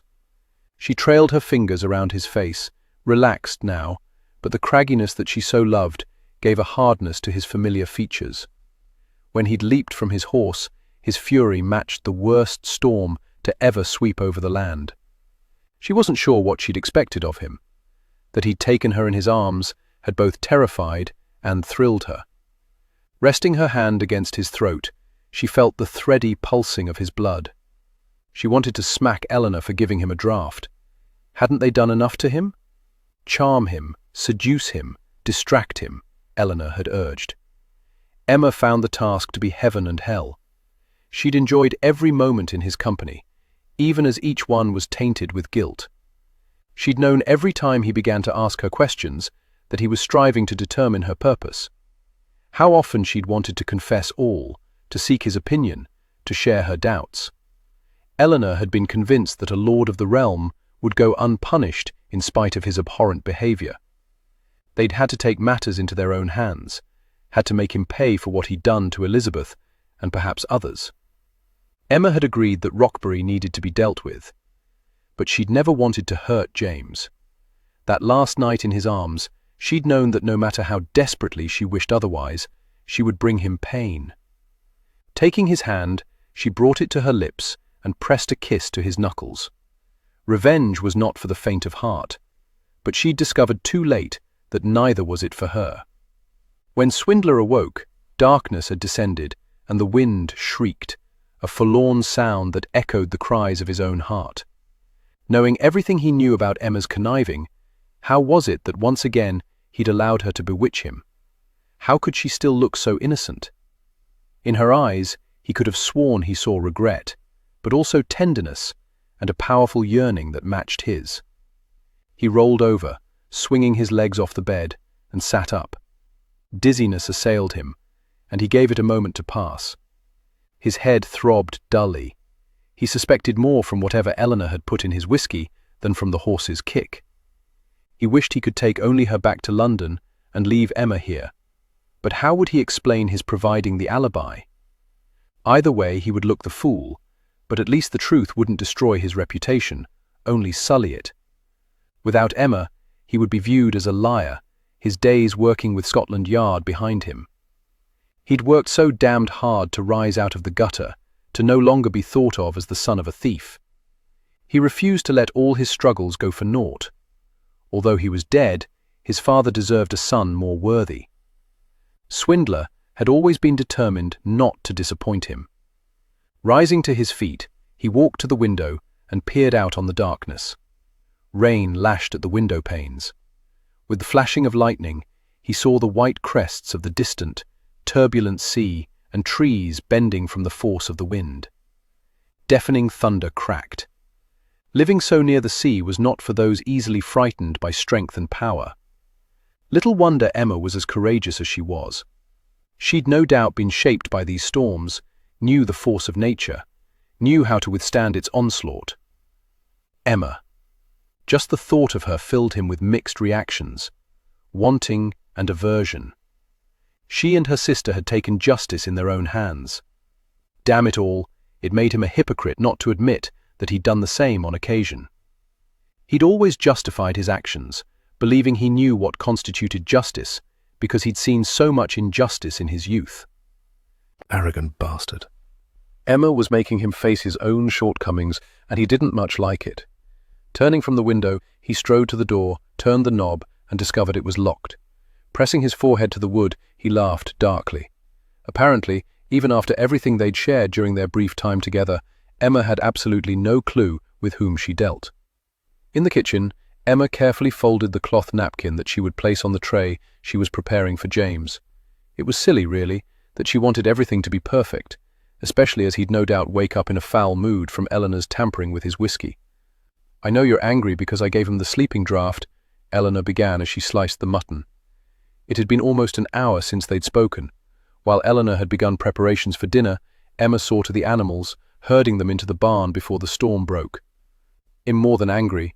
He's done nothing to deserve such distrust," Emma replied, beginning to lose patience with her sister and her inability to understand that they'd crossed a fine line once. It wasn't going to become their habit. "He's come to arrest us, and I've been thinking long and hard about it. Our best course is to convince him that he should leave you here. Truly, what good can come from both of us being hanged? It was my idea after all. You only went along because it's your nature to go along. My recollection of our conversation is something along the lines of your suggesting that we should kill him, and then our arguing about which one of us should have the honor of doing him in." Eleanor's lips twitched. "I suppose you didn't take any convincing that he needed to be done in?" "None at all. I'd read Elizabeth's journal as well." "Then perhaps I should read it." The deep voice echoed through the room. With tiny screeches, Emma and Eleanor both spun around. They stood close enough that they managed to come together, holding each other as though the devil had risen from hell in order to claim them. But it was only James, filling the doorway, appearing incredibly handsome, despite his somewhat disheveled state. He'd removed the bandage from around his head, but hadn't bothered to put on his waistcoat and jacket, or rebutton his shirt, for that matter. His throat and a narrow V of his chest were visible, but it was enough to make Emma's hands itch to touch him. If Eleanor hadn't been squeezing them so tightly, Emma might have crossed over to James and done just that. Touched him, stroked him, held him. A corner of his mouth hitched up into that cocky smile that she so loved. "You didn't honestly believe a locked door was going to keep me in that room, did you?" He held up a small diamond hairpin, and Emma recognized it as the one shed worn in her hair the night of the ball, the one shed forgotten and left in his bedchamber. "I was raised among thieves and pickpockets.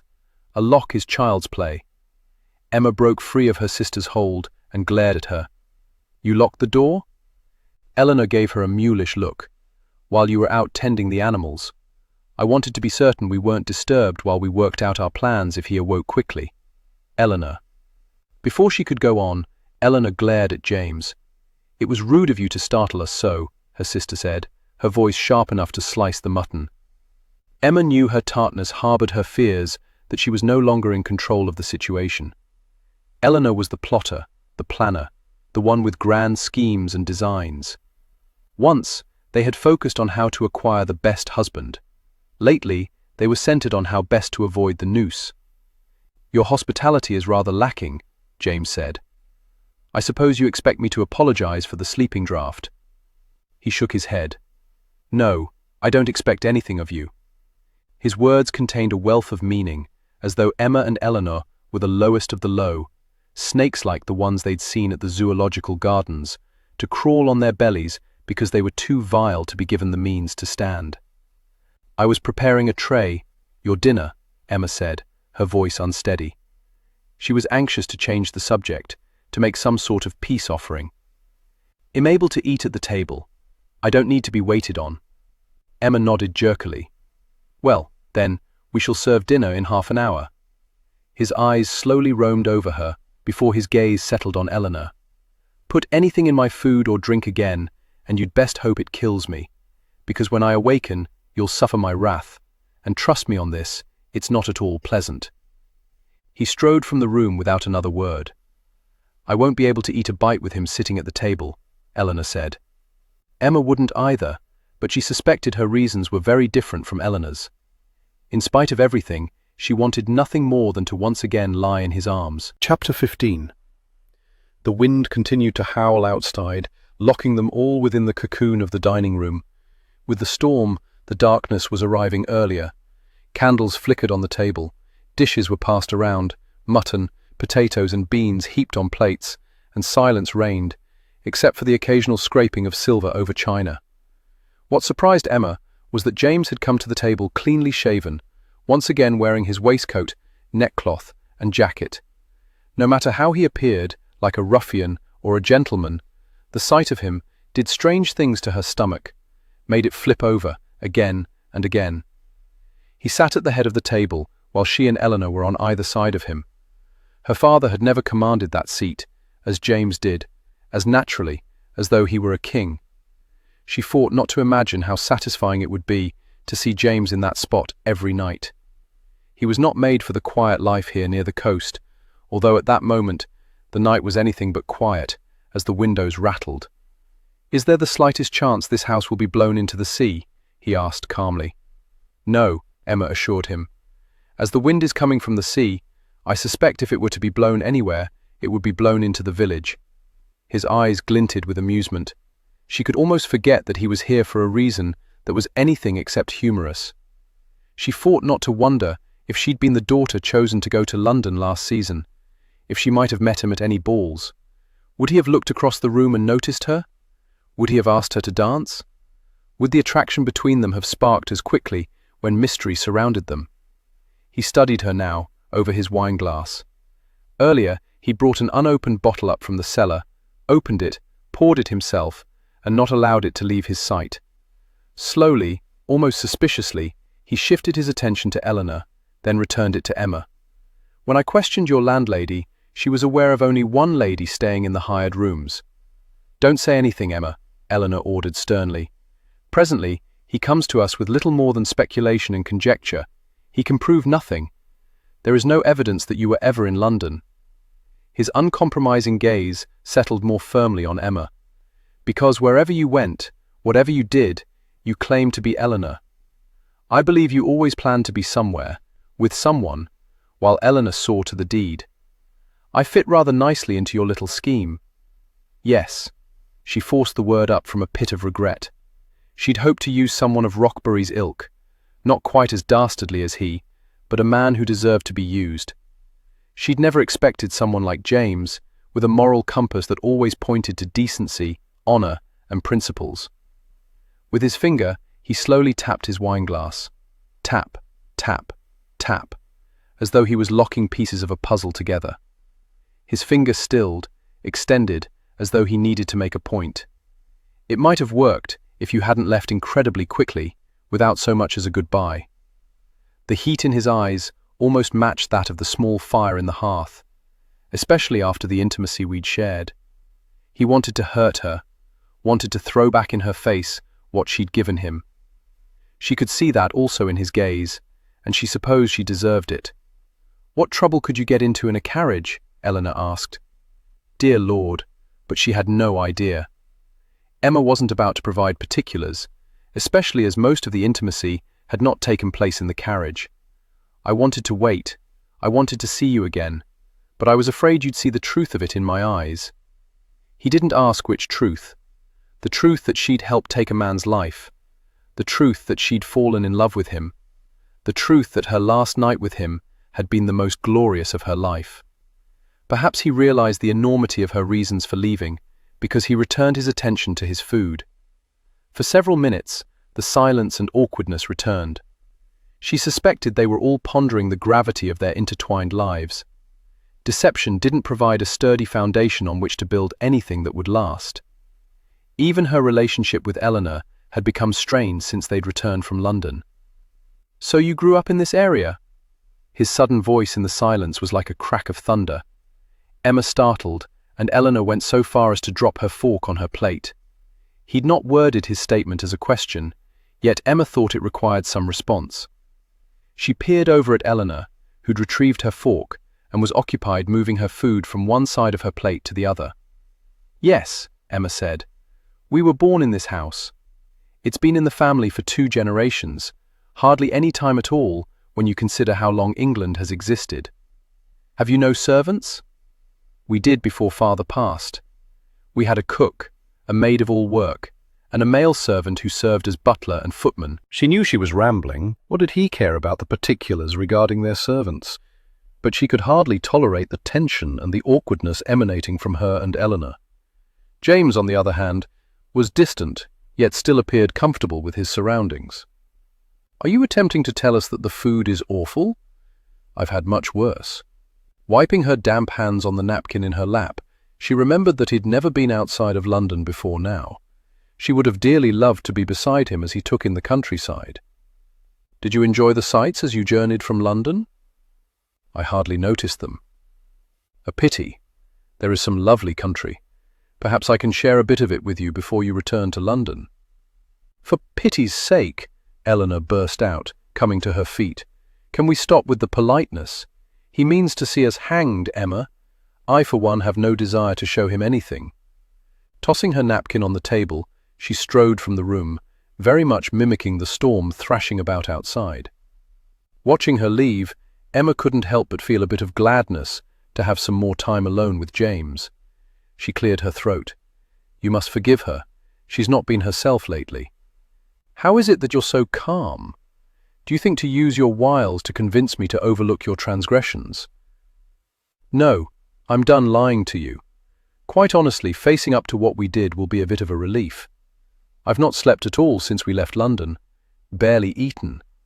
I don't regret that he's dead. But there are moments when I regret that we're the ones who did him in. Do you have any regrets, James?" He rose from his chair and came to kneel beside her. His lovely green eyes held compassion as he cradled her face and touched his thumbs to the tears on her cheeks, which she had not even realized she'd begun to shed. "They have guided my life, Emma." His lips touched hers, so gently, so sweetly. The passion had always seemed to roar through them, as though they'd both known their time together was short, and once past would be gone forever. Now it was banked, but she could still feel the embers of desire fighting not to die, striving to flame as hot and as high as they'd once burned. When he pulled away, he said, "I want to read Elizabeth's journal." For a wonderful moment, she'd thought that he'd forgotten he was a policeman with a duty. But she suspected his duties were never far from his mind, just as her sins were never far from hers.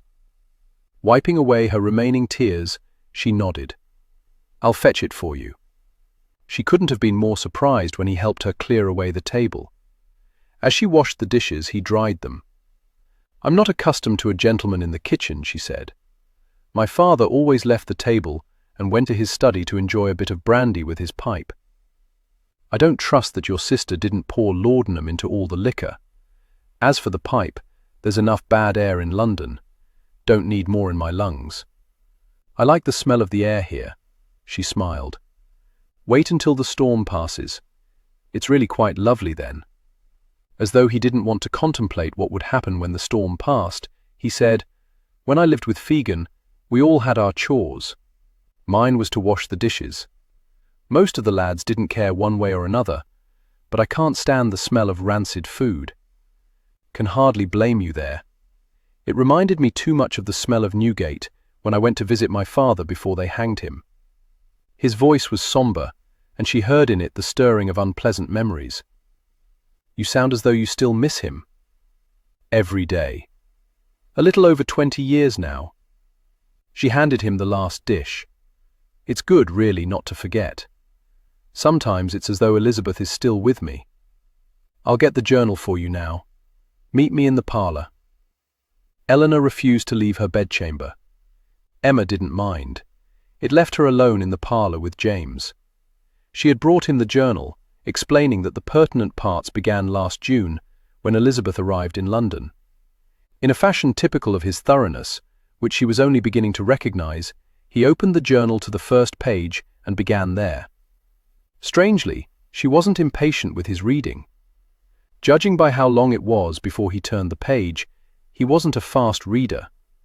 If he intended to read the entire journal before leaving, then she and Eleanor would have a few additional days of freedom to put matters to right.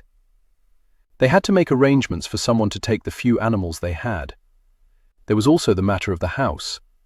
They could lock it up, but eventually it would need to go to someone. Or perhaps they should sell it. They would need money for a solicitor, and those with money also fared better in jail. While he read, Emma saw to her needlework.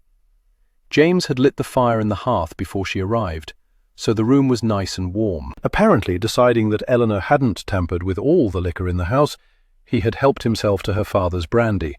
A half-filled glass rested on the table beside the chair in which he sat. Emma sat in a chair on the other side of the small table, so they shared a lamp. She was near enough to catch his fragrance, to hear the crackle of the paper as he turned the page. These moments were like the ones Shed dreamed about when she imagined her life in later years, when she thought of herself married and with children. But the years that awaited her would have no moments like this in them. Her mouth grew dry, and her tongue seemed unwilling to cooperate. Do you suppose there is any chance they'll transport us rather than hang us? He looked up from the journal, his face unreadable. Is that what you'd prefer? She wanted to swallow, but the dryness continued. I don't know. I should think any life at all is preferable over death, even a harsh life. It's more than harsh. It's brutal. She nodded. She'd never known anyone who'd been transported. In truth, the only person she knew who'd ever been to jail or prison was James, and she'd seen what they had done to his back when he was a child. She couldn't imagine how much harsher the punishment would be for an adult. As though aware of the distressing thoughts ploughing through her mind, he said, I shouldn't worry about it overmuch, if I were you. You're absolutely right. I should make the most of the time I have here while I'm here. She studied the clumsily done needlework in her lap. I don't even know why I'm bothering with this. I can't possibly finish it before we leave. I doubt Emma. His voice was firm, yet gentle, and it drew her in the same manner that everything about him did. She found comfort from his nearness, even as she knew that he'd be the death of her. Say my name again. She didn't understand the struggle she saw in his features. Was he repulsed by her, by the thought of her name rolling off his tongue? Emma, he finally murmured. You can't imagine how many times I long to hear you say my name, rather than Eleanor's. She looked down because she didn't want him to see the damnable tears that had surfaced yet again. How much do you despise me for my deception? It seemed that minutes ticked by before he finally said, Probably not nearly as much as you despise yourself. She peered over at him, surprised by his candor, yet relieved by his words. Although judging by how much she loathed herself, perhaps his dislike for her was greater than she wanted. You are, oh, so very wise, James Swindler. My life has brought all sorts through it, some guilty, some innocent, some deserving of what fate brought their way, some not. There was one lad I knew, long ago, cocky bastard. Greedy, too. Wanted everything he set his eyes on, he did. One day he saw a gent take a gold watch from his pocket. It was so shiny. The boy thought, Oh, I'd like to have that, I would. So he pinched it. But he wasn't very good, you see. The gent missed his watch straight away, started yelling for a constable. The boy got scared. His father was standing nearby, so into his father's pocket he dropped it. I suppose it was the surprised look on his father's face that caused the constable to search him.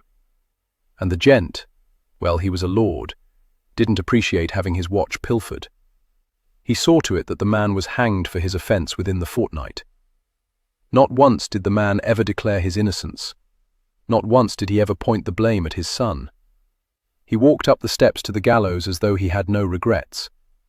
The regrets were left to his son. Her chest ached as though it had grown too small to contain her heart. You were the son. She saw the answer reflected in his eyes. 20 years to live with regret.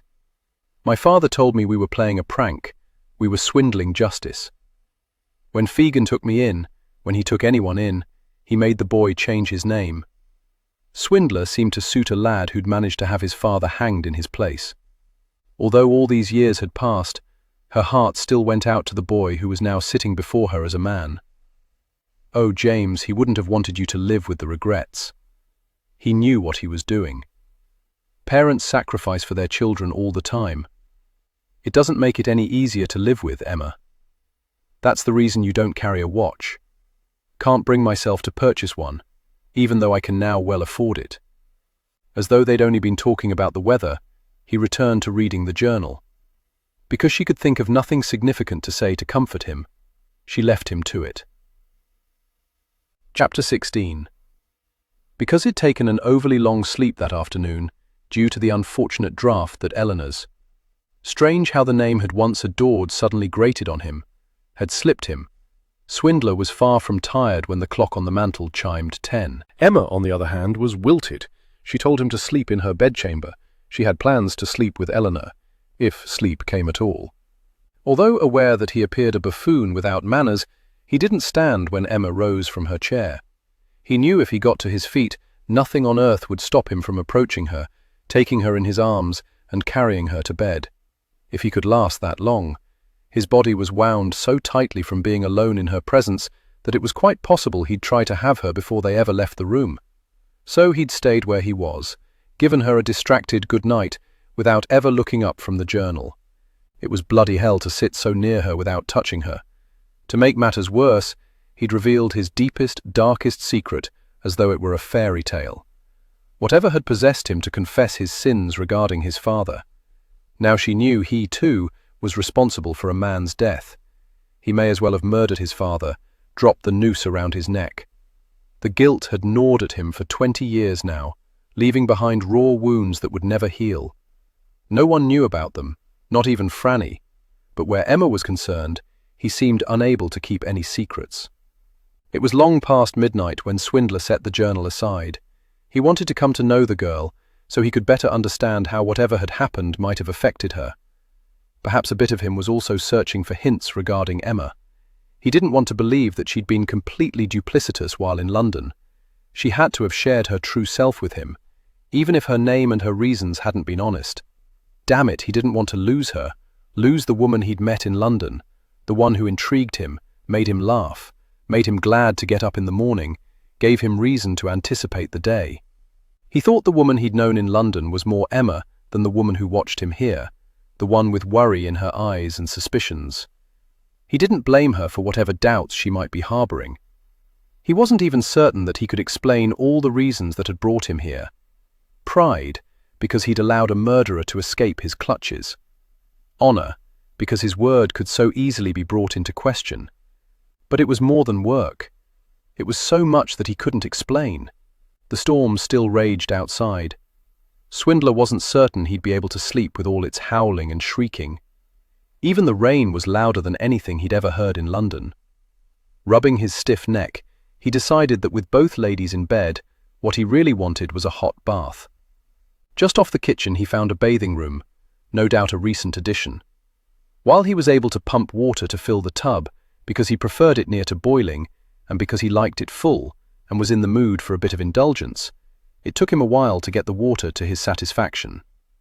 He just pulled his shirt over his head when the door opened. His heart galloped as he turned around, and just as quickly it slowed to a canter. Eleanor. Releasing a soft laugh and drawing her shawl more tightly over her night rail, she took 2 steps toward him. "Oh, James, I can't tell you how it hurts me that you fail to recognize me. It's me, Emma." "The bloody hell you are." Dismissing her, careful to keep his back from her view, he dipped his hand in the water. Still hot enough, but not for long. "I can't believe after all we shared." Spinning around, he grabbed her wrist before she could touch his bare shoulder. He wasn't certain what his face revealed, but judging by the widening of her eyes, it was exactly what he was thinking. "Leave me be. I want nothing to do with you." She sagged as though all remaining life had been drained from her. "You really can tell us apart. No one else has ever been able to do that. Not even father. How can you be sure I'm not Emma?" Releasing his hold on her, he stepped away. "Your eyes. They're the same shade of blue. The same shade, perhaps, but the souls they reveal are very different." She released a harsh scoff. "Mine is harder, I suppose. He deserved it, you know. You'll see. Once you've finished reading the journal." "Emma said you want to read all of it." "There's little point. It was last summer that destroyed her. I'll handle this matter as I think best." Dipping his fingers in the water again, he nodded toward her bandaged hands. "What happened?" She rubbed them together. "I can't get his blood off. I keep trying, but there's always a little bit that I seem to miss. Soak them in vinegar. It dissolves the blood." "Truly?" "No, but the remedy had worked after his father's hanging, when Fegan took him in. Swindler had scrubbed his hands raw, trying to get off the blood that only he could see, and Fegan. It had been years before he realized that Fegan had tricked him into believing what he needed to hear, so he'd stop scraping the imaginary blood off his hands. But the nightmares were something Swindler had been forced to come to terms with on his own. They still visited on occasion, usually on the anniversary of his father's death. "I've seen it work," was all he said now. "I shall try it in the morning and leave you to your bath now." She turned to go, then looked back. "She wanted to stay in London, to be with you. I convinced her we were only safe if we stayed together. It should be enough that only one of us hangs. See to it that she doesn't. I shan't be able to live with myself otherwise." He watched her walk away. He still didn't trust her, but he was fairly certain she loved her sister, both of them. It didn't excuse what she had done, but it made it a bit more understandable. With a shake of his head and no resolution to his dilemma, he turned his attention back to his bath. His water was too tepid now, so he set about heating another pot. Once he had the water again to his liking, he removed the remainder of his clothes and climbed into the tub. The hot water swirled around him as he sat in the cramped confines. He missed the large copper tub Ed had specially made to accommodate the length of his body. But at least the hot water in which he soaked eased away some of his tension. He wasn't certain what he'd expected to find when he began his journey here. The woman had known in London, to be sure, but he hadn't known if he wanted her to be the same or different from the lady he'd taken to his bed. If she were different, he could rely on his anger to get him through bringing her to justice. If she were the same, each step of the journey would be hell. He dropped his head back. It was hell. He wanted to saddle up the horse he'd hired and leave her here. Return to London.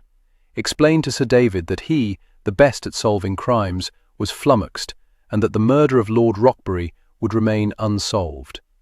Swindler's perfect record would no longer be perfect. But leaving her here meant never having her in his life again, because it would be so much harder to lie about the crime with her at his side. It was even possible that the guilt would slowly nibble away at her, destroy what he had come to love. He could see it already having its way with her in such a short time. She was thinner than she had been in London, her step heavier, as though she carried a great weight on her shoulders now. Her eyes were hollow, ringed in dark circles, dull. She was the woman he'd known in London, and yet she wasn't. He knew guilt's power. It had been his companion all these years. If only he hadn't lifted the damned watch. If only he'd tossed it aside instead of slipping it into his father's pocket. His father had always seemed larger than life, able to handle any situation. He found work when others couldn't, kept a roof over their head and food in their bellies. But there had never been money for extra items, only the essentials. The gold watch had looked so pretty. Swindler shoved the dark thoughts back to the shadowy corner where they belonged. Thinking about them only served to distract him from his purpose. Besides, the water had cooled. It was time to concentrate on other things. He scrubbed off quickly. Leaving the tub, he toweled off before drawing on his trousers. He saw no need to put on anything more. Eleanor had surely returned to bed by now. After tidying up the room, he took a lamp and walked through the house, making certain that no lamps had been left burning. Then he went up the stairs to his bedchamber. The bed was turned down. He set the lamp on the bedside table. Stripping off his clothes, he crawled into bed, put out the flame in the lamp, and settled back.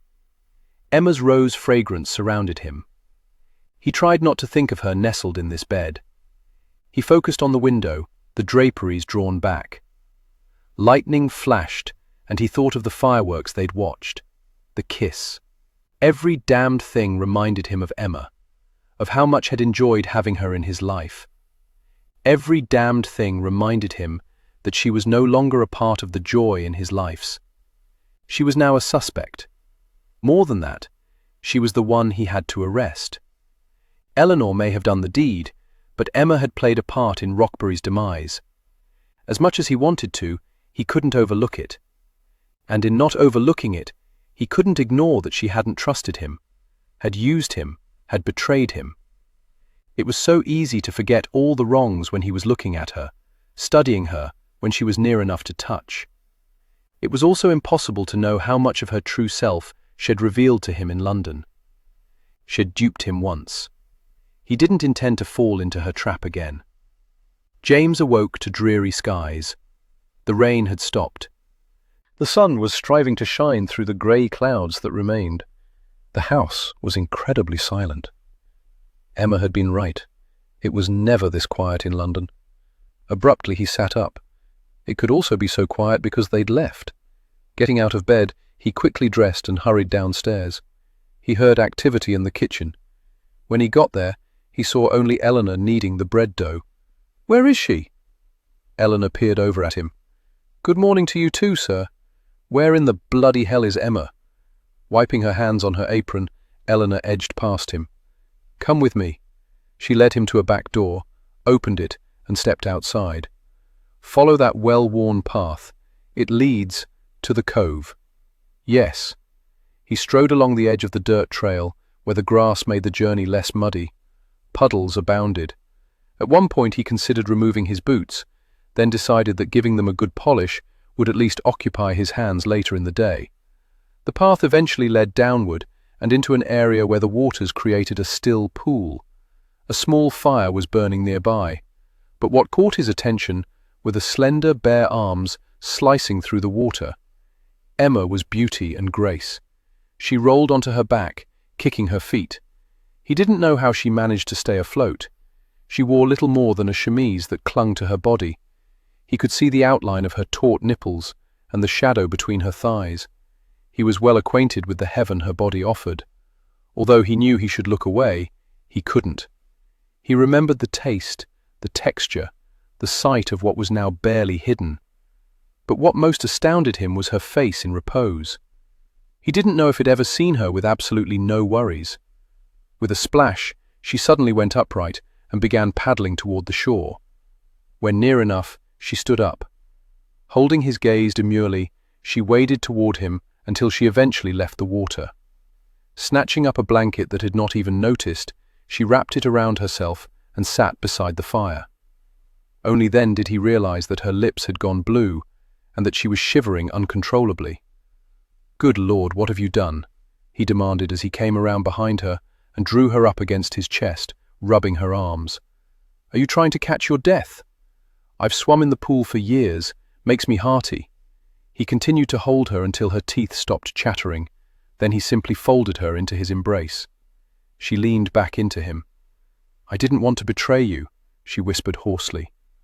Against his will, His arms tightened around her. 1,000 times I wished that father had sent me first, and that I'd met you last summer when I was still filled with innocence and knew only happiness. There were times when I was with you that I could forget why Eleanor and I had come to London. Afterward, I'd feel guilty for not focusing on retribution for Elizabeth. Ever since that afternoon, when you approached me at Hyde Park, everything became so much more complicated.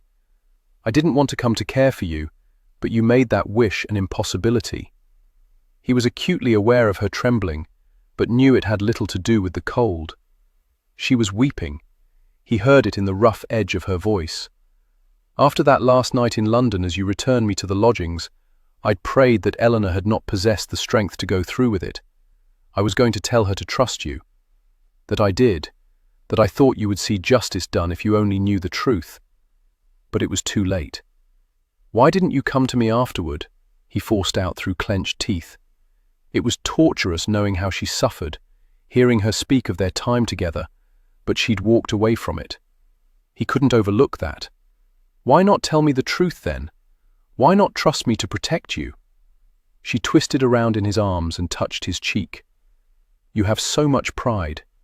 How could you not hate me for what I'd done? How could you not think that every word uttered, every touch, every kiss were simply tools to seduce you into doing my bidding? How could you have just walked away from what had developed between us? Because I couldn't stand the thought of watching it shatter. I didn't want to see the disgust in your eyes when you realized what we'd done. And I was worried about Eleanor. She put on such a brave front, but I could see that she was devastated by what she'd accomplished. He wanted to believe her. He wanted to forgive her. He wanted what they'd somehow managed to capture that last night, but he knew it was in the past. You're going to take us back to London, aren't you? She asked. I have no choice. She gave him a resolute nod.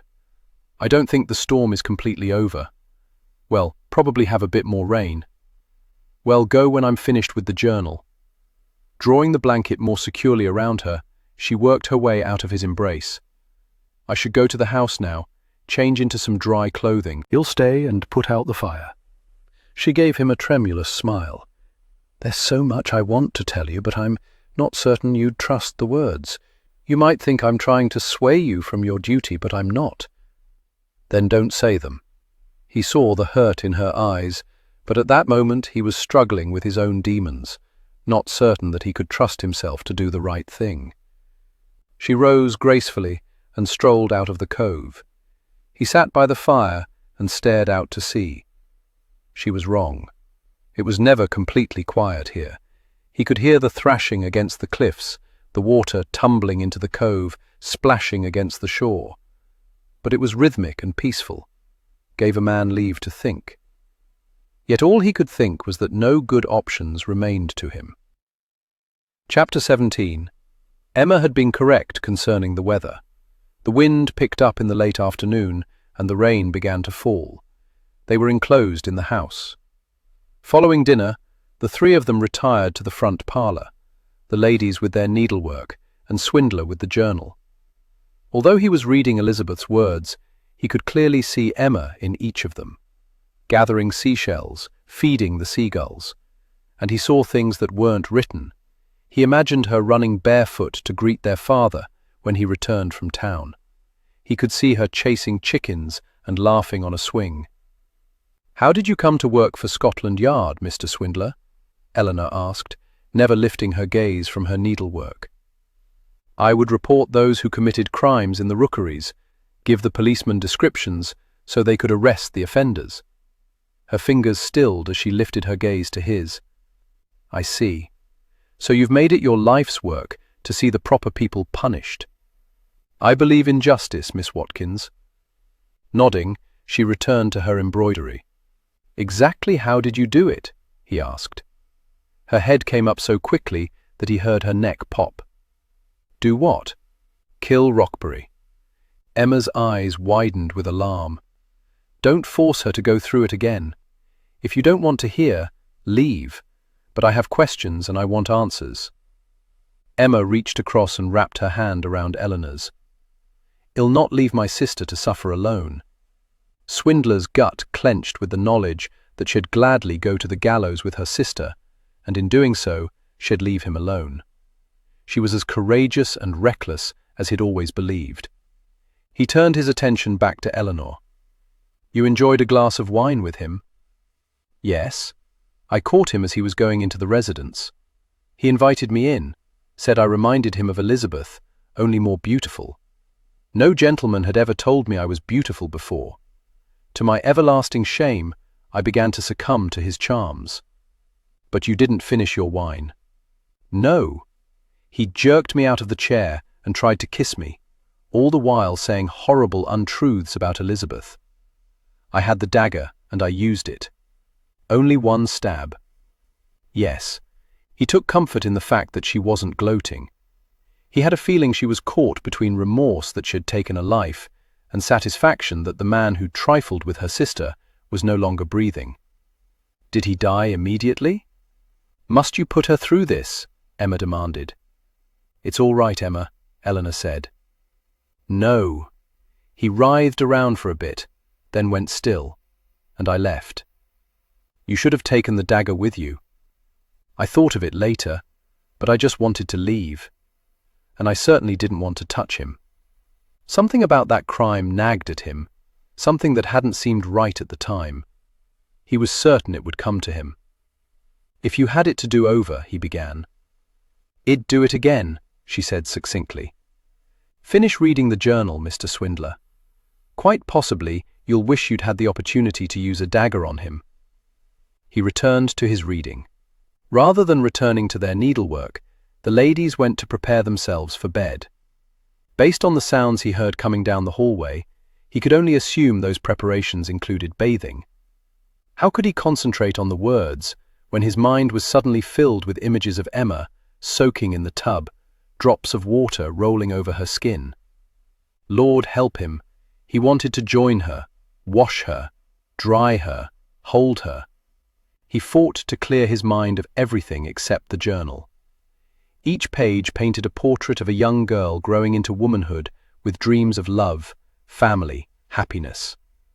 There was an innocence in her descriptions, a joy for life, and excitement awaiting each day. Elizabeth Watkins had been purity, sweetness. She had been very much like Emma. Long after the ladies went to bed, and the house had grown quiet except for the storm raging outside, Swindler indulged in another bath for himself. It wasn't unusual for him to bathe several times a week. He had a childhood in the rookeries to constantly wash off. He thought of Eleanor's hands. Some things, no matter how often or how hard you scrubbed, were always there, just below the surface, waiting to come forth. Following the ritual he'd begun the night before, he grabbed a lamp and checked the house before climbing the stairs to the bedchamber. He knew Emma was there the moment he opened the door, before he'd stepped fully inside and the lamp illuminated the room. He detected the presence of roses as though the petals were unfurling, not a lingering scent, but full and strong.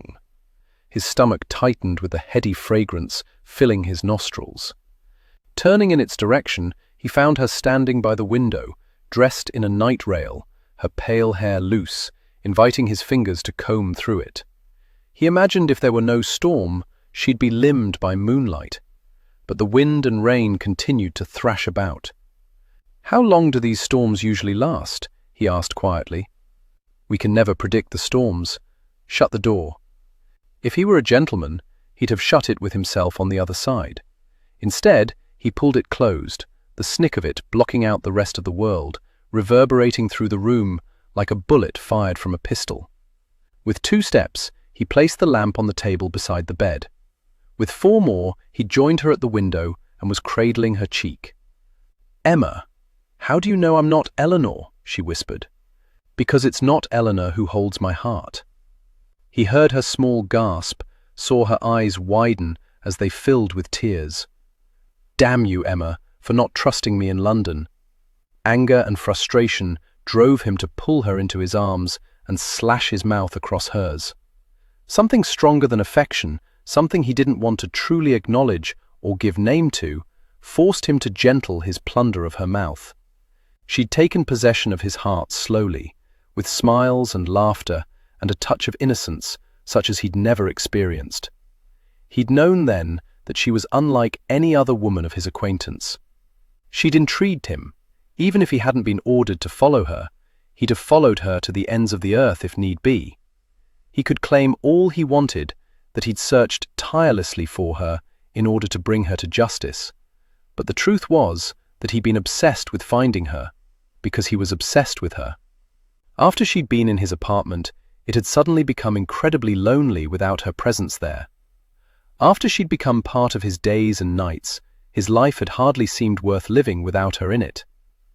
Greedily, he trailed his mouth over her chin and along her neck until he reached the sweet shell of her ear. "Leave now, unless you want to end up in my bed."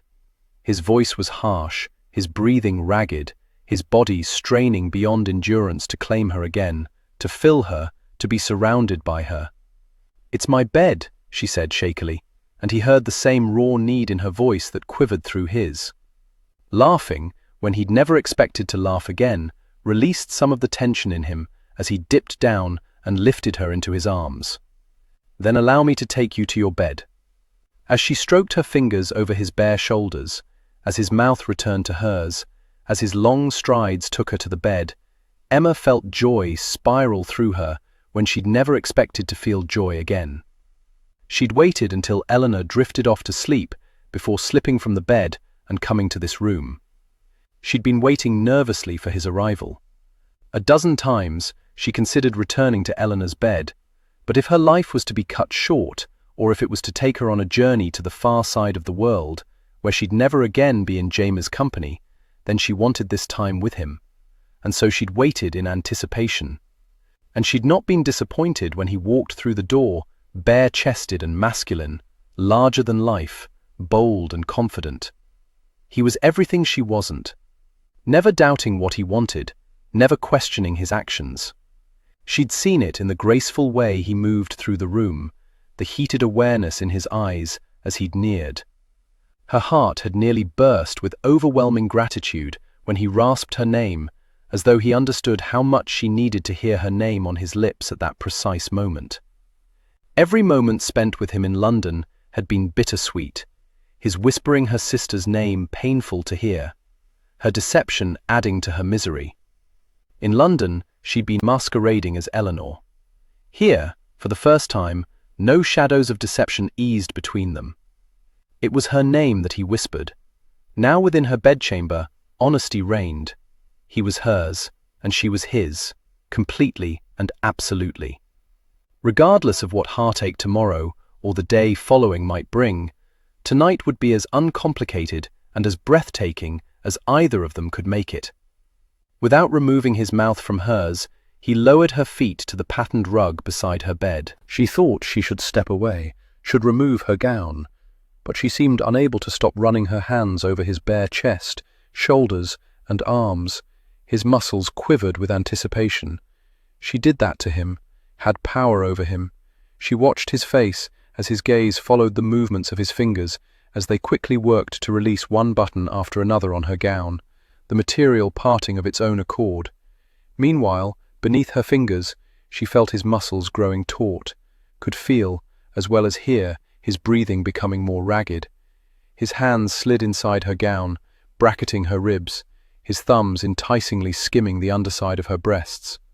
Stepping forward, he placed his open mouth on her throat, where her pulse fluttered wildly.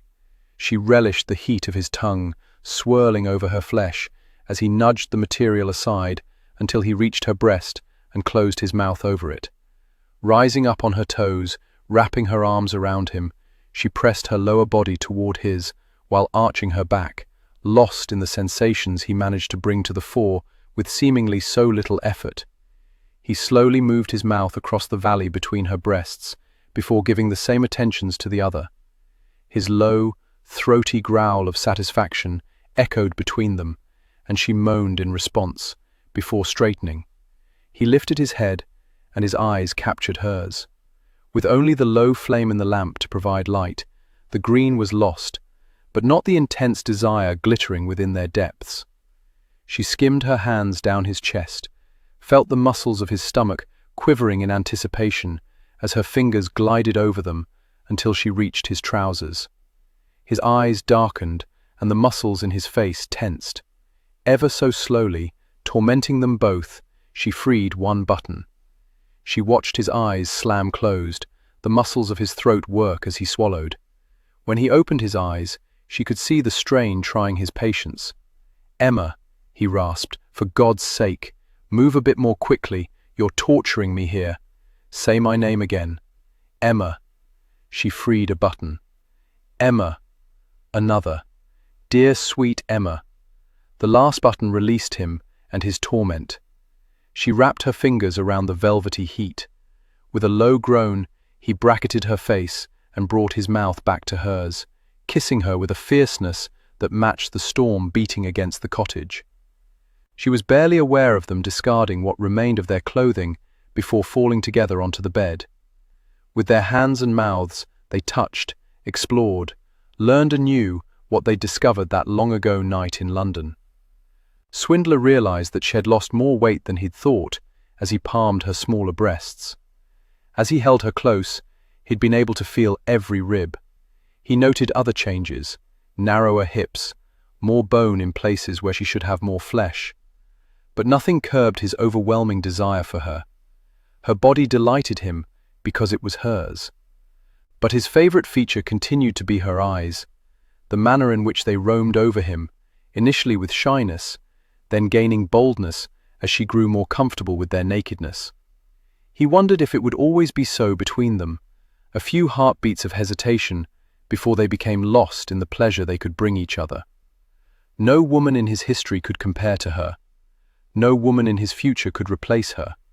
She was what he wanted now, this moment and the next, and the one that followed that, each one that led to the end of his life. He would make it happen, by God. He would keep her with him. He didn't know how. He would lie, he would cheat, he would steal. If need be, he would murder. He'd confessed that she held his heart. He'd yet to tell her that she possessed his soul. He'd deceived himself when he began this journey, believing that he sought justice. All along, all he'd sought was her. Now that he'd found her again, it would kill him to give her up. He would find a way to save her if it was the last thing he ever did. But for now, all he wanted was to taste the sweetness of her mouth and flesh. All he wanted was to bring her unbridled pleasure. All he wanted was to possess her and journey with her into the realm of passion. She moaned and sighed with every glide of his hand, every stroke of his tongue, every press of his lips. Hovering over her delicate form, he should have felt like a great oaf, but she had the ability to make him feel powerful without the usual accompanying intimidation. Because as petite as she was, she possessed her own strength, her own determination.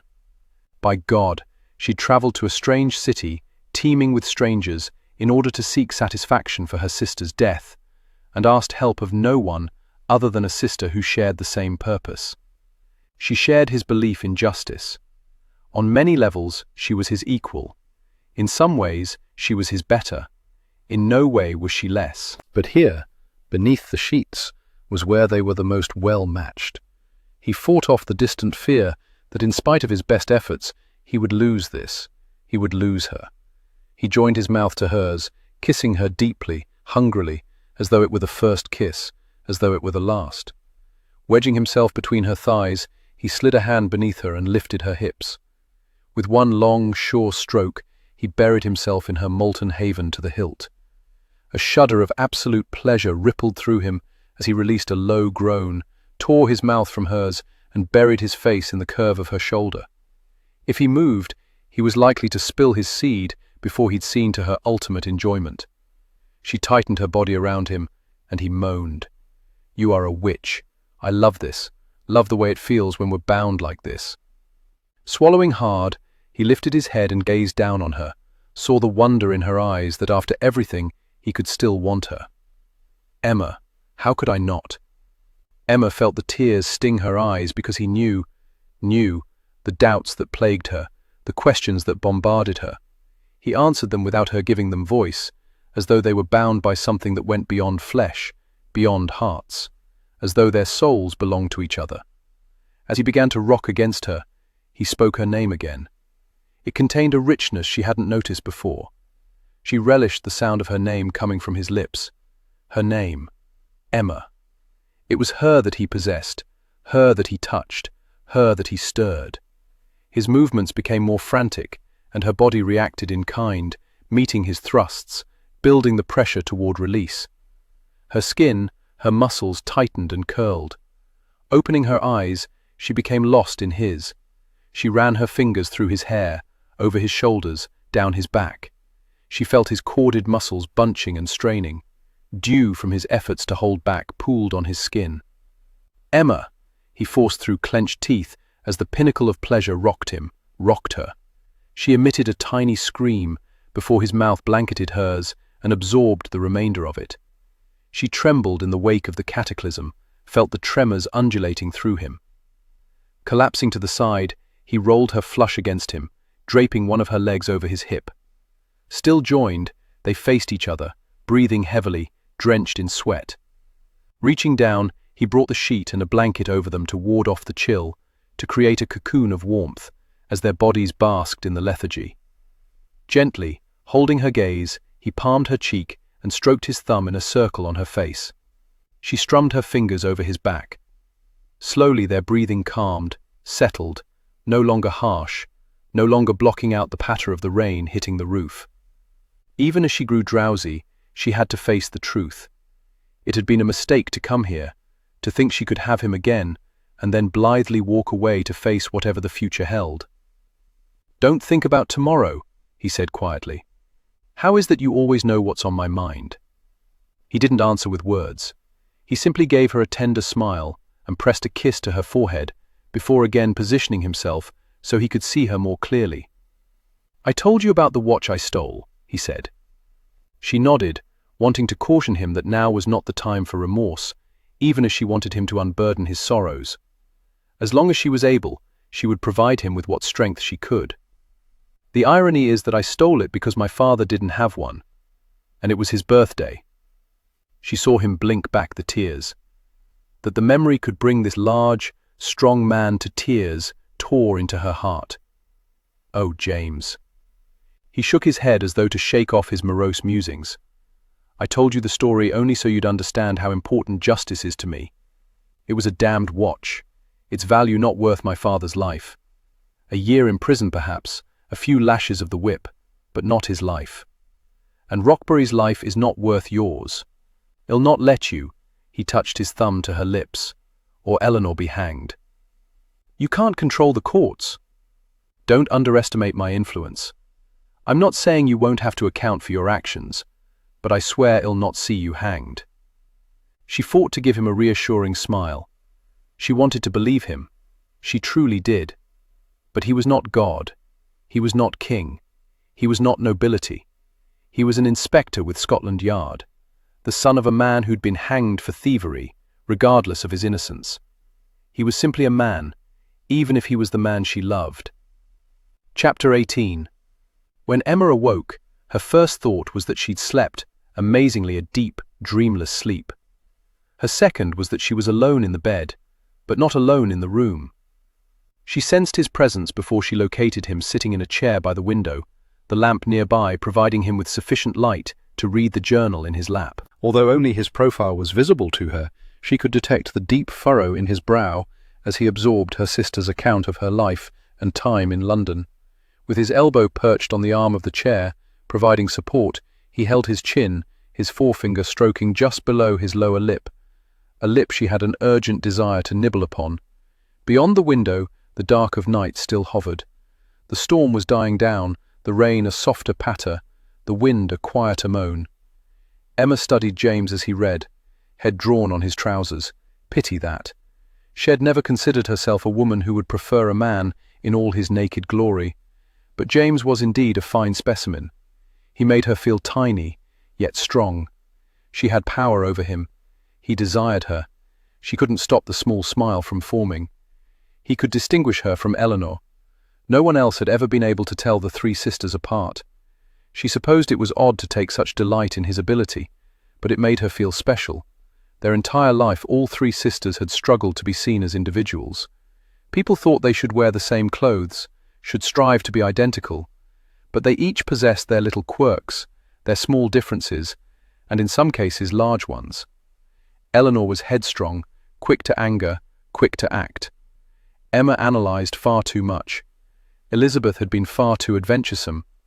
It was the reason their father had decided she would be the first to brave London. What a catastrophe that had been. Yet, it had put into place a series of events through which Shed met James. If not for the fact that it had cost Elizabeth her life, she might have been grateful.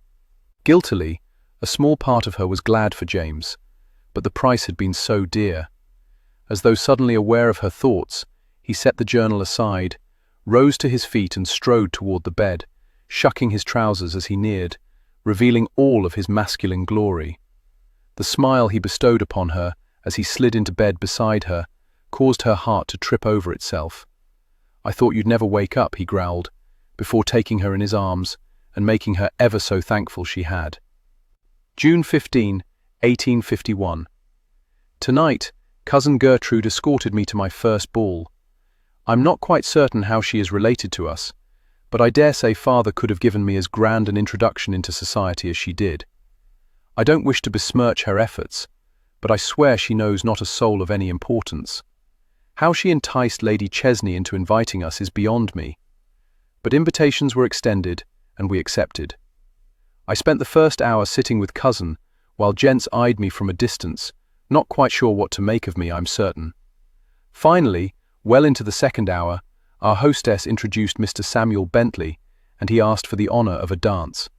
He was not the sort to turn heads, but many heads did turn as he led me onto the dance floor.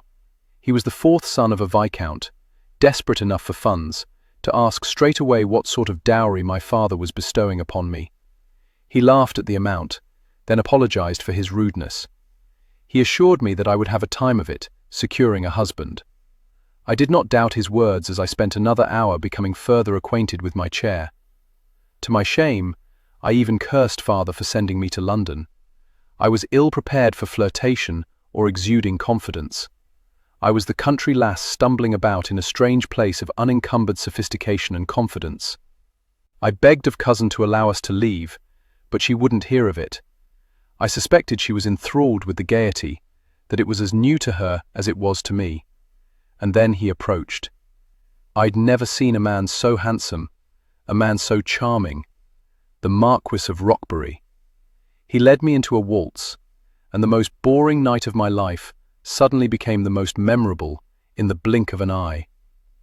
June 17, 1851. I can hardly properly hold my pen in order to write legibly. My fingers, my whole person, are trembling with such excitement. Lord Roxbury called on me today. He brought me a dozen roses and a tin of chocolates. Cousin was astounded by his generosity. She assures me he is one of the most respected lords in London, and that he is in a position to select his wife without consideration of her dowry. I could not be happier, nor have greater hope that I shall make a good match and be able to provide the means for my sisters to have their own season and secure their own happiness. June 21, 1851. Lord Roxbury again called on me. He took me for a ride in his open carriage. Cousin accompanied us. Once we arrived at Regent Park, we disembarked so that we might walk with a little privacy and speak without Cousin hearing every word.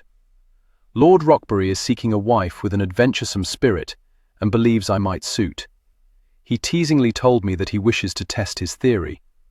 Without Cousin knowing, we made plans to meet at midnight tomorrow. I am breathless with anticipation. July 1, 1851. Lord Roxbury called. I told Cousin to inform him that I've taken ill. July 5, 1851. Lord Roxbury called again. I am still abed. July 10, 1851. I have asked Cousin to make arrangements so I might return home. July 15, 1851. I am home. July 20, 1851. I can see the concern in my sister's eyes, especially Emma's. She has always been the most sensitive. I have failed my family. I do not know how much longer I can live with the shame of what transpired during that night of adventure with Lord Rockbury. August 5, 1851. I have no will to eat. August 8, 1851. I have no will to breathe. August 20, 1851. I walked to the edge of the cliffs today. How easy it would be to simply step into nothingness, but it would break their hearts, and so I must continue on. September 1, 1851. The cliffs are calling to me again. I do not know how much longer I can resist the peace they offer, but I know I cannot depart this earth without writing of the adventure, as Lord Rockbury so blithely referred to it. Perhaps in so doing, I will find the peace I seek. At midnight, I slipped out of the residence with cousin, none the wiser. In the alleyway, Lord Rockbury kissed me quickly and handed me up into his carriage. Excitement thrummed through me. He whispered words to make me feel beautiful, desired. He explained that he was a disciple of Eros, the god of sexual desire. He was a member of a secret society, which initiates women into the art of love. He told me it involved a beautiful ritual during which he would claim me as his. He seduced me with his words, his kisses. In the carriage he plied me with wine. I suspect now that it was laced with something that served to disorient me. I did not feel myself, and I certainly did not act myself. We arrived at a residence. Inside, 2 ladies took me away and began to prepare me. They removed their clothes and mine. Beautiful silver filigree circled their necks. They draped the softest silk over me and explained what was required of me. I wanted to protest, but my mouth seemed unable to form coherent words. My will was no longer my own. They led me into a dark room where the only light came from flickering candles. Pillows were piled everywhere. There were other naked ladies wearing the same silver at their throats. Men in red cloaks wavered in and out of my vision as the 2 ladies escorted me to Lord Rockbury. I heard humming, a chant. The ladies removed my silk. I stood before him, exposed. I knew I should have covered myself in shame, but I was beyond caring. The world faded in and out. He bade me to kneel before him. When I did, he placed the silver around my neck and told me I was now a sister of carnality. He lay me upon a mound of pillows and took me. There were cheers and laughter echoing around me, even as I tried to push him away. The pain was indescribable, the intimacy barbaric. The room exploded into madness, chaos, as others men and women had their way with me. I remember so little except the agony and humiliation. I thought it awakened to discover it had all been a dream, but the nightmare was real. And even though I've returned home, I seem unable to escape it. September 7, 1851. Forgive me. Chapter 19. When Swindler awoke, sun was spilling in through the window and he was alone. After he'd made love to her a 3rd time, Emma slipped out of the room as he drifted off to sleep. She wanted to be sure she returned to Eleanor's bed before her sister awoke. He rolled over onto his back, shoved his hands behind his head, grimacing when he bumped his healing wound, and stared at the ceiling. He'd finished reading the journal in the early hours. He'd heard rumors of the secret societies that engaged in depravity, but had always heard that the members were willing participants in the orgies, so they'd been of no concern to him. It seemed Rockbury sought to bring a new, supposedly exciting element to the festivities. An innocent, a virgin to be sacrificed. Swindler's blood boiled when he thought about what Rockbury had done, the people he'd harmed, the pain he'd wrought. Damned, arrogant bastard. If he wasn't already dead, he would have strangled Rockbury with his own hands. Claiborne had killed a man for raping Franny when she was 12. Swindler had thought nothing as vile would ever touch him again. He'd been wrong. He'd not known Elizabeth before he read her journal, but he mourned her passing now.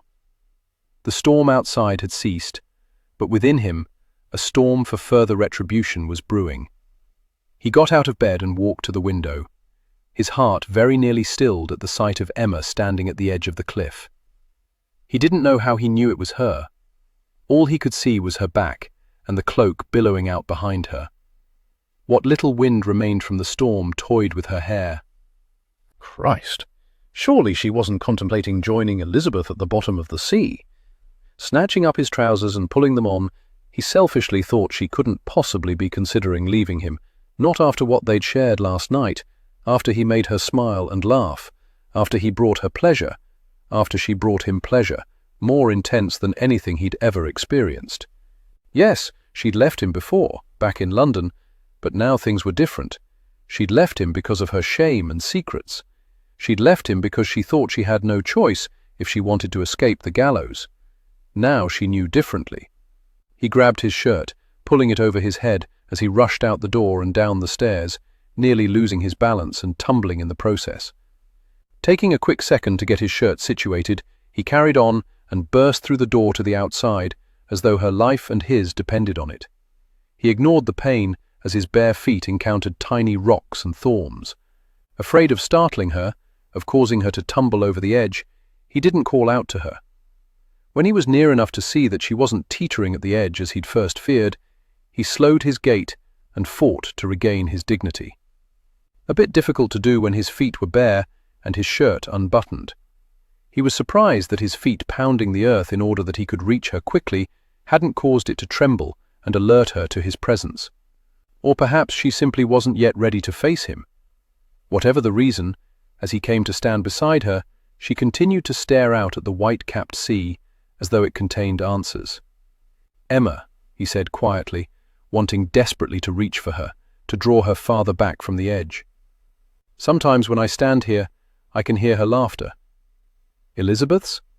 She nodded. "I yelled at her, you know. It's not a crime to yell." She rolled her eyes toward the sky as though she sought salvation. "She wouldn't tell us what happened in London. We only knew she returned home with no marriage prospects. Father had no money with which to send Eleanor and I.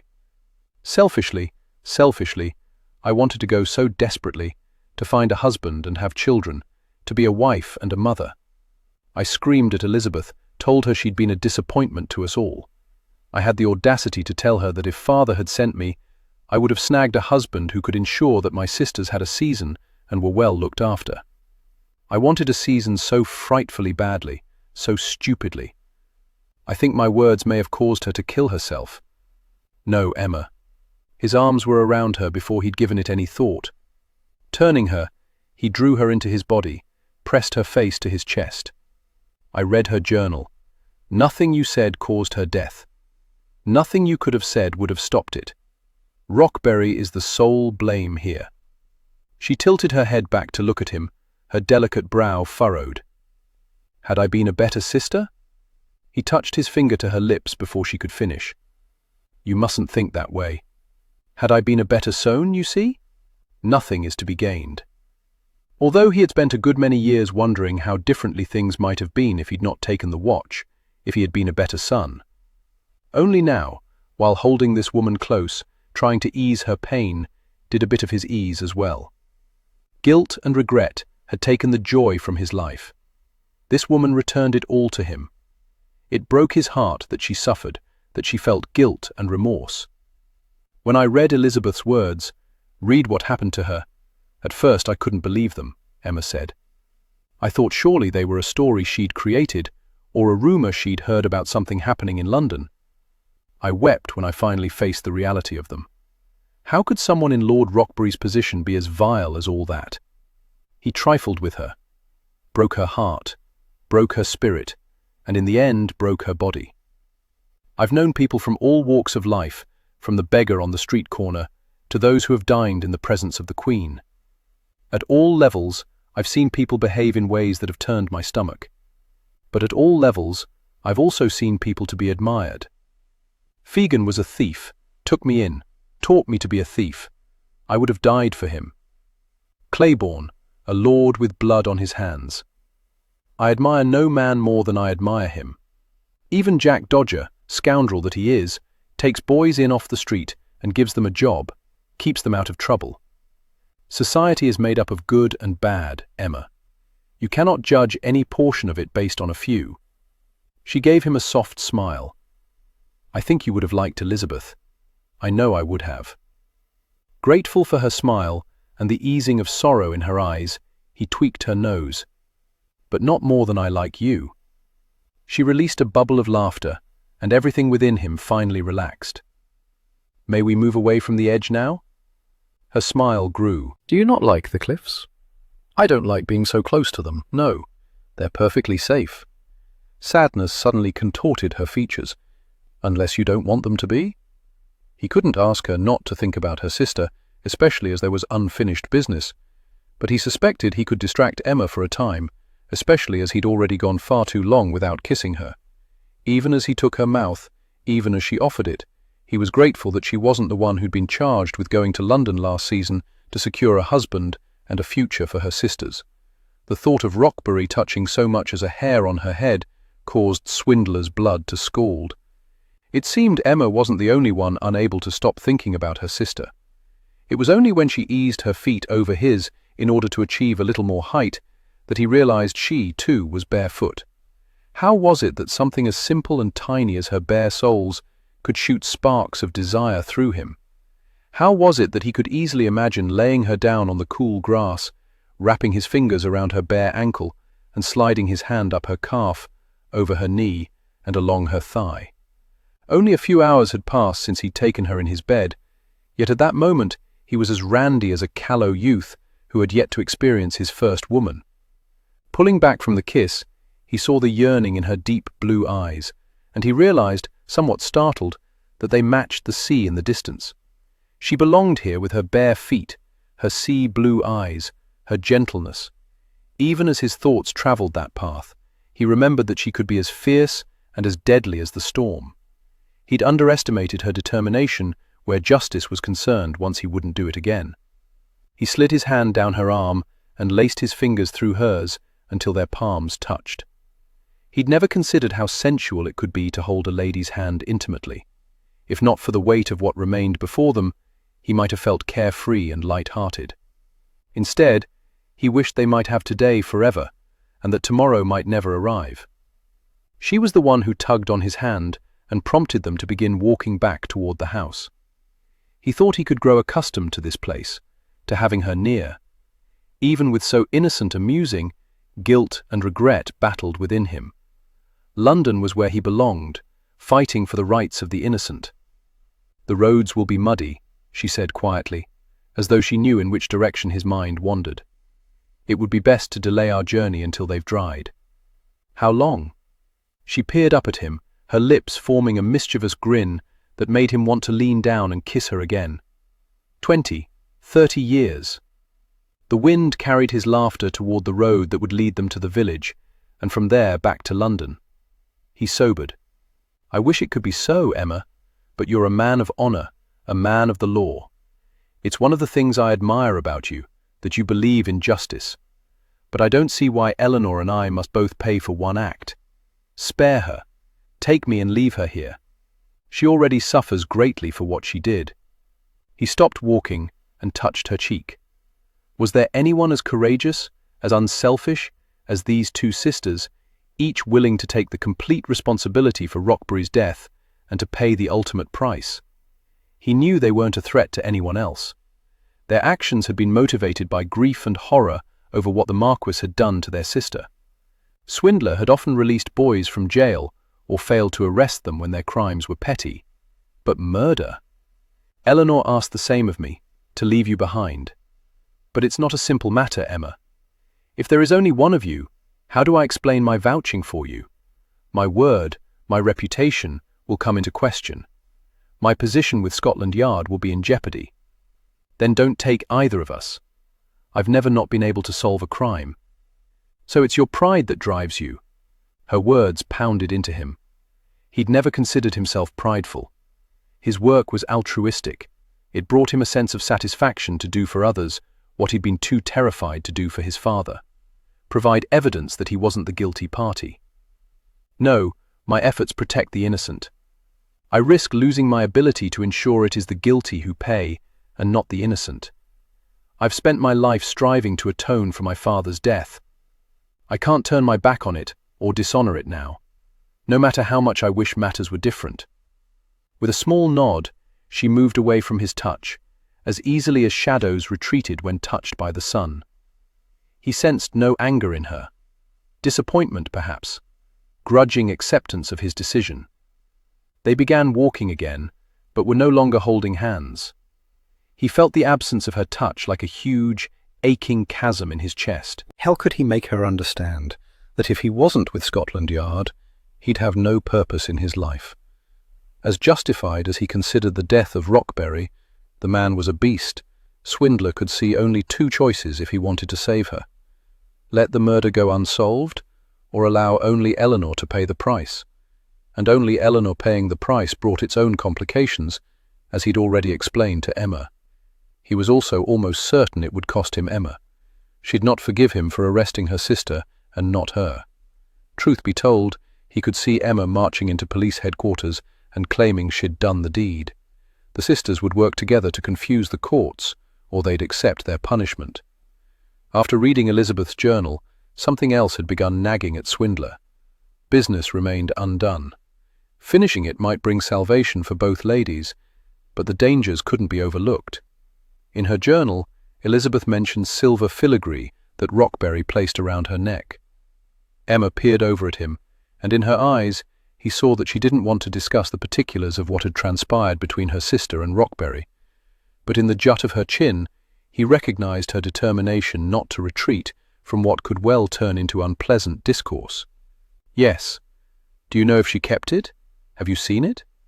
She flushed.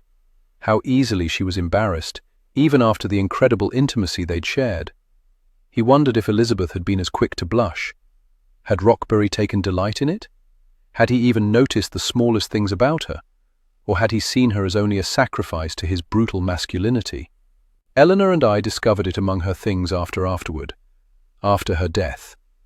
Once they'd read the journal, he didn't think they would treasure the piece. What became of it? They'd neared the house.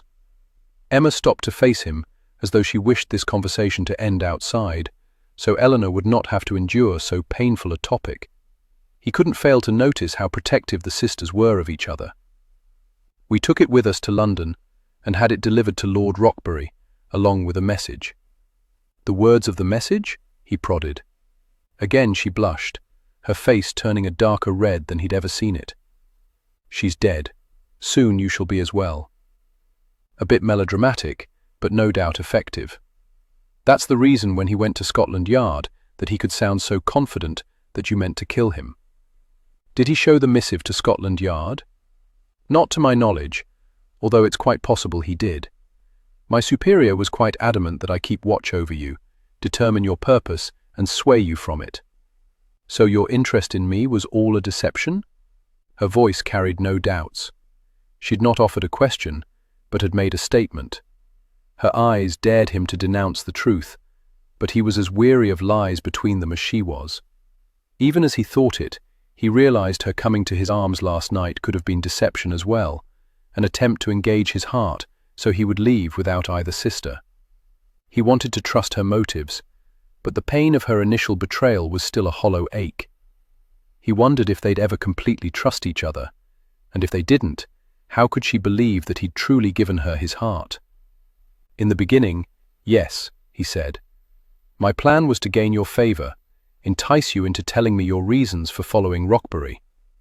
He wanted to touch her but didn't dare. She suddenly appeared as fragile as a piece of hand-blown glass. "But I quickly fell under your spell. So you think I bewitched you? I'm beginning to understand that just as I was playing you, so you were playing me. We were both involved in separate, but equally as elaborate swindles. I wanted to entice you into revealing your purpose. You wanted to seduce me into providing you with an alibi. And last night? It's my hope that we were completely honest with each other. But I also recognize that we've both become quite skilled at duplicity, and it's possible neither of us would recognize honesty if it bit us on the arse." She averted her gaze from his and stared out at the cliffs, at the sea. "The one time I've always been honest with you is when I've lain with you." Gently, he molded his hand around her chin and turned her head so he could see the deep blue of her eyes. "The only time I haven't been honest with you was my reason for pursuing you." She gave him a tremulous smile. We have a very rocky foundation beneath us. But it is a foundation, Emma. Only we can determine what we want to build on top of it now. Don't be so fanciful, James. We can't build anything. We're at cross purposes. I've committed a crime, and you solve crimes. Damnation! How could he make her understand? They were going back and forth, covering ground that had already been ploughed. Emma, not everything I do is within the law. But you're an inspector, and sometimes I look the other way. I can't on this matter because he's a blasted lord, but I can assure you that if your sentence is not just, I will see you released from jail. I will see that you have another life. But first, I would like very much to try to see that you return to this one. You said you have influence. I have a duke and an earl in my pocket, Claiborne and Greystone. He nodded. And Jack Dodger could purchase all of London if he wanted. They have power, Emma. I'm not above asking them to wield it. And what of you, James Swindler? My power is not as visible as theirs, but I have it. I've earned it. Now back to the silver. Do you remember exactly what it looked like? She nodded. I believe so, yes. It very much resembled a choker, but strands of silver flowed from it. It was really quite lovely. Ironic that it symbolized something so ugly. Can you help me draw it? She looked taken aback. Whatever for? Because swindles are my strong suit, and I believe one more is needed to put this matter to rest. Chapter 20. The emptying part was a web of tiny strands that fit snugly around a lady's neck, Emma said, sitting at the table in the kitchen and watching as James sketched what she described. She loved the way he looked when he concentrated. Whether it was at the paper or her, he gave each his full attention. She knew her actions in London had put him in an awkward position regarding his feelings for her and his responsibilities toward his duties. He cared about justice. He cared about her. And on either side of the part that rested at the hollow of a woman's throat, several knotted strands dangled down, Eleanor explained. Their length increased as they moved toward the center, until the one in the middle was long enough to dangle between. Clearing her throat, she looked at Emma. I think I have the gist of what it dangled between, James said quietly, and Emma smiled at the sight of his cheeks turning red. He didn't often show discomfort, at least not with her. It was interesting to see this aspect of him, and to know that he did feel different toward Eleanor than he felt toward Emma. He was not as comfortable with her sister. What else? Reminded me of a collar more than a choker, Eleanor said, and the clasp was very difficult to maneuver. I should think one would need help getting it on and off. We didn't try it on, Emma said. We didn't even want to touch it once we realized what it was. So beautiful, Eleanor whispered. For something so hideous. How could he do that to her? James stopped drawing and studied Eleanor. Emma was fascinated watching him, as though she could actually see his mind working. Did he say anything to you that night in his library? She could have kissed him for the wording he used, for not throwing at Eleanor that she'd killed him. Emma hadn't caught Eleanor scrubbing her hands once today. With a little more time, perhaps her hands would heal. Tears swam in Eleanor's eyes and spilled over onto her cheeks. He taunted me, told me Elizabeth enjoyed it, wanted it, begged for it. I've never hated, despised, loathed anyone so much in my entire life. I wanted him to at least show remorse before he died. She looked as though she might be ill. He gloated. She began frantically rubbing her hands. Emma laid hers over them. It's all right, Eleanor. He can't gloat any longer. He was so horrid. She turned her attention back to the sketch. That's a very good likeness of the necklace, don't you think, Emma? Yes. It's not really a necklace, James said. It's, as you indicated, a collar. I've seen one just like this before, on a woman we found murdered in Whitechapel. Do you think she was part of the debauchery? Emma asked. He gave a brusque nod. Based on discreet inquiries I've made, I believe there are secret societies that engage in rituals such as your sister described. I always assumed they were composed of eager players, and so I had no interest in pursuing them. But the one into which your sister was initiated seems to have taken matters into a darker direction. Would they have eventually killed Elizabeth? If they thought she was a threat to their discovery? Is it possible? Emma wasn't certain she even wanted to think what she was thinking. That they came here and killed her? James leaned back in the chair. Possible, but unlikely. Because of what she wrote in her journal the night she died, I suspect she could see him struggling with the words. She sought peace however she could find it. At that moment, she thought she couldn't have loved him more for not giving voice to what her sister had truly done. Taken her own life, sinned against God. The family had told the clergy and the villagers that Elizabeth fell to her death. An accident. Even among themselves, they'd been unable to face, to accept, what had truly happened. So, where do we go from here, Inspector Swindler? Eleanor asked. It was the first time either of them had addressed him as such, thus recognizing the authority he had over them. Emma's stomach quivered with the implications. She found it difficult to draw in a breath, but she didn't look away, waiting for his decision, his judgment. Rockbury harmed your sister, but he wasn't alone in doing it. Emma and Eleanor exchanged glances. He was the one responsible, Eleanor said. The others must still be held accountable. We don't know who they are, Emma said. Elizabeth only mentioned Rockbury. I don't think she knew who the others were. I didn't even think to ask Rockbury for names, Eleanor said, and Emma heard her disappointment in herself. He wouldn't have provided them, James said, exonerating her. Then how do we find out who they are? Emma asked. Do you remember that first night in Cremorne Garden? The woman Rockbury spoke with? Eleanor nodded. She was wearing something that might have been this, he said, tapping the paper. It's possible the assignations begin there. If I can retrieve the collar from the new Lord Rockbury, and can find a woman willing to wear it through the gardens, it's possible she'll be approached. I'll do it, Emma and Eleanor said at the same time before he could finish explaining. Don't be ridiculous, Eleanor said. I'm the older. It falls to me.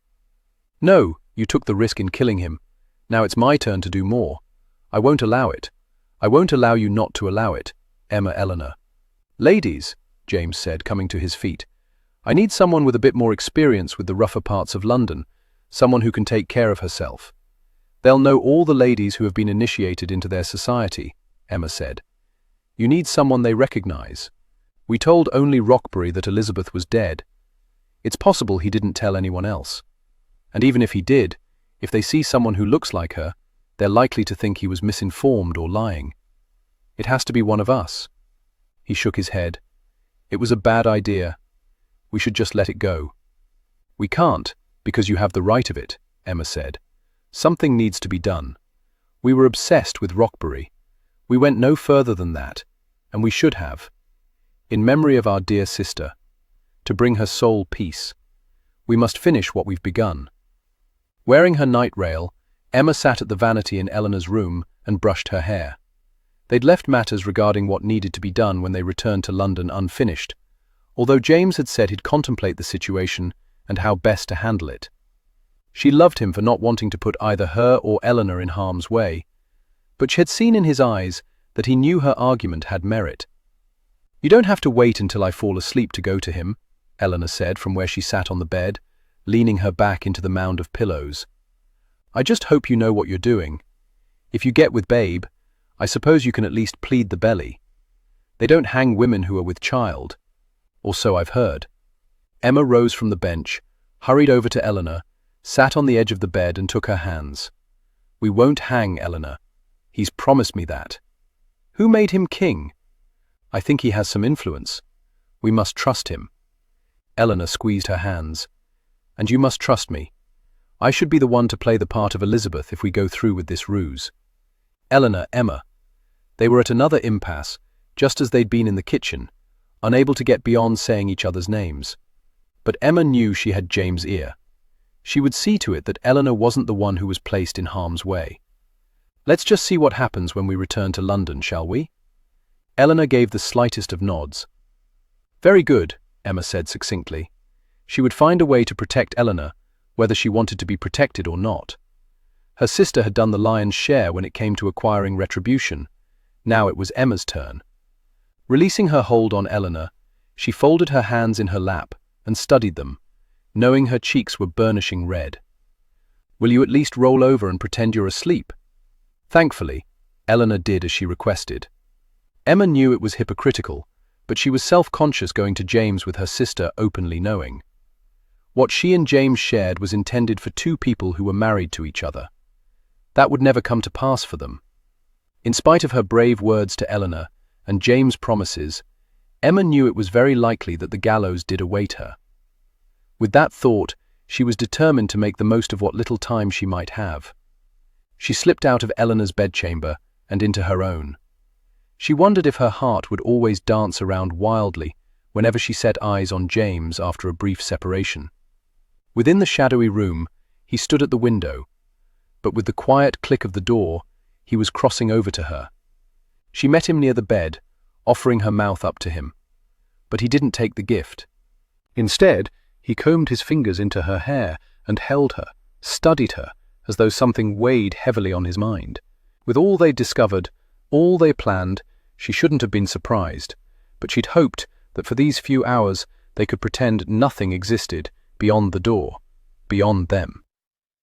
That night at my lodging, when I wanted everything off you except the pearls, he said, "Did it remind you of your sister's encounter? Did it taint your enjoyment of the night?"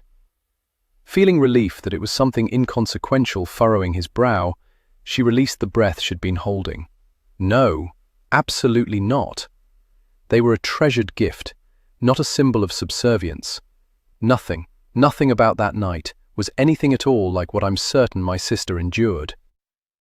Good. She was aware of his hands shifting, and something weighty, smooth and cool, settling against her skin. With a small exclamation, she touched the pearls that circled her neck and smiled. "How did you manage? I didn't see you holding them."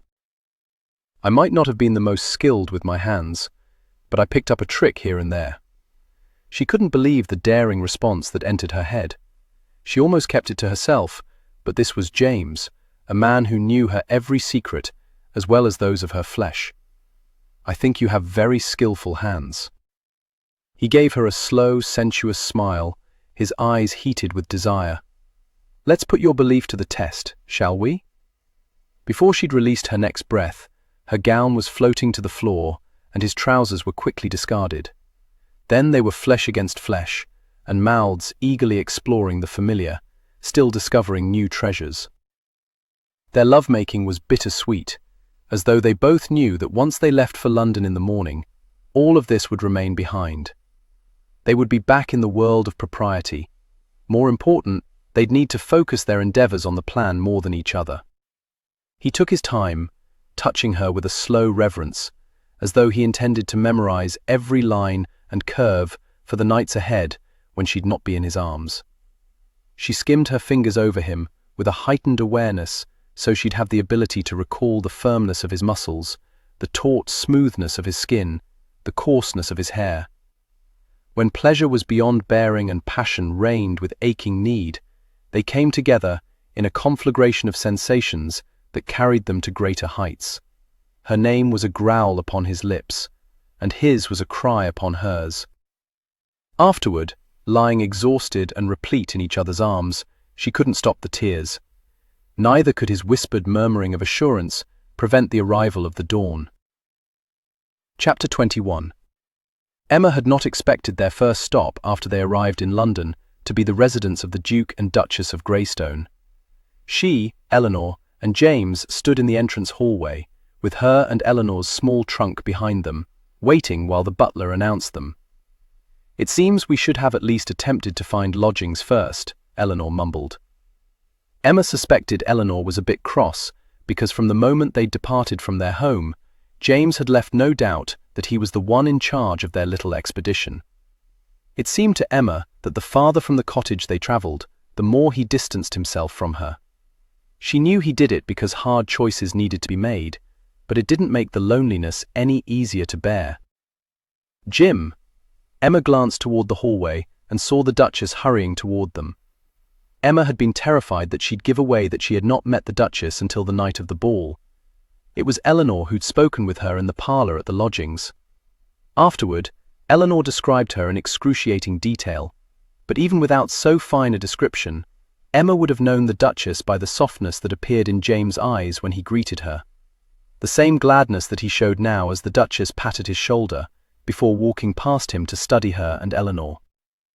"I see you found there were two after all," she said. "They are almost indistinguishable. Imagine what Figan could have done with them." You don't have to talk about us as though we're not here, Eleanor said. And which one would you be? The Duchess asked. When Eleanor took on her mulish expression and remained silent, Emma said, "She's Eleanor. I'm Emma." The Duchess scrutinized Emma as though searching for something upon which her life depended. Then she smiled. "You're the one who attended my ball, the one who struck Jim's fancy. But it was Eleanor I met in the parlour." "No one can tell us apart," Eleanor snapped. "Except Mr. Swindler," Emma reminded her quietly. "I was raised to read the subtle nuances in people," the Duchess said. "How else was I to determine who best to fleece?" She turned her attention to James. "So what do you require?" "A place for them to stay," he said. Based on the certainty in his voice that he knew he'd not be denied, Emma thought he and the Duchess might as well be related by blood. Here should suffice for that purpose. "What else?" the Duchess asked. After settling into her room, Emma crossed the wide expanse of hallway to the bedchamber Eleanor had been given. It was much the same as hers, with a large four-poster canopied bed, a dresser, a bureau, a vanity, and a small sitting area near the window. Extending from the window itself was a seat covered in pillows. Eleanor was sitting there, gazing out into the garden.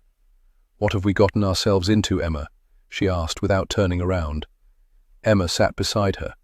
"Into the thick of things," he'd say. "I thought the Duchess had only recently married the Duke. If that's the case, who is the boy?" Looking out, Emma saw the Duke and a young boy standing in front of easels, palettes in their hands, as they each painted a section of flowers in the garden.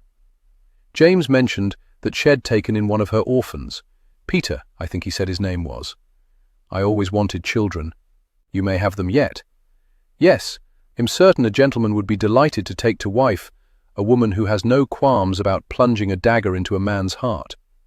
Eleanor began rubbing her hands, and Emma stilled her actions by placing hers over them. "A man would be most fortunate to have you." Her sister gave her a small smile. "I don't regret what I did, Emma. It's simply that it's a bit more difficult to live with than it anticipated." "What we did, Eleanor. You must never forget that we did it together." Eleanor nodded reluctantly and gazed back out the window. "The Duke is a handsome fellow, and to think he married a thief."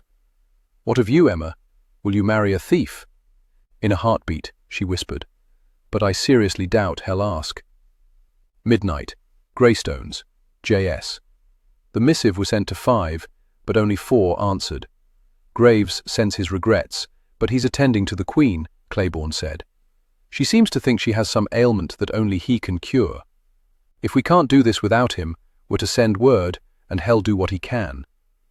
William Graves was another of Fegan's brood, a former grave robber who was quickly becoming one of London's most noted physicians.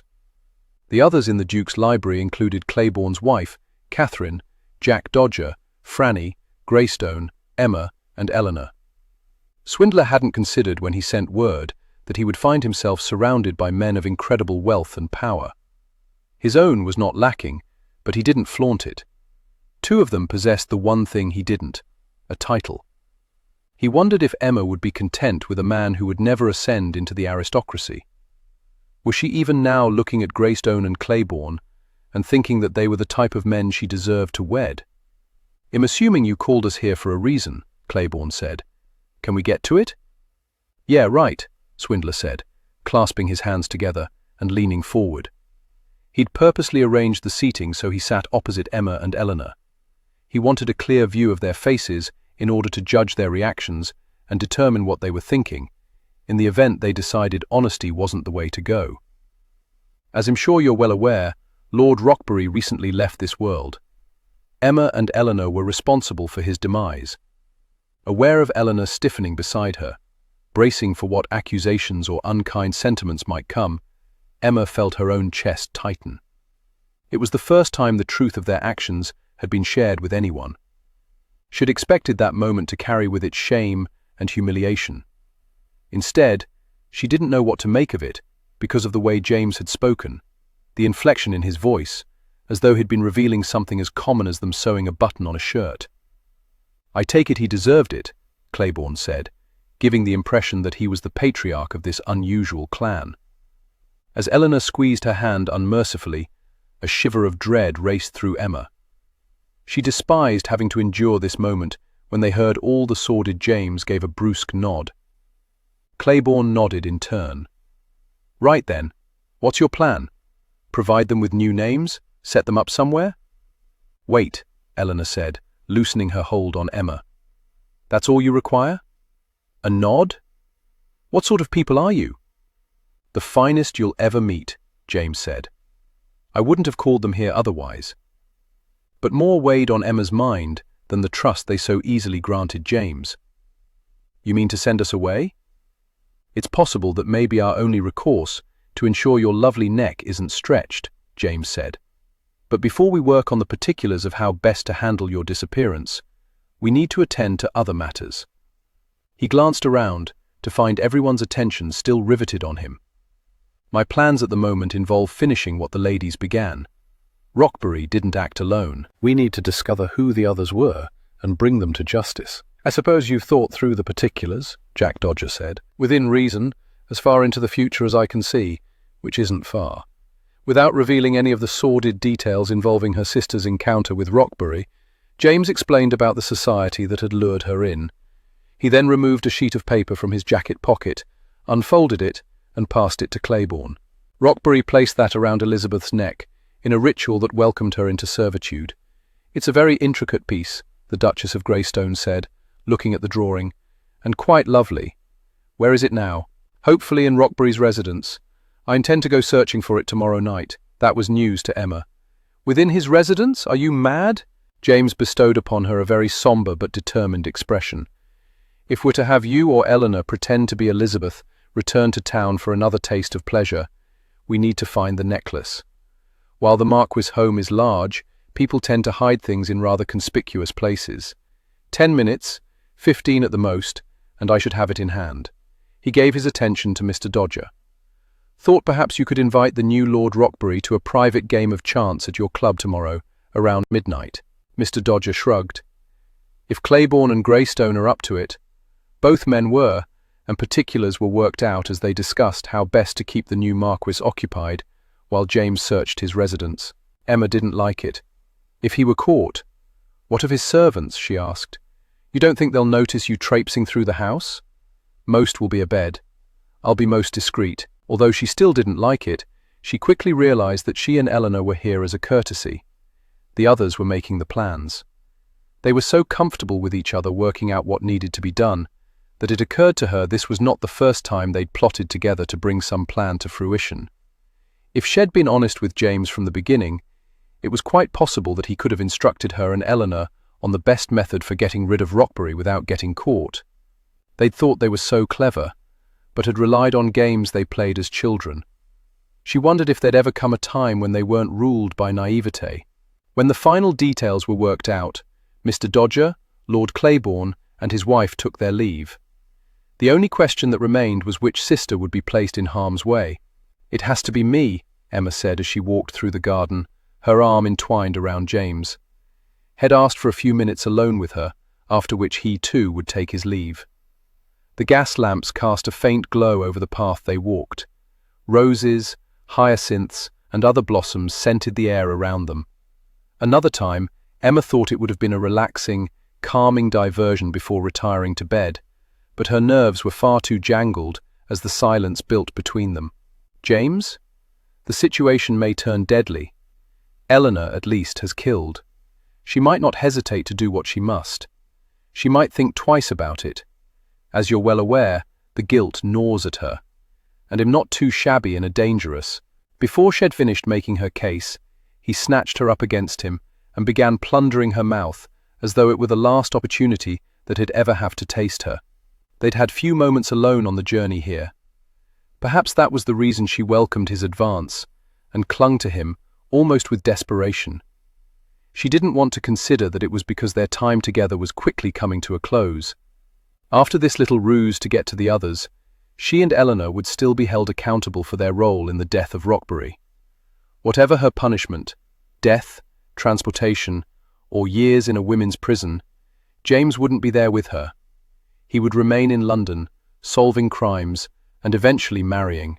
She didn't want to think about another woman lying in his arms, but neither did she want to contemplate the lonely years ahead of him if he remained a bachelor, or the lonely empty years she would face without his hands gliding over her back as they did now, his kiss stirring her passions. She wished they could retire to his lodgings, lock the door, and never leave. She wanted to awaken in his bed, surrounded by the musky fragrance of their lovemaking. She wanted to feel the heat of his body lying heavily over hers. He dragged his hot, moist lips along her cheek before nibbling on her ear. "Don't ask me to risk losing you," he said in a tortured voice that caused her heart to ache and rejoice.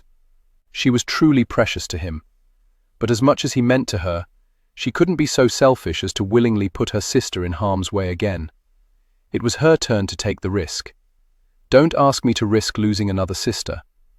He grew so still, the tension in his body a silent thrumming. When he released her, she felt as though something of monumental importance had shifted between them. "You'd give up everything we might have so easily?" he asked. "There's nothing easy about this, but you must know that what we have is only temporary. As wonderful as it is, James, it will be taken from us whether we wish it or not." Even in the shadowy garden, the intensity of his stare was unnerving. "You should retire now," he said flatly. "Sleep well. You'll need your wits about you when it happens." "You've decided, then? It'll be me?" She didn't know if the small tremor in her voice was fear or excitement. He didn't reply. He simply walked away, disappearing into the darkness. When Swindler had sent his missive to his childhood mates, he'd sent one other. London Bridge. 4 o'clock. He wasn't surprised that Sir David had arrived before him, on the banks of the Thames beneath London Bridge. They'd met there many a night when Swindler was engaged in activities that required he not be identified with Scotland Yard. As usual, Sir David was smoking his pipe. "So, Swindler, you've returned to London. Why the secret meeting? Am I to assume you don't have Rockberry's murderer in hand? It's become rather complicated. Fell for her, did you?" It was difficult to admit, even to himself, that he'd fallen madly in love with Emma. Especially difficult when Emma insisted on protecting her sister at the expense of a future with him. He knew he was being selfish, but damn it, his entire adult life he'd sacrificed his own happiness for others. Just once, he wanted to put his own needs first. He explained everything to Sir David, sparing no details. Emma wasn't there to be embarrassed by the truth or the sordid tale. "Good God," Sir David said when Swindler was finished. "Are you certain?" "Yes, sir. The lady explained it all in her journal, then took her life.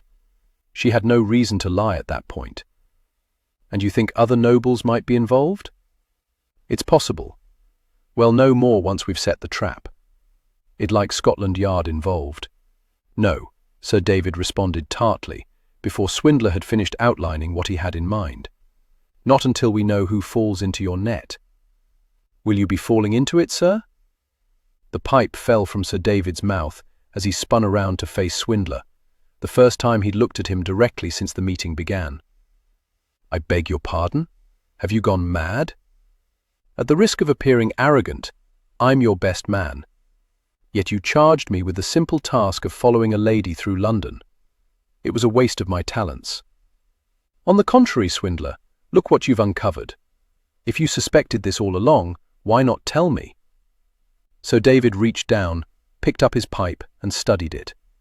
"Damnation. Can't put that back in my mouth now, can I?" He tossed it into the river. "You're not the only one who's given orders, Swindler. Let's just say that mine come from high up. Very, very high up. We suspected Rockberry might be engaged in something unsavory when he first came to us. Why he didn't just see to the matter himself is beyond me. Arrogant bastard expected us to see to it for him. Which I suppose, all in all, based upon your findings, was to the lady's benefit in the end. Be that as it may, there have been rumours of this society. Nasty stuff that, especially as Queen Victoria and her husband have a very strict moral code. People need to behave with a good deal more decorum." He cleared his throat. "Forgive my rant. Carry on with your plans. When you know who all is involved, get word to me. Then we'll decide how the matter is to be handled with the least amount of scandal and embarrassment." Yes, sir. Swindler turned to go. Swindler? Swindler gazed back over his shoulder.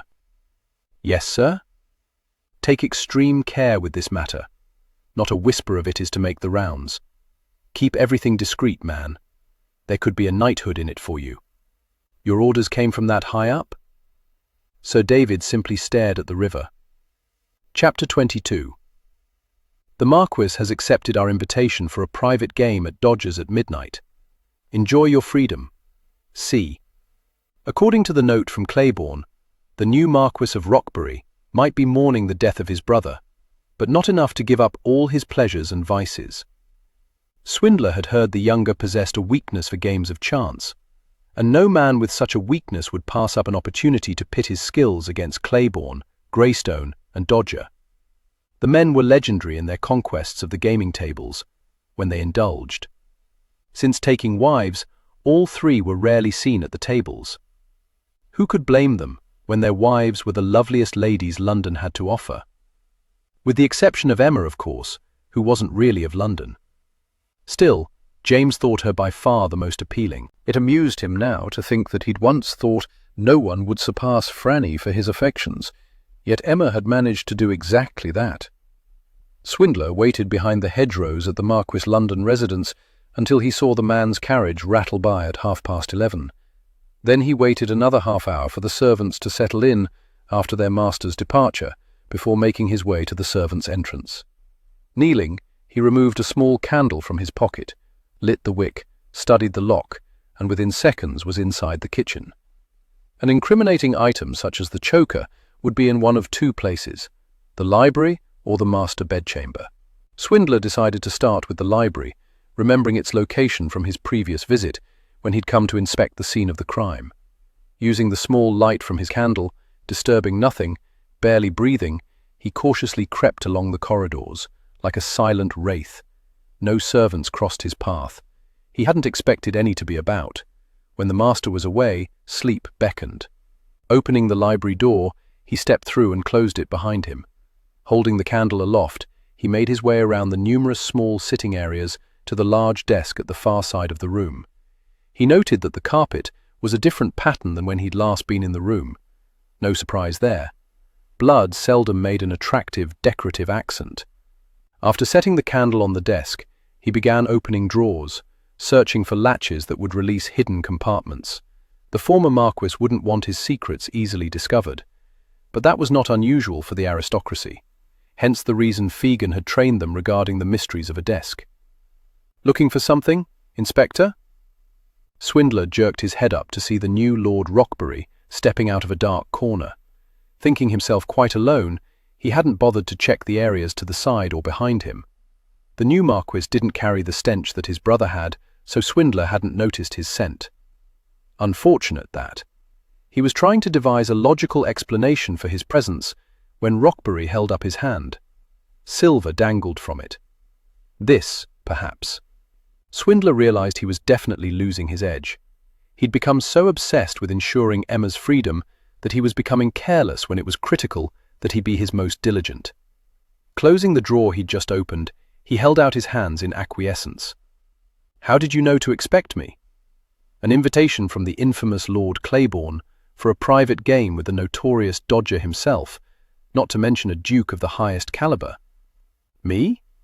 A new Marquis who has yet to fully embrace his title? Besides, I know that you all have ties to each other in the gutter. He shrugged. I'm young, but I'm not a fool. I suspected someone wanted me out of my residence for a reason. So you sent an empty carriage? I did indeed. I must say I thought it very clever on my part. He took a step nearer. I know I didn't lie about what I saw that night when my brother was murdered, which means that you lied about the woman being with you. I didn't lie, which must mean that you were with her and helped to kill him. Perhaps you plunged in the dagger. Jolly good for you. Pour yourself a drink, man. It's well deserved. As I've recently discovered, my brother was as vile as they came. I won't take the blame for a murder I didn't commit, but I'll do what I can to get you and the lady out of the country. I didn't lie about my lady not being here that night, and I can prove it. Twins, Roxbury exclaimed, looking and sounding astounded. Triplets, Eleanor said tartly, "until your brother destroyed our sister." Swindler had brought Rockbury to Greystones, knowing the ladies would be awake, waiting to see if he'd met with success in finding the silver. The gentlemen too were in the library, suspecting trouble, and having returned when Rockbury failed to show for their private game. In appearance, Rockbury favoured his brother very little. He was slender, but not as tall. His facial features were not marred by arrogance. He looked back at Swindler. I found his journal. He wrote of his shameful exploits in minute detail. Why he would keep an accounting regarding his abhorrent behaviour is beyond me. He turned back to the ladies. "To which of you do I owe an apology for Cremorne Gardens?" "That would be me," Eleanor said, with her usual biting tone. "He told me you were a prostitute who refused to let him be. He told my friends and I to have our fun with you. And you thought forcing me would be fun." To the Marquis' credit, he blushed and took great interest in the shine on his shoes. "Perhaps I'm not so different from my brother after all. A cad when it suits me." "You're very different," Swindler said as he crossed over to a table, poured whiskey into a tumbler, then handed it to Rockbury. "Do you still have the journal?" Rockbury appeared surprised by the question. "No, I took great pleasure in burning it. Is there a way to keep this situation from making its way to the Times?" "Sit down," Swindler said. While his order was to the Marquis, everyone else followed suit. He wished he'd been nearer to Emma so he could have joined her on the small couch. Instead, she now sat beside Eleanor, holding her hand. He wanted to be the one to comfort her. He'd been angry with her when she insisted he put her in harm's way rather than her sister. Now he just wanted to hold her. Leaning forward, with his elbows on his thighs, Swindler asked of Rockbury, "Did your brother reveal where the meetings took place?" "No, my sense was that it was always somewhere different. The night was the same, however. Wednesday. The ladies, if you can call them that, were to go to Cremorne Gardens wearing their silver. Each would be approached by a gentleman who would lead them to a carriage. I take it the gentleman knew the location, but the ladies did not. I suppose the fewer who knew, the better." "Did the journal offer any names?" Rockbury took a sip of whiskey. "No. My brother was far more interested in describing the rituals and the orgy than the particulars of how it was all arranged. I do know they periodically initiated women into the society, and those women were not always willing. They used blackmail, coercion, fear, and shame to keep the women from speaking out about them. He also wrote about—" His voice trailed off, and he shook his head. "What did he write, my lord?" Swindler prodded. Rockbury finished off the whiskey, holding the glass in a white-knuckled grasp. "My lord?" Rockbury again took to studying his shoes. He killed someone. Got too rough with her. I couldn't stomach to read the particulars. They made me ill." He gazed up at Swindler. "What do you intend to do with this information?" "We intend to find the others, and if Wednesday is the night they meet, then that shall be tomorrow. I'm willing to help in any way I can. Allow us to borrow the silver. You can have the deuced thing. So what's your plan?" Swindler supposed he couldn't blame the man for his interest. He explained how they intended to set a trap. Eleanor was acutely aware of Emma stiffening beside her when Mr. Swindler announced that it would be Eleanor who walked through Cremorne Gardens the following night. It was only fair. After all, she was the older of the two, even if only by moments. If he hadn't selected her, she'd have had to give Emma a sleeping draught. She wasn't going to allow her younger sister to be placed in harm's way, especially as Emma had a gentleman very much interested in her. It was quite possible that Mr. Swindler would see to it that Emma did not have to pay for what happened to the former Rockbury. After details were explained, while people were taking their leave, Eleanor slipped out the door and into the garden. She wasn't nearly as comfortable or trusting around these people as Emma. She simply wanted the entire matter to be done with. "Miss Watkins?" She'd only just reached the hyacinths when her name was called. Strengthening her resolve, she turned slowly, shoulders back, chin held high, to face Rockbury. "My lord, you're the one who ended my brother's ability to breathe. It could have been my sister." She didn't know why she'd said that. Until that moment she'd been proud of her actions, but then, until that moment she'd not faced someone who might have cared about the blackguard. She had never considered that he possessed family or friends. All she'd seen was that he was a man who'd taken from her, someone she loved. "No, your eyes contain a heavier sorrow than hers." His voice was soothing, compassionate, and for some reason it irritated her. "You misread me, my lord. I'm not sorry for what I did. Your brother forced my sister into submission. When he was done with her, he allowed others to have their way with her, as though she were no better than a scrap of meat to be tossed to the dogs. My only regret is that he died so quickly." A heavy silence built between them, as though he didn't know how to respond to the accusation. "Shall we?" he asked finally, indicating the cobblestone path. She was grateful to begin walking again, and he fell into step beside her. "You act valiantly to pretend you don't care, but I don't think murder is in your nature," he said quietly. "You know nothing at all about my nature, my lord. Dear God, I think you could have sliced my brother to death with your tongue." "How dare you?" she spat, turning on him, her arms flailing, her fists pounding into his shoulders. "You have no idea what he did." Grabbing her wrists, he pressed them to his chest. In spite of her own agitation, she could feel the rapid thudding of his heart. "I know exactly what he did, and probably in considerably more detail than you." My brother did not want for particulars in his writing. All the fight left her. She hated that others knew exactly what fate had befallen her sister. "Thank you for burning the journal. It was not as though it was difficult. It can't compare with the dangers you'll face tomorrow night. I can't bear the thought of anyone else enduring what Elizabeth did. I didn't think you were as heartless as you pretended." She didn't realize that he'd released his grip on her wrists until his hand was at the back of her head, leading her into the curve of his shoulder. As hard as she tried, she couldn't stop the tears from falling, large, hot drops that scalded her cheeks. "I'm sorry if you loved him," she said. "I didn't.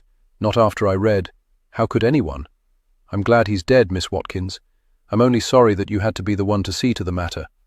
His voice was strangled, as though he'd had to push the words out, and she wondered if he, too, was crying. "I shall take solace in those sentiments, my lord, when my sentence is handed down." He drew back, and in the low lamplights of the garden, she could see the dampness of sorrow glistening on his cheeks, even as he glided his thumbs over her face to capture her tears. "Don't be so quick to see yourself hanged, Miss Watson. Many murders go unsolved. I suspect this shall be one of them." Emma had not spoken a single word when James announced that it would be Eleanor who would be used in the ruse. She possessed far too much dignity to engage in a fit of screaming in front of people she barely knew, especially when so many of those people were nobility. As she prepared herself for bed, however, she was restless. James had left with little more than a good night. As much as she wanted to talk with him, she was certain she couldn't sway him from his decision. She'd used her wiles on him once. The delicate balance of their relationship would topple over if she sought to seduce him into giving her what she wanted. Still, she couldn't deny the disappointment that he'd care so little for her wants as to disregard them completely. The light rap on her door surprised her. Probably Eleanor, unable to sleep, or wanting to discuss how she thought tomorrow night might go. Or maybe Eleanor wanted her opinion of the new Lord Rockbury.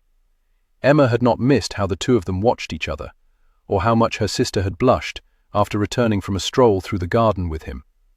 He didn't resemble his brother overly much, but she couldn't quite overlook the fact that he'd meant Eleanor ill that first night at Cremorne Gardens. She didn't like that her sister could so easily excuse the offence. Her breath backed up in her lungs when she opened her door and saw James. "I know you're angry at me, but I will only be angry at you if you don't bring her back safely. I promise you will do all in my power. And if your power isn't enough..."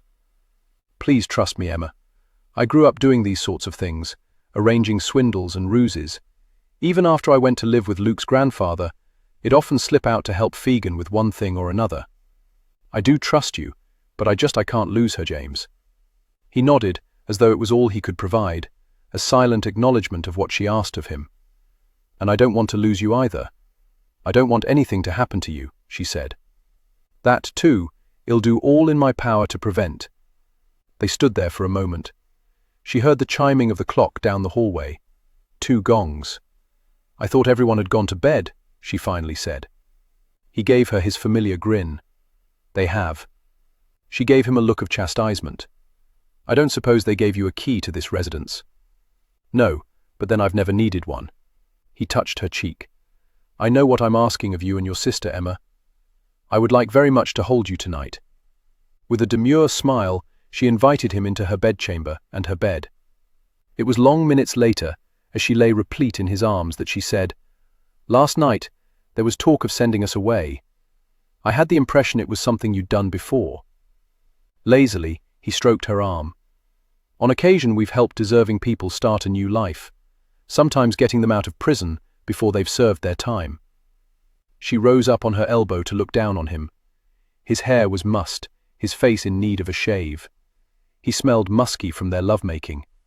She quite simply wanted him again. "Before, you've mentioned your influence." He shrugged. "I have access to records, documents, jails, and prisons. If I think someone has been sentenced unfairly, if I think intervention is justified, I might remove them from prison or replace them with someone who is deserving of the crime. Pentonville Prison is lovely for that, as the prisoners are not allowed to speak, and they must wear hoods over their heads any time they leave their cells. And of course, transportation always provides possibilities for switching one person with another. Do you make a habit of this? Hardly, but when the circumstances are right. Franny has a skilled hand. She can forge any document or signature. I dare say she could make me a duke, and even the Queen wouldn't be able to detect that it wasn't her signature on the document. Dodger often hides people in his gambling establishment, or gives them a job.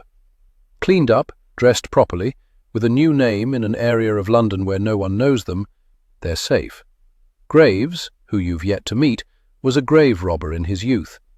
If we ever need a body, he's our man. Claiborne provides whatever financing is needed and is the one who usually serves as a go-between. He's very good at straddling the upper levels of society as well as the lower. When we work together, we can give someone the opportunity to start over. That's what they thought you wanted to do for Eleanor and me." He trailed his fingers along her face, eventually taking some strands of her hair and twisting it around his finger. "It's still a possibility. My hope is that by taking care of the others in this society, your earlier transgression might be overlooked." She laid her head on the center of his chest. "And if it's not? Well, go to America." She jerked her head up. "You'll go with us. I know what it is to have you in my life. I know what it is to have you walk out of it. I will do whatever I must to see that you don't walk out of it again." Tears burned her eyes. "Tomorrow, let it be me instead of Eleanor." "I can't." When she made a motion to move away from him, he stilled her actions by threading his fingers through her hair and holding her in place. "She's suffering, Emma. I know you can see it. She needs to be the one who goes to Cremorne Gardens." She couldn't deny the wisdom in his words, but she didn't like it. She eased off him and rolled over onto her side. His arm came around her, holding her close, her back to his front. "Trust me, Emma. Please trust me." "I do," she whispered. But while her heart meant the words, her mind continued to worry. As she studied her reflection in the cheval glass the following evening, Eleanor couldn't deny there was a measure of anticipation thrumming through her that very much matched what she'd felt the night she confronted Rockbury. A bit of danger, a bit of risk, a bit of uncertainty. Regardless of how she tried to anticipate every scenario, it was always possible something would arise she'd not foreseen. "You should have some weapon," Emma said, standing nearby, scrutinizing every aspect of the red gown that the Duchess had loaned Eleanor. "Mr. Swindler said he'd provide me with one when I get into the carriage." She studied her sister's furrowed brow, the taut line of her mouth. "Please don't worry, Emma. I should at least go to be there in case I'm needed." Turning from the mirror, Eleanor hugged Emma. "I'd be worried silly if you were anywhere near the gardens. I'm certain Mr. Swindler would as well. At least this way he'll be focused on the task at hand. You could call him James, you know." It wasn't often that Emma sounded petulant. "He's your beau, Emma, not mine." Eleanor walked to the vanity. It was time. She took a deep breath. "Will you place the silver around my neck?" Emma crossed over cautiously, as though she dreaded looking once again at what Rockbury had given their sister. "How can something so pretty be so evil?" she asked. "I don't know," Eleanor said. Both sisters simply stared at the intricate, delicately designed jewelry for several minutes, neither picking it up, neither beginning the process of what needed to be done. If it wasn't so pretty, it really would resemble a collar, something to indicate subservience, Emma said. "I hate it," Eleanor said. "Then don't wear it. I won't be approached if I don't. Come on, let's just get this over with." With a brusque nod, Emma lifted the necklace and very carefully placed it around her sister's neck. Eleanor was surprised by how weighty it felt, in spite of how delicate it looked. Emma fiddled with the clasp for a few minutes, and finally Eleanor heard it click into place. "There, all done. I thought you'd try to trick me and put it around your neck," Eleanor said. "I almost did. But I didn't see the point. James would simply remove it and do it properly." "I think he cares for you very much, Emma." Emma nodded and reached for her, but not before Eleanor saw the tears in her eyes. "Please be ever so careful," she whispered. "I won't be able to stand it if I lose another sister." "Not to worry. I don't plan any heroics." But as she marched from the room, Eleanor knew that matters didn't always go as planned. Chapter 23. Emma plucked at her needlework. She didn't know why she bothered. She'd never had a skillful hand when it came to using needle and thread. Well, except for once when Shed stitched up a gash in James's head sitting in the parlour, she could hear the tick, tick, tick of the clock on the mantel. It was likely to make her go insane. They'd been gone for 2 hours now. How long would it take? Was Eleanor all right? Was James? How much danger were they in? She stood up, then immediately sat back down. "The waiting is always the most difficult," the Duchess said quietly. "I remember whenever Fegan would take a couple of the lads out for a burglary or a swindle, time seemed to move so slowly before they ever returned safely." Emma appreciated that the Duchess was trying to distract her from her own painful musings, but they were running rampant. "I'm afraid I'm not very good company." "You don't have to entertain me, Emma. I know you're worried about your sister and Jim, but Jim knows what he's doing, and the lads will keep watch over your sister." Emma almost smiled at the Duchess' reference to the lads. She had come to realize that it was how she referred to any of the men who'd been part of Fegan's den of thieves. James, Claiborne, Jack Dodger. "You're very close to them all." The Duchess smiled in fond memory. "They're the brothers of my heart, if not my blood. They're very fortunate. On the contrary, I'm the one who is fortunate. Now tell me, have you a place in your heart for Jim?" With a deep sigh, Emma shook her head. "I'm so angry at him right now that I'm not sure. I know I should be flattered that he'd not risk me running about Cremorne Gardens, but if I lose another sister I might very well lose my mind." "You must trust him." "I do. I just worry that he may have misread things. He is the very best at what he does. But he is not invincible. I fooled him. I suspect because his heart was involved." The Duchess looked past her to the doorway. "Yes, Wedgeworth?" "Lord Rockbury has come to call," the butler announced. "Please show him in, then." With her stomach quivering, Emma rose to her feet, along with the Duchess. Lord Rockbury strode in, his brow furrowed, his eyes showing concern. He bowed slightly. "Your Grace, Miss Watkins, has there been any news?" Offering him an encouraging smile, Emma shook her head. "Not yet. I didn't mean to intrude on your evening. I could hardly sit still at home." "You're more than welcome to wait here with us," the Duchess said. "Surely we'll have words soon." "Thank you. I appreciate your kindness." The Duchess indicated a chair. Rockbury suddenly seemed nonplussed. "Now that I'm here, I'm not certain I can sit still for more than 5 minutes. I think a turn about the garden would serve me better. Miss Watkins, would you be so kind as to join me?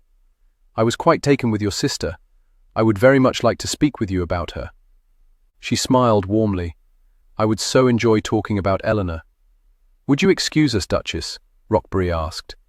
"Certainly. Here, Emma, you may borrow my wrap." Emma was grateful for the shawl as she drew it over her shoulders once she and Rockbury stepped outside. "It's almost midnight," she said quietly as they reached the hyacinths. "I would think the plan would be well underway by now." "Yes, I quite agree. Midnight seems to be the magical hour. I'm anticipating hearing the outcome of tonight's adventure." Adventure? A tingle of unease skittered up Emma's spine. She thought about turning back, then silently chastised herself for being silly, so she continued on. "You said you wished to talk about Eleanor." "No." She peered over at him. His gaze was locked on her.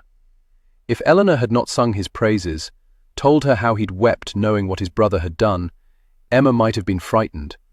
Instead, she was certain it was worry over Eleanor that had her seeing danger in the shadows of his face. "But in the parlour, you said you wished to talk to me about my sister." "Yes, but not Eleanor. Elizabeth. I was quite taken with her, and I'm wondering if you'll be as satisfying." Before she could react, he had his hand covering her mouth, while his arm held her against him. She could sense his determination. Then suddenly 2 more men were grabbing her, lifting her, carting her toward the alleyway. In spite of her valiant struggles, she couldn't break free of their hold, and her muffled screams mocked her. No one would hear her. No one would save her. She had little doubt she was about to suffer the same fate as Elizabeth. Growing weary, Eleanor headed toward the entrance to the pleasure gardens. It was long past midnight. No one had approached her. No one had called her Elizabeth. No one had commented on the silver filigree. She felt as though she'd failed a good many people, but she wasn't certain what more she could do. The gentleman to whom she'd been introduced on the way to Cremorne, the one who followed her as she took her leisurely strolls along one path and then the other, came to stand beside her. He smelled of rich pipe tobacco. "Do you think Mr. Swindler had the right of it?" Eleanor asked. "I'm afraid so, yes," Sir David said.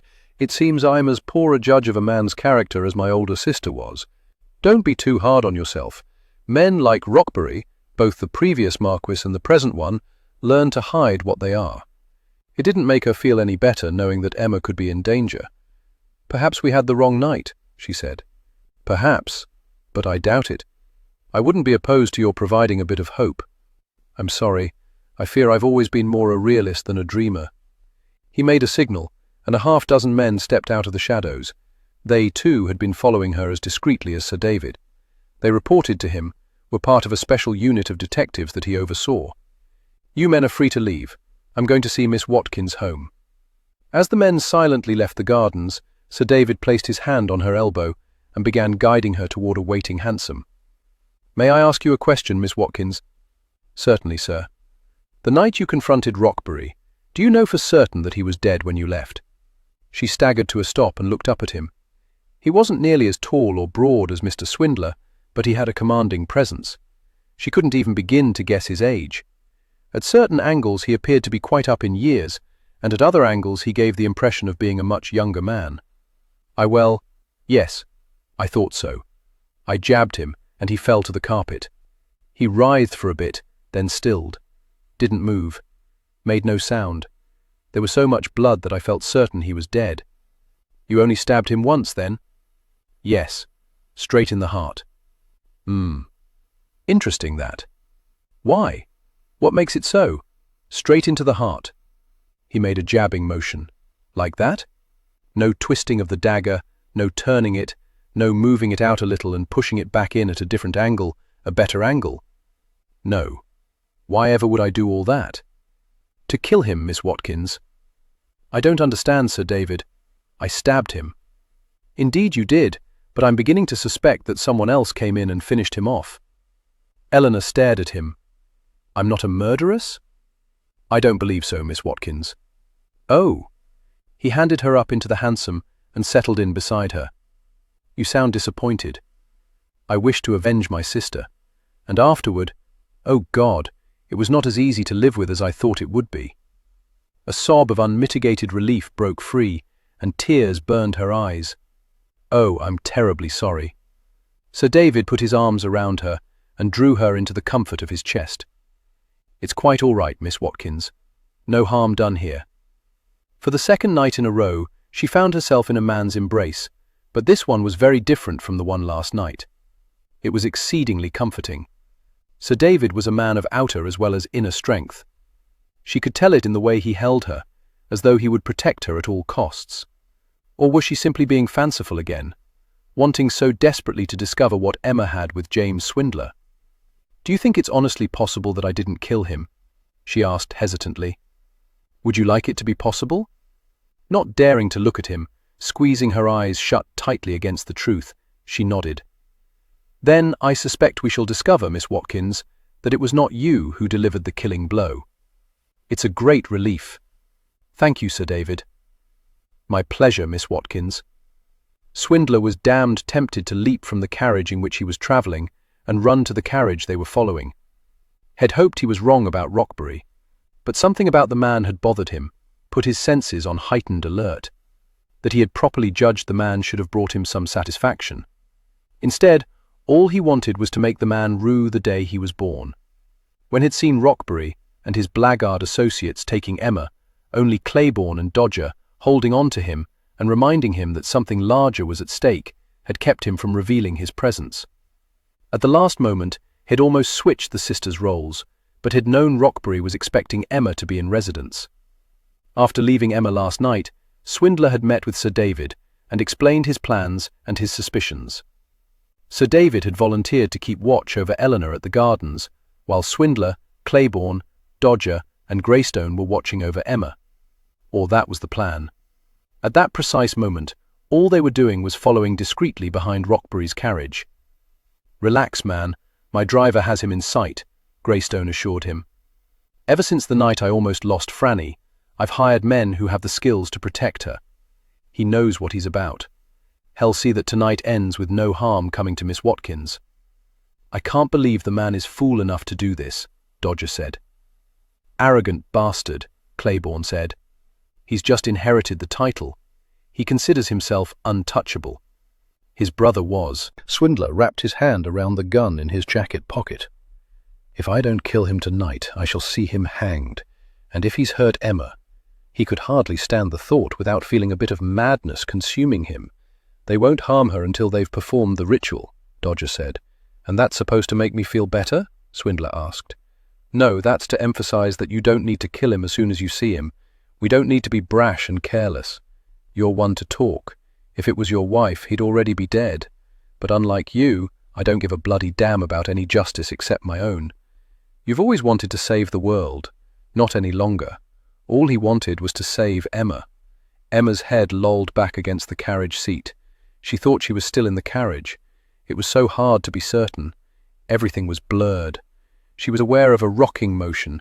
She supposed she could be on a train by now. She remembered them forcing her into the carriage and climbing in after her. She remembered them holding her down, pinching her nose until she had to open her mouth to breathe, and when she did, they'd poured some sweet wine down her throat. At least she thought it was wine. But it made her grow dizzy so quickly, made her lethargic, made it so difficult to concentrate. "I don't understand." Her words were slurred and came from a far distance. "You can't think you'll get away with this. It's all about the thrill, my dear," Rockbury said. "The excitement that we might get caught. And if we do," he shrugged, "we have power and influence.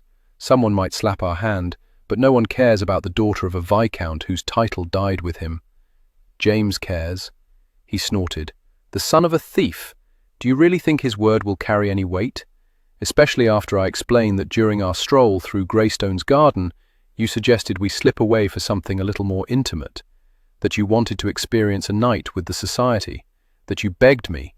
She tried to shake her head, but it sat so heavy on her shoulders. "James will know you're lying." "But what of my peers? I'm a lord now. I'll be tried by my peers. And that too, my dear, is part of the fun, the pleasure, the excitement. Fooling people into believing me." He released a harsh laugh. "Like your sister Eleanor. I do believe she expected me to drop down on bended knee last night. And Elizabeth. When my brother brought her to us, it added a new element to our fun. She tried to fight, as I'm sure you will as well. But in the end," he drew in a deep breath that sounded like satisfaction. "She wanted to claw out his eyes, tear away his mouth, so he couldn't continue saying these ugly things. James will kill you."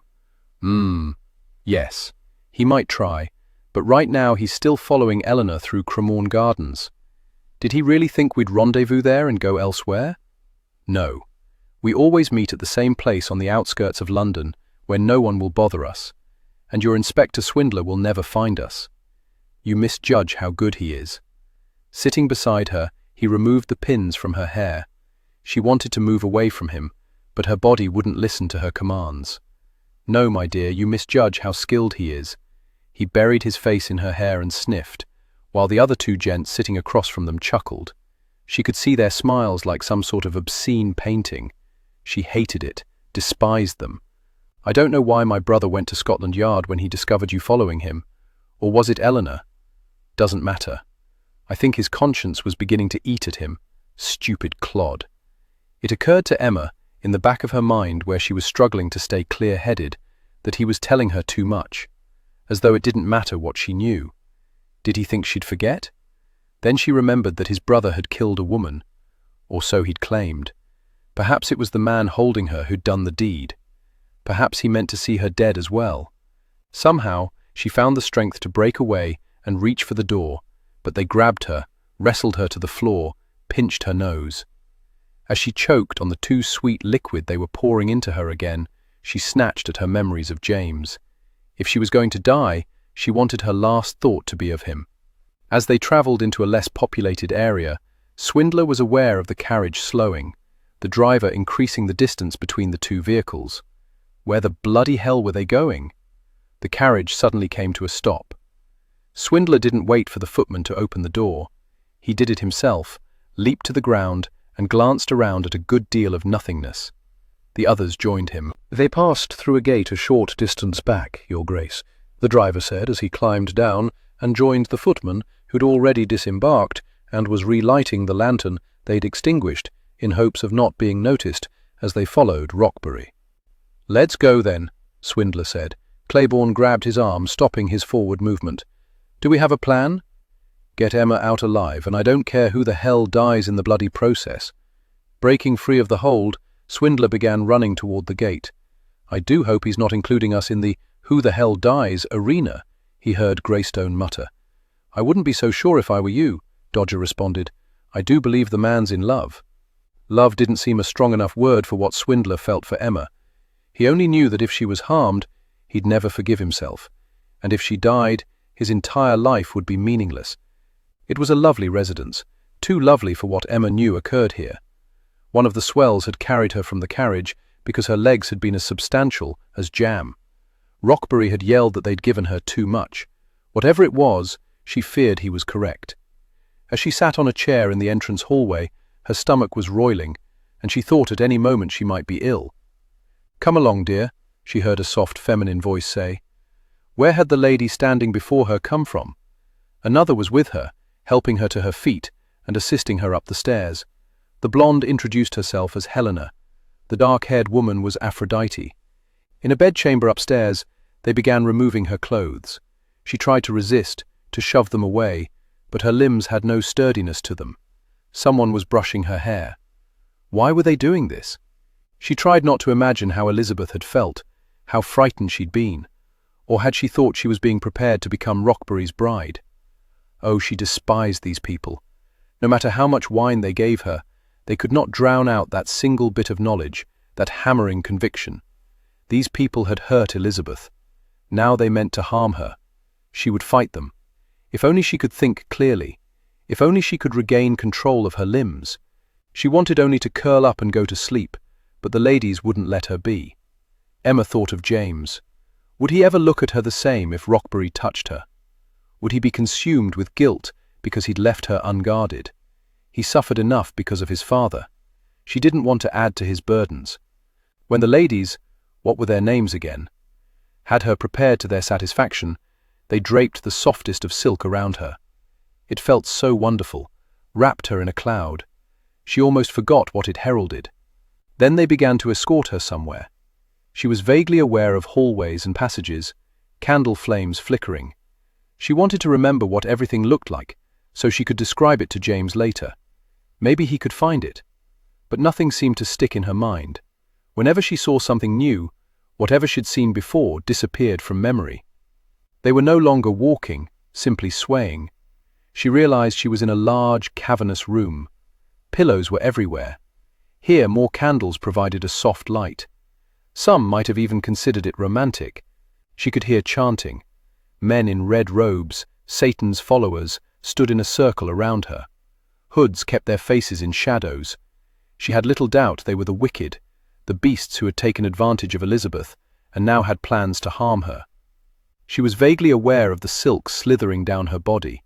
She wanted to pull it back up from its place on the floor, but it was so far away, and her limbs seemed incapable of following commands, as though they were somehow detached from her thoughts. "Kneel," Rockbury ordered. She focused on his voice, focused on his face. He was one of the men who'd hurt Elizabeth, had destroyed her. She fought back the lethargy. "No, kneel, down." "No." He laughed harshly. "Your unwillingness will not prevent what is to come. Kneel. Rot in hell." She could see the anger contorting his features. Knew things would probably go much worse for her, but she was beyond caring. She'd not willingly follow him into hell. She'd not even follow him into heaven. She refused to become his slave, his concubine. Whatever he offered, she wanted nothing to do with it. He snapped his fingers, and she felt strong hands pushing her down until her knees thudded painfully against the floor. Daughter of Eros. She saw him holding up the silver filigree collar. Bride of Eros. The silver touched her neck, just as it had touched Elizabeth's. Cold against her flesh, causing chills to race through her. It was so pretty but so heavy, a symbol of subservience, an indication of ownership. She didn't know where she found the strength, but she gathered whatever remnants remained and slammed her balled fist up between his spread legs. With an agonizing shriek, Rockbury buckled and dropped to his knees before her. She was vaguely aware of her fingernails clawing rivulets in his face, his screams, hands grabbing her. And then the chaos that Elizabeth had written about truly erupted. Chapter 24. Swindler burst into the room as though he were leading the horsemen of the apocalypse. Head had a time of it picking the lock at the gate. Their efforts to find Emma had been delayed as they dealt with the drivers and groomsmen of Rockbury's carriage, as well as 2 others. The front door had not been locked, the people inside obviously feeling safe and secure in their little world. Swindler and his group had dealt with 1 butler. No other servants were about. These disciples of whatever the bloody hell they were had no doubt determined that the fewer witnesses to their depravity, the better. But finding the correct room in this monstrosity of a residence had taken more time than Swindler would have liked. It had been the echoing chant that finally led them in the right direction, and then the high-pitched shrieks that confirmed they'd found where they needed to be. They'd fired shots over heads, more to distract and intimidate rather than harm. 6 men wearing red cloaks and 2 ladies, scrambling for their rapshad, dropped to their bellies like the snakes they were and covered their heads. 1 man was already writhing on the floor, fighting off the hellion who was intent on causing him serious bodily harm. Swindler, knowing it was Emma, was tempted to leave her to it, let her have her satisfaction, her triumph. But he needed to reassure himself that no harm had come to her. God, but she was glorious in her fury. Grabbing the silk pooled on the floor, wishing he had something better for her, he draped it over her and gently tried to tug her off Rockbury. But she fought him, lost in the madness of whatever potion they'd given her, whatever horrors they'd inflicted on her. Wrapping his arms tightly around her, holding her as still as he could, he pulled her away and onto his lap.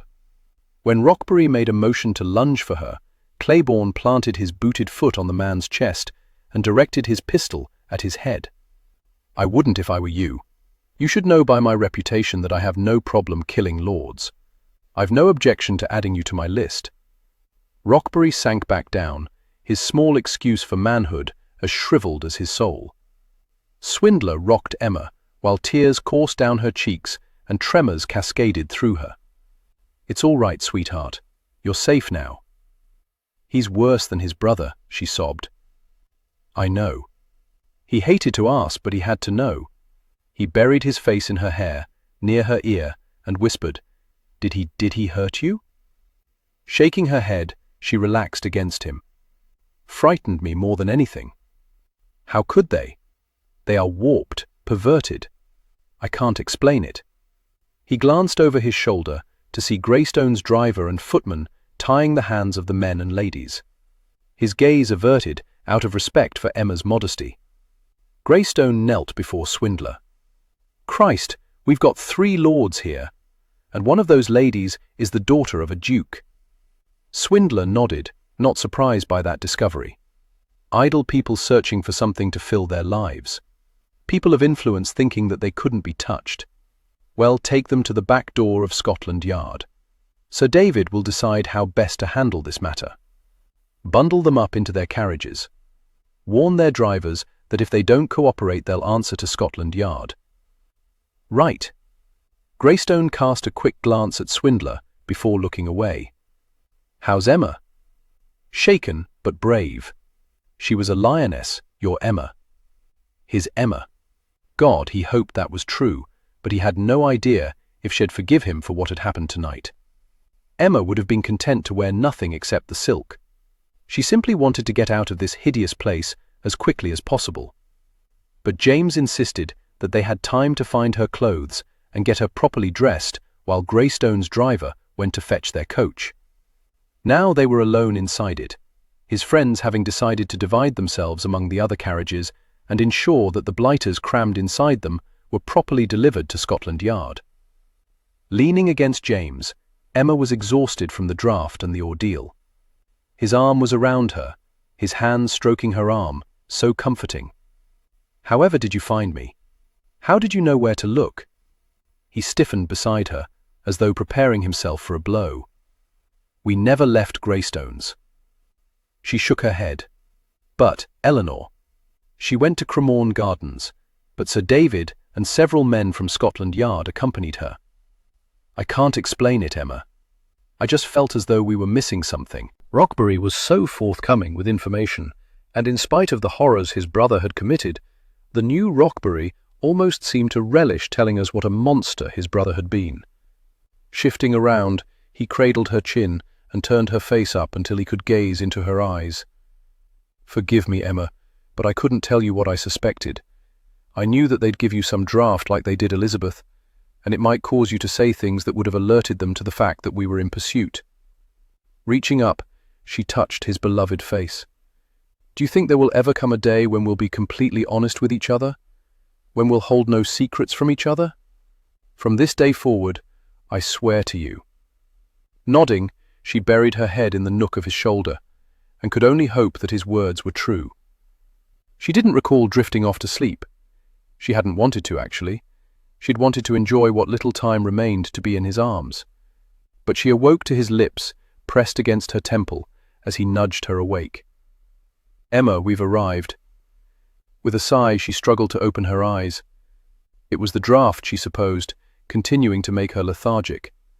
Then she came fully awake, with the realization that she would learn the truth of Eleanor's fate.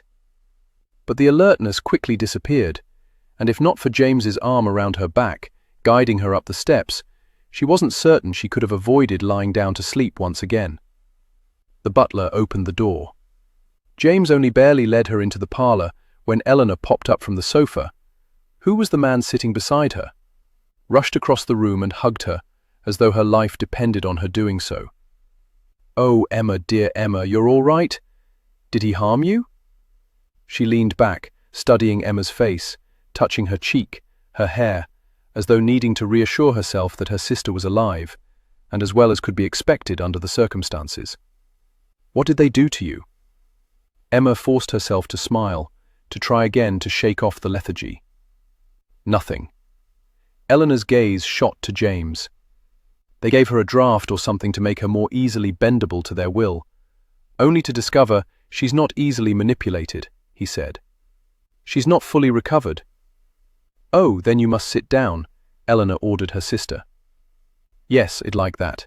I'm frightfully unsteady. Eleanor guided her to a chair. It felt wonderful and cozy to Emma as it enveloped her body. Emma, Eleanor said, kneeling in front of her, touching her hair again. Are you truly all right? She nodded. She fought him off, James said, his voice echoing with pride. She was quite remarkable. She always has been. Eleanor squeezed her hands. What of Sterling? The Duchess asked, and only then did Emma realize that she was in the room also. He's fine, Franny. He's escorted the blighters to jail. He should be home shortly, James told her. Oh, thank God. Then I suppose I should be off to see to them, a deep voice said. Eleanor smiled, looked up, then refocused her attention on Emma. This is Sir David. He was with me in the gardens. A very distinguished-looking gentleman with dark hair and eyes. He bowed slightly. Miss Watkins, it's a pleasure to make your acquaintance. I'm sorry you had to go through so much tonight, but we appreciate your help in bringing these blackguards to justice. You're welcome. The words seemed silly once she'd said them. Everything she'd done was further retribution for Elizabeth. Her mind, however, was slow in thinking, and she didn't know what else she could have said. Emma, Eleanor said with a tinge of excitement laced in her voice, Sir David doesn't believe I killed Lord Rockbury. That's good. The fewer people. No, he truly doesn't believe I did it. He said it appears that Rockbury was alive when I left, and someone came along afterward and dug the dagger further in. Oh my God! You didn't murder him? Exactly. His brother most likely is the culprit. It all makes sense, doesn't it? Even though Emma was still groggy, she heard the desperation in Eleanor's voice, that it could be as Sir David described, that she could be innocent of killing the man. Emma nodded. Oh yes, it makes perfect sense. Leaning in, Eleanor hugged her tightly. Oh Emma, everything might turn out all right after all.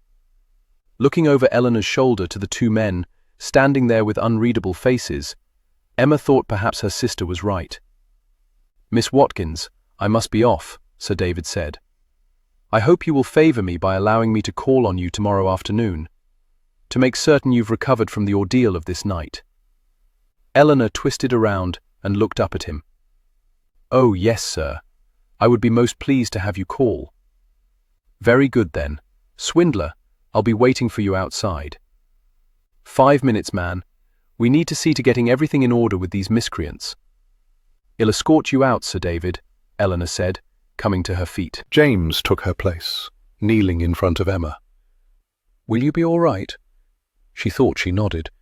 She wondered how much longer before she had full use of her faculties again. I'm just so very weary. She touched his face. He turned his face into her palm and placed a kiss at its center. I wish I didn't have to leave you, he said. She wished he didn't either, but she knew the choice was not his. She also realized that she needed to reassure him. I want them punished. I want them to pay for what they did. I'll see to it, I promise you. I know you will. She heard a door opening, followed by rapid footsteps. Then Franny was dashing across the room. Sterling. Emma looked over to see the Duchess wrapping her arms around the Duke, holding him close, while he buried his face in the curve of her neck. James glanced back over his shoulder at the reunited couple, just as the Duke began leading his wife out of the room. Are they seeking privacy? Emma whispered. Perhaps they're giving it to us, James responded, his voice low. He gently cradled her chin, leaned in, and placed the softest of kisses on one corner of her mouth, and then the other, as though she was somehow more fragile than she'd ever been. When, in an odd sort of way, she felt stronger.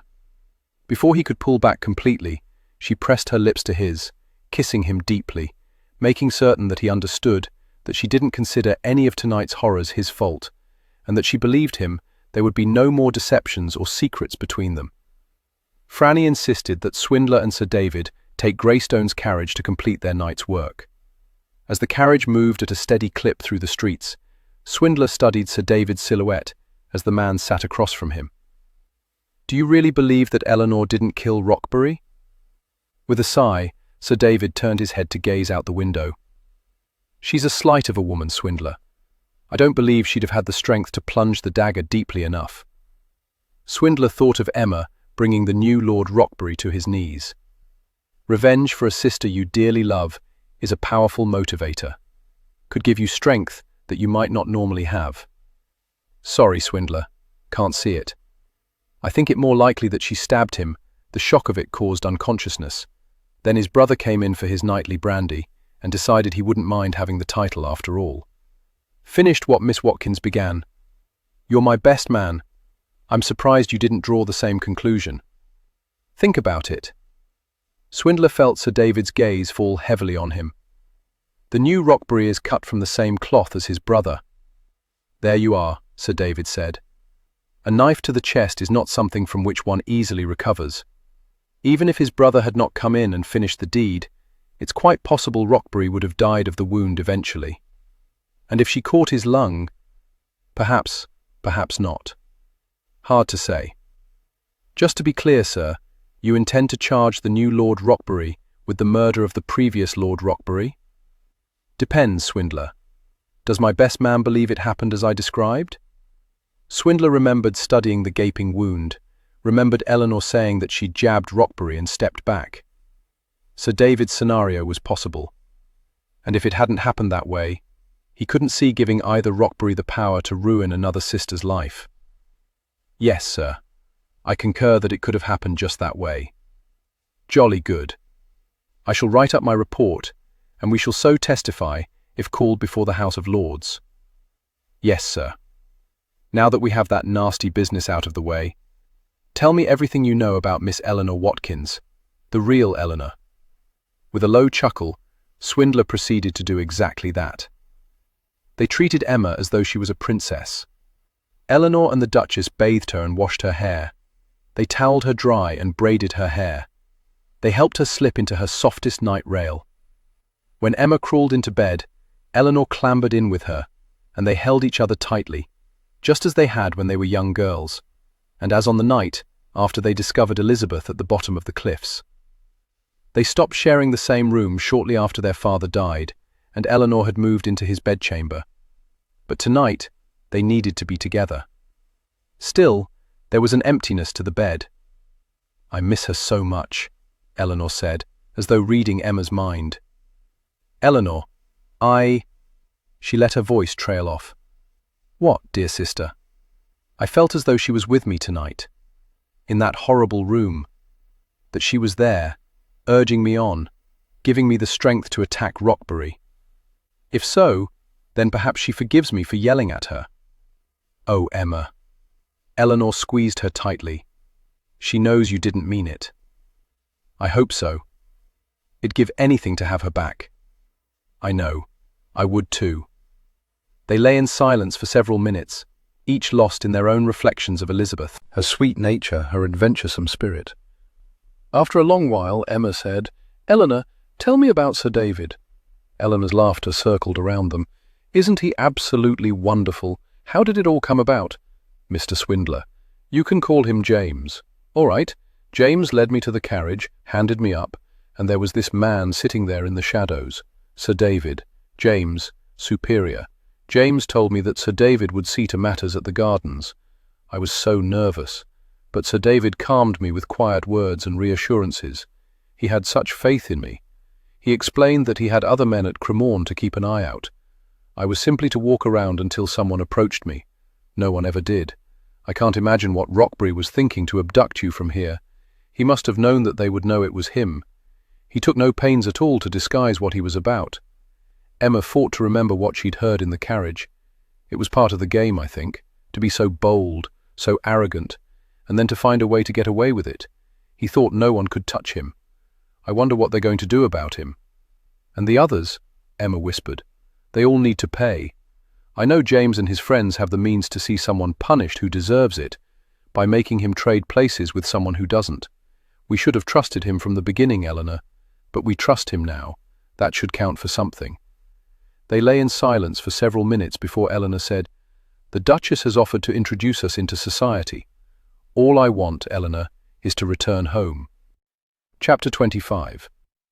Sir David's office was again shadowed.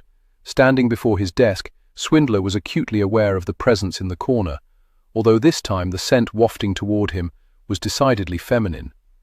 We've identified the men you picked up 2 nights ago, Sir David said. The ladies have been released to their fathers, but the gentlemen, although I'm offended to refer to them as such, must be dealt with. Rockbury will be tried by his peers for the murder of his brother. The other 5 we would prefer to simply transport, but as 2 are lords, matters must be handled with a bit more delicacy. They must disappear, but we wish no harm to come to them in the process.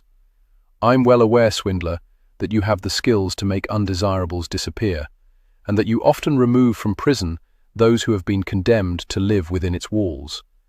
We would like it to appear as though the lords have died, so their heirs may take the reins. Are you up to the task? Swindler gave a brusque nod. Sometimes it was better not to voice words. There will be a knighthood in it for you, Swindler, Sir David said. Swindler turned to the corner, knelt, and bowed his head. I require no knighthood to faithfully serve Her Majesty. I would request that Mrs. Emma and Eleanor Watkins be granted pardon for any crimes that might be brought against them, now or in the future, in relation to this incident. So it shall be, the soft feminine voice said. Swindler did not look up as the swishing of skirts heralded the Queen's departure. Didn't trust me to see to matters, Swindler? Sir David asked. No offence, sir, but I learned long ago to never let an opportunity pass for gaining what I wanted. No offence taken, Swindler. Now, what's your plan for dealing with the lords? They make a lovely couple, don't you think? Emma asked. She and Swindler were strolling in Hyde Park, following only a short distance behind Eleanor and Sir David. During the past week, Emma had begun to gain weight, and she had lost the dark circles beneath her eyes. She looked calm, content, almost happy. Sir David is a good man, Swindler said. He hadn't quite gotten accustomed to the idea that Sir David had an interest in Eleanor, yet it appeared his superior was quite smitten. He told Eleanor that we wouldn't be arrested. There's no reason. As we see it, and will testify, Rockbury murdered his brother. The fact that Eleanor stabbed him first is incidental. He could feel her gaze on him, but he stared ahead, not wanting her to see anything in his eyes that might indicate compromises had been made. I suppose then that we can return to the cottage at any time. The thought caused a profound emptiness to sweep through him. During the past week, he'd visited with her every afternoon and had dined with her twice at Franny's. He couldn't deny that their reasons for being with each other in the beginning had not been pure.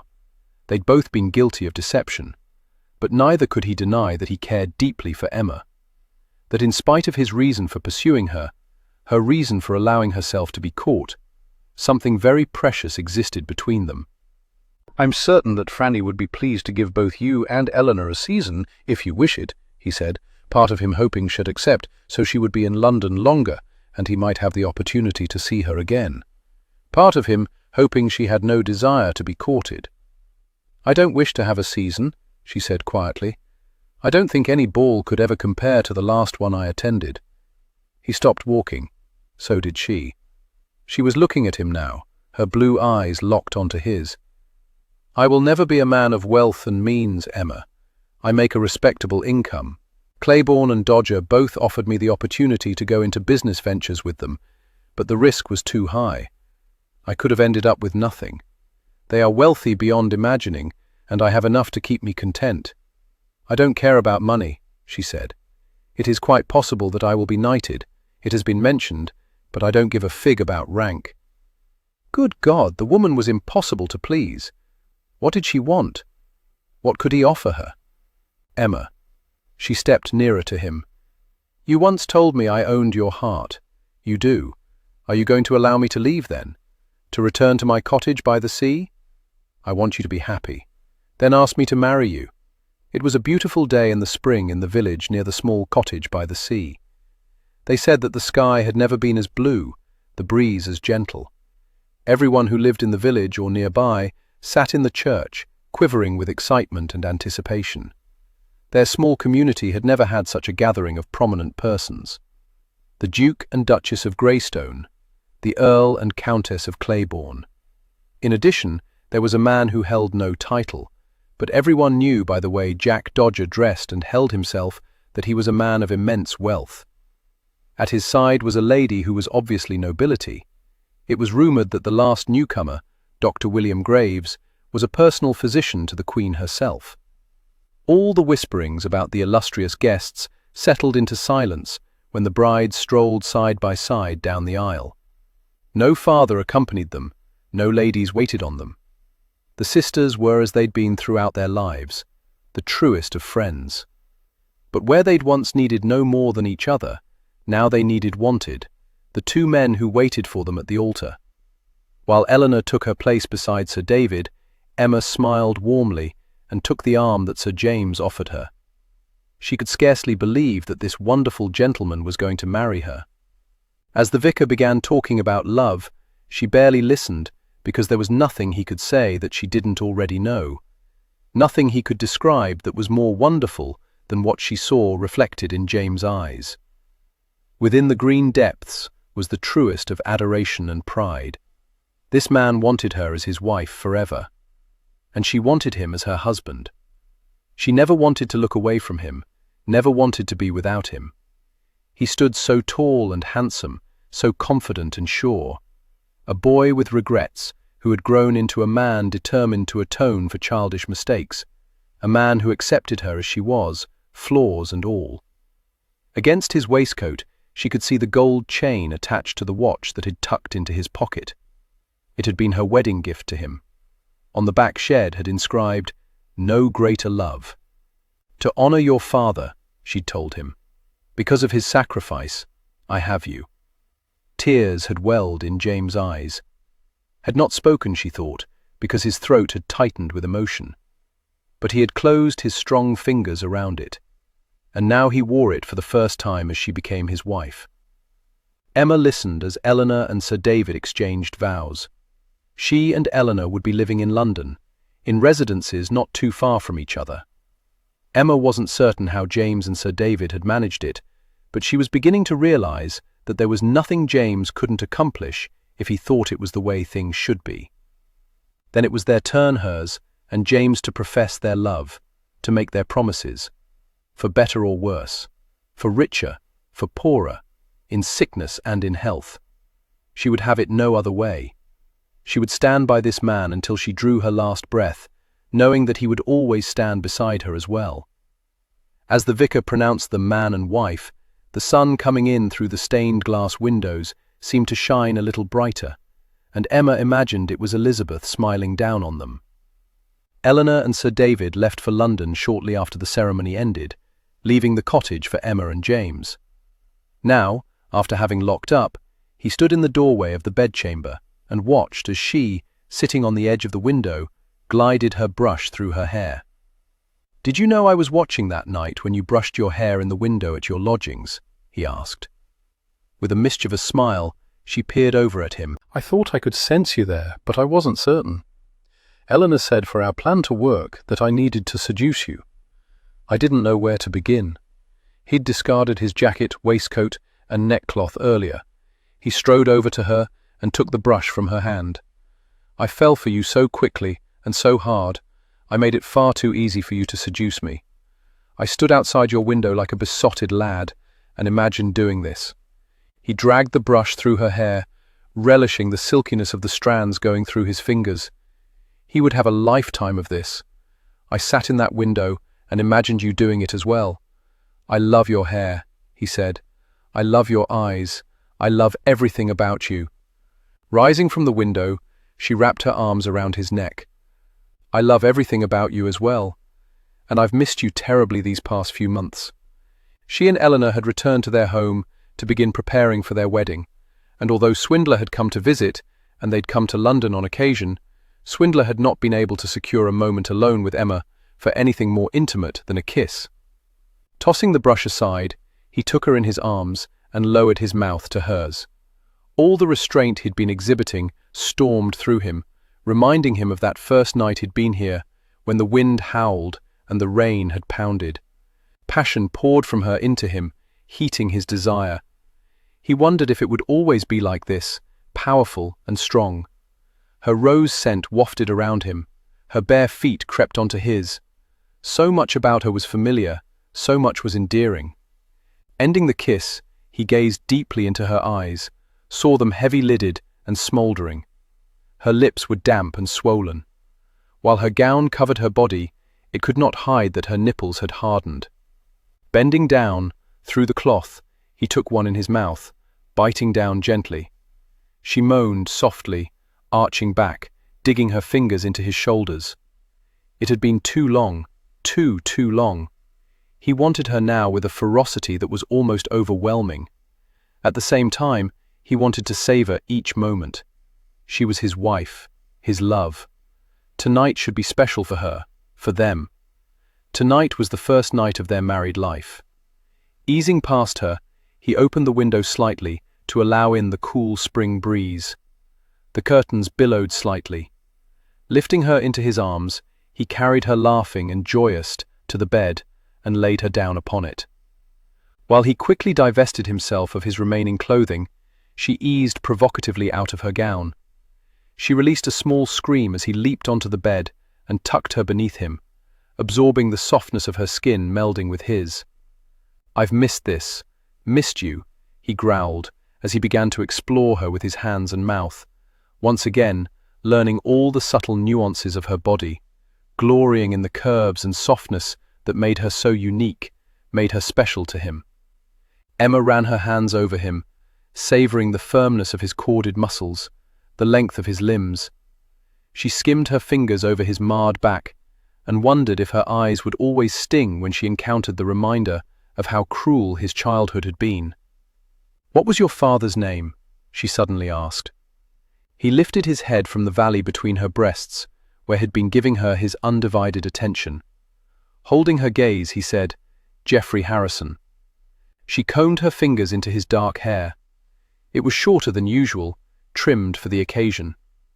"Well, name our first son after him." He grinned at her. "I'd like that. Perhaps it'll happen tonight. I want to give you children." Winking at her, he returned his mouth to her breast, eliciting pleasure with the wicked things he did. As often as they'd been together in the beginning, she thought there should have been nothing new to learn, and yet each time they came together, the familiarity brought something new with it, a heightened awareness, more daring touches. Swindler used his hands, fingers and mouth to explore every inch of Emma, as though rediscovering old territory and finding that it had changed slightly, but he was just as pleased with the new landscape as he'd been with the old. She'd added back some of the weight she'd lost after she first left London. Her hips were a little more round, her breasts a little fuller. He took his time, watching as he gently reshaped her breasts, before dipping his head down, his mouth lingering to taste, taunt and tease. From this moment on, every night, he would have this remarkable woman in his bed. He would go to sleep, surrounded by her sweet scent, and she would drift off with his arms around her. He would watch her body change as their children came into the world. He would relish everything about her, just as he relished it now. As her sighs and moans grew louder, as she writhed beneath him, turning into him, opening herself to him, he plunged into the velvety heat that welcomed him and closed around him. Stilling, with a deep groan of satisfaction, he absorbed the full impact of his penetration. He framed her face with his large hands and kissed her. "I love you, Emma." Emma thought she would never tire of his saying those words, of his melding his body to hers. He kissed her chin, her cheek, her neck. Then, ever so slowly, tormenting them both, he began to move against her. Her body rocked in rhythm with his, the pleasure ebbing and flowing, building until the maelstrom couldn't be held back. She cried out his name while he ground out hers through clenched teeth, and they rode the crest of fulfillment together. Afterward, they lay in each other's arms, allowing their saturated, replete bodies to bask in the glory of what they'd just shared. Tucked up against him, their limbs intertwined, she drifted off to sleep, content. Swindler awoke sometime later, lethargic and sated. Marriage, he decided, was going to be very wonderful indeed. Opening his eyes, he saw the silhouette of Emma standing in front of the window, a blanket draped around her as the sea breeze blew into the room. Getting out of bed, he went to her, wrapped his arms around her, and pressed his lips to the top of her head. "Come back to bed, Emma." She leaned into him, her head finding its familiar place in the nook of his shoulder. "I was just thanking Elizabeth for you." Dipping his head down, he kissed the nape of her neck. "Were you?" She was supposed to ensure that Eleanor and I found husbands. In an ironic, twisting way, she did exactly that. Turning in his arms, she tilted her face up to him. He was grateful to see only a smile and no tears on her face. He wanted from this day forward to fill her life with nothing except joy. "I shall miss this place," she said softly. Tomorrow they would close it up and begin their journey to London. "Well, return occasionally," he assured her. "I rather like the way it smells out here." In the moonlight, he saw the smallest shadow of doubt cross over her face. "What is it, Emma? Do you think if it had been Eleanor that afternoon at Hyde Park that you'd have fallen in love with her?" "No, never. You began to claim my heart the first time you smiled at me." Epilogue. From the Journal of Sir James Swindler. Lord Rockbury had misjudged his peers. They, however, did not misjudge him. He did not face the gallows with the dignity that my father had, confirming my belief that it was not a title that was the measure of a man. As for the others in the dark society who were involved that night, the daughter of the Duke married a titled gentleman who took the other lady as his lover, although there were rumours that the two ladies were fond of each other. The remaining men lived their lives on the far side of the world, even though evidence seemed to indicate the two other lords had died from mysterious circumstances. William Graves, physician to the Queen and to the poor, was handy at providing corpses beyond recognition. Two men destined for a pauper's grave now lie at rest in the finest of settings. When I was younger, a darkness hovered inside me, a combination of guilt, remorse, and a determination to make myself worthy of my father's sacrifice. They were heavy burdens to bear, but bear them I did, in gratitude for every breath I drew. I often think of him standing tall and broad upon the gallows, the slight curve of his mouth, his final wink. "We fooled them, lad, we fooled them all." Indeed we did. I'm not certain I quite understood how he could have gone so willingly until I was blessed with children of my own. I was humbled by the trust my flaxen-haired daughters placed in me when, mere moments after their arrival, they each wrapped their small hands around my fingers, a touch that reached far into my heart. Twin daughters. Ah, the pranks they play. They are outdone only by their brother, who came into the world 2 years later and brought with him his grandfather's smile. I do wish my father could have met my Emma. I cannot help but think he would have appreciated her as much as I do. She shines a light into the darkness of my life. She and my children. As I sit in the small cottage by the sea writing in my journal, I can hear them laughing near the cliffs. Soon I will join them. I have loved my Emma dearly these many years, and I shall continue to do so until the day I die. She is the light of my life, the one who took the darkness away, the one who completes me.